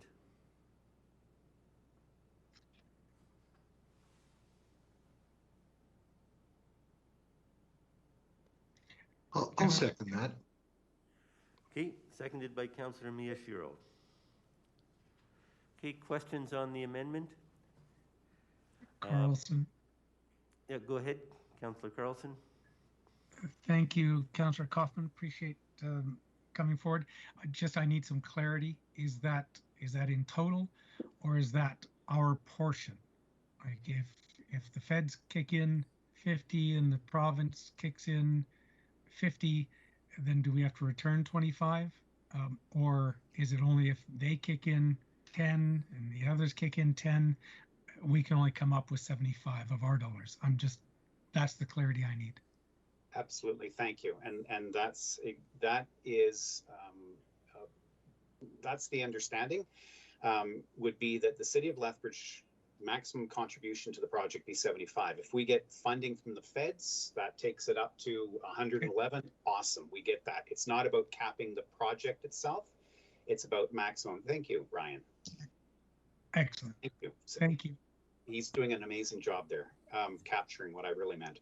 A maximum contribution of $75 million. So if we secure provincial and federal funding, the other thing is as well, it's also about community funding, because there are people who are prepared to donate to this project, but we keep putting it off and keep putting it off and keep putting it off, and nobody knows when it's going to be approved and how much it's actually going to end up being.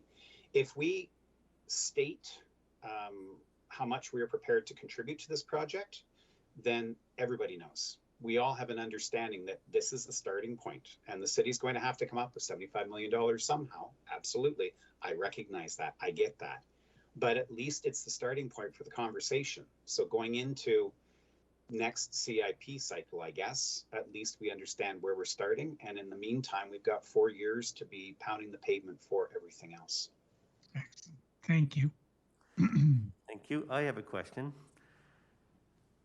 When we funded the ATB Center, total cost, both phases, was $155 million.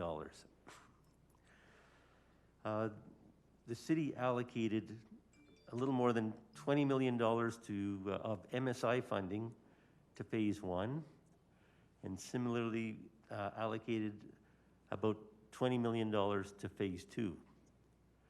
So that MSI funding came from the province, and we chose to allocate it twice, MSI funding, to the project for a total of $40 million.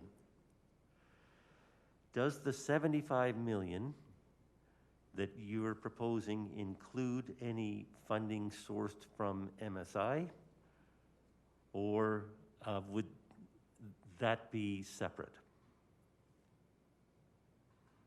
Thank you, Mayor Spearman.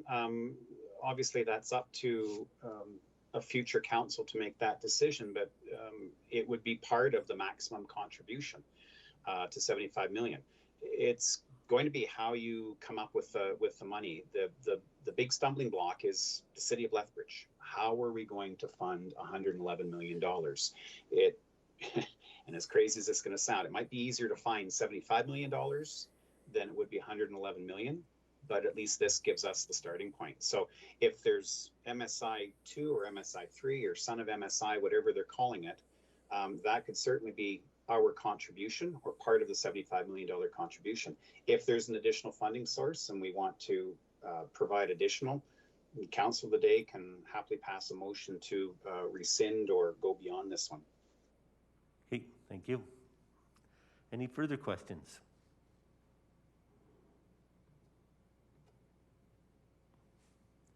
I hear none. Everybody understands the amendment? Okay, we'll move to debate on the amendment. Councillor Kaufman? Thank you, Mayor Spearman. I think as Deputy Chair Carlson identified, this has been on the books. This is something that the community has been asking about, something that we've been discussing. Certainly, CASA jumped in the way. Funding was reallocated for that instead, and that set this project back. And I think we're just at a time and a place where we need to start establishing an actual strategy for doing this. And as long as we keep putting it in the next CIP, in the next CIP, in the next CIP, we're never actually going to get this built. That's a reality I can say with some assurance at the moment, because the price is going to continue to go up. Now, $75 million is not just pulled out of the air. I'm looking at the cost involved in building the St. Catharines Performing Arts Centre, which is approximately $55 million for the Rose Theatre. I recognize that this was a decade ago, but a comparable theatre of about $50 million in Burlington. We will continue to increase the cost and the spending on this. If we solidify at least, or at least we have an understanding, a strategy, a benchmark as to what we can focus on, we can actually plan appropriately. More importantly, the community can plan appropriately. If the community wants a $111 million performing arts center, then the community can help step up. Other orders of government will have to step in for this as well. We recognize the magnitude of this build, but I'm just trying to I'm taking the risk here of saying, let's at least establish a benchmark. Let's establish a goal. Let's start creating a financial plan so that everybody knows where we're at. I'll leave it at that for the moment. Okay, thank you. So that is the opening for the debate. Any other debate?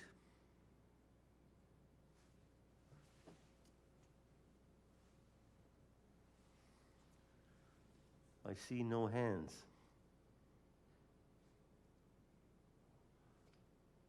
Okay, I will support the amendment. Anybody else? Okay, Councillor Kaufman, your opportunity to close. Thank you, Mayor Spearman. You never know if there's no comment, whether that's a good thing or a bad thing. So why don't we just call the question and we'll go from there. Call the question. Okay, I'm going to call the question. All in favor? Are any opposed? Opposed. Okay, anybody else? Do we need to do a roll call vote?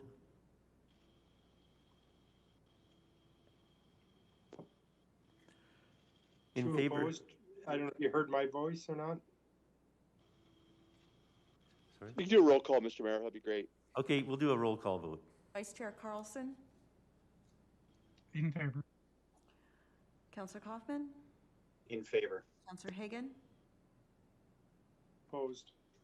Councillor Miyashiro, In favor? Councillor Parker, Opposed.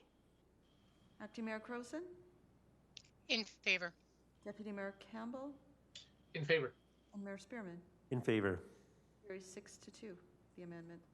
Okay, the amendment carries 6-2. So now we're back to the main motion.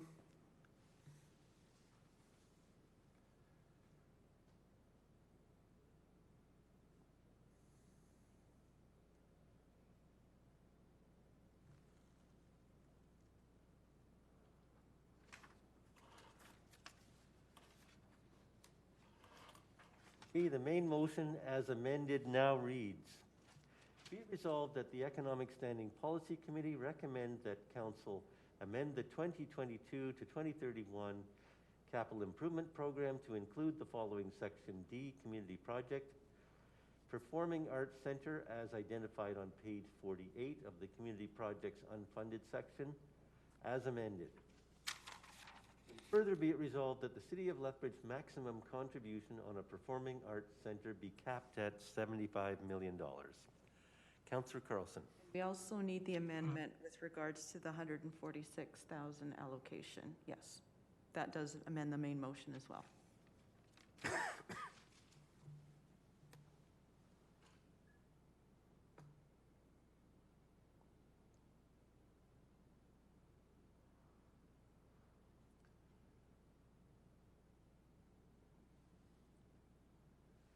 And we'll add, and further be it resolved that that Performing Arts Center be amended by reducing the prior amount from 375,000 to 229,000 and reallocate 146,000 to 2022. So councillors can see the whole motion on their screens. Councillor Carlson. Thank you, Mayor Spearman. I appreciate all the discussion on this. I think it needs to be said. We're not adding any new funding. We are actually just using a little carryover funding from previous work that was assigned to carry on the work and move the project forward. The project is outside of our funded window, but it is still identified as a priority for our community. As my colleagues have said, it's been on the books for 20 years as a priority in our community. By the time it's scheduled now in our CIP in 2027, that will be over a quarter of a century that this has been a need in our community. I think it's no secret that the last time a performing arts facility was built in our community was 1967, same year I was built in our community. And so it is time. I wish we were flush with cash. I wish we could be moving forward at a much speedier pace. But I think this still moves the project forward and keeps it alive. Councillor Kaufman's resolution to cap the expenditure at 75 million, I think is a fairly wise move. It does set some parameters, and it's no different than what we've done with other projects and facilities in the past. I believe the exhibition was one, and a previous resolution on a performing arts center. We had said, yes, we We would love this to come to our community. We've only got X amount of dollars. So this is a heads up to everyone in our community to be talking to their MLAs, their MPs, any funders that they can think of, to ask them to come to the table and work with us. We've seen success going this route. I think our biggest success to date on this type of project, one was the Twin Ice several years ago, and more recently the exhibition. So I would ask for my colleagues' support on this. We aren't asking for more money. We're asking to keep the project alive and to give us a bit more firmness in our asks to other orders of government. Okay. Any debate?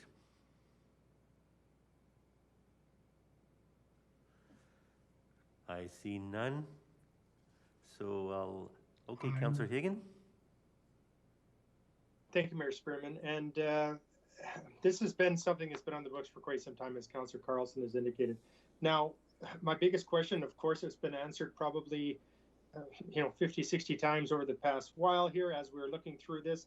This does not affect this 4-year window.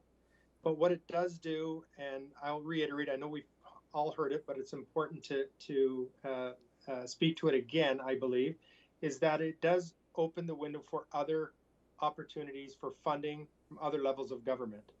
If this is removed off, we wouldn't have that opportunity. So again, there's no spend in this, and for that reason, I will support this. Okay, thank you. I too will support the project. Anybody else? I'll ask Councillor Carlson to close. I'll just thank my colleagues for their work and discussion on this, and call for the vote. Question has been called. We'll do a roll call vote. Councillor Kaufman. In favor. Councillor Hagan. In favor. Councillor Miyashiro. In favor. Councillor Parker. Opposed. Acting Mayor Croson. In favor. Deputy Mayor Campbell.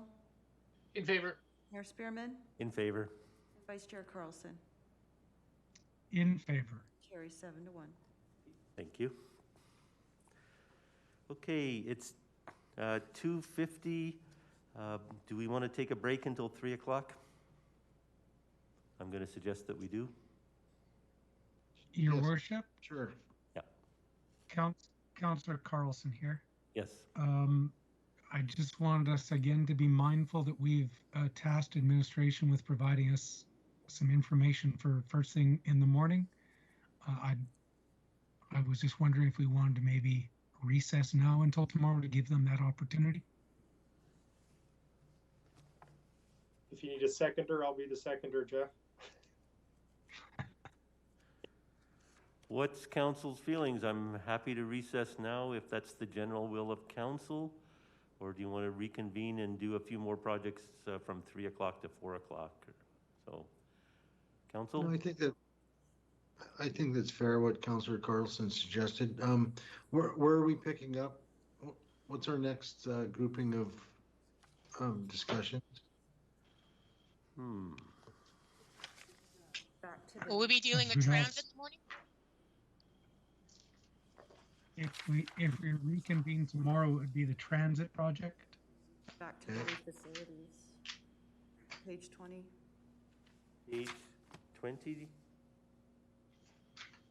20 on, we'll go with there, start there. Okay.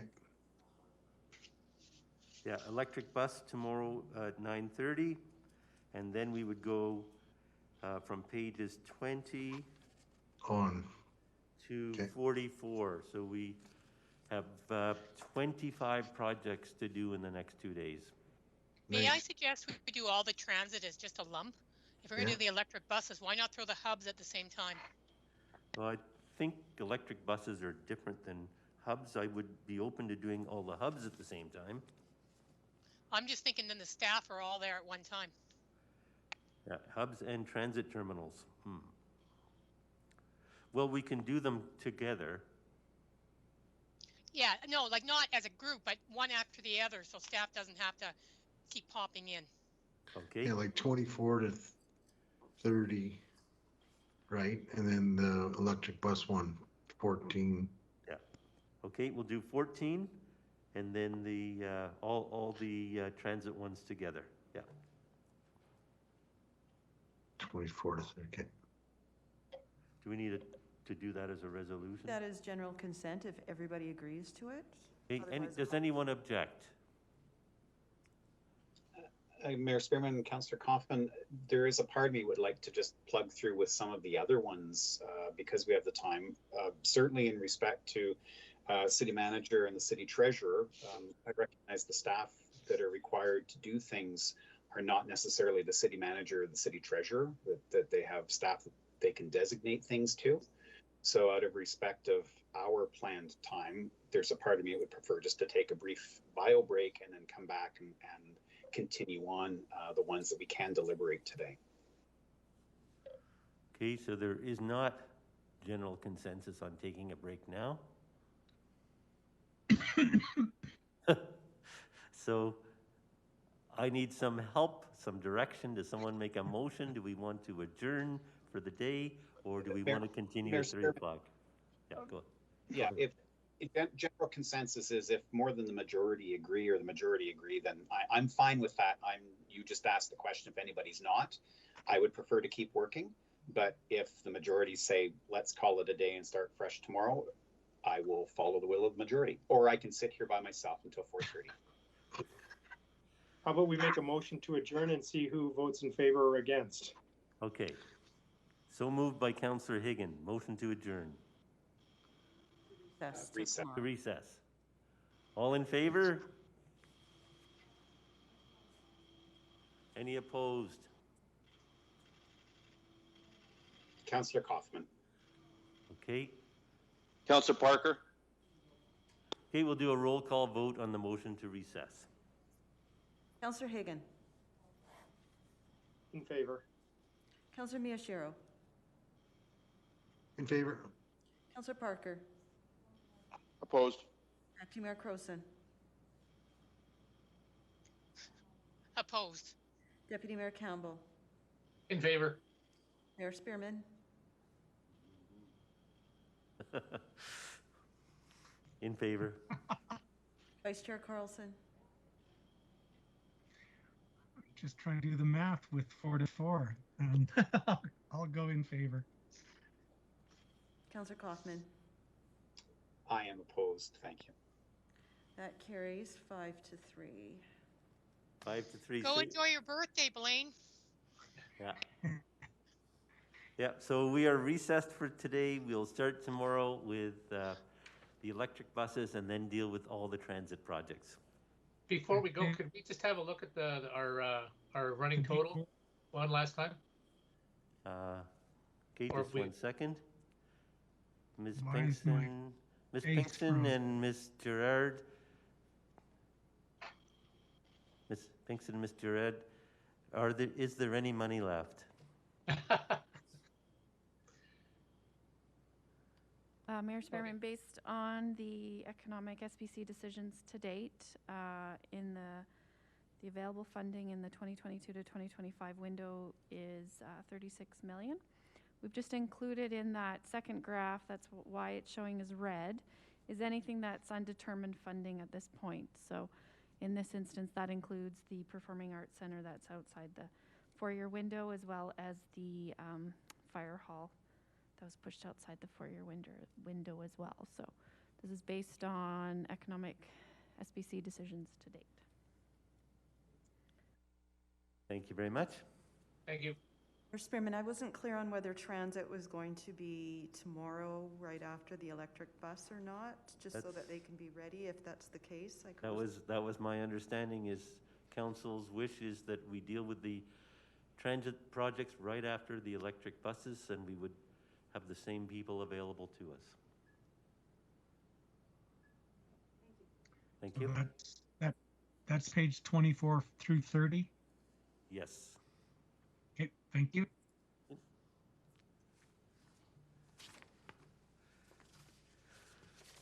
Thank you, councillors. Have a good afternoon. And a safe birthday.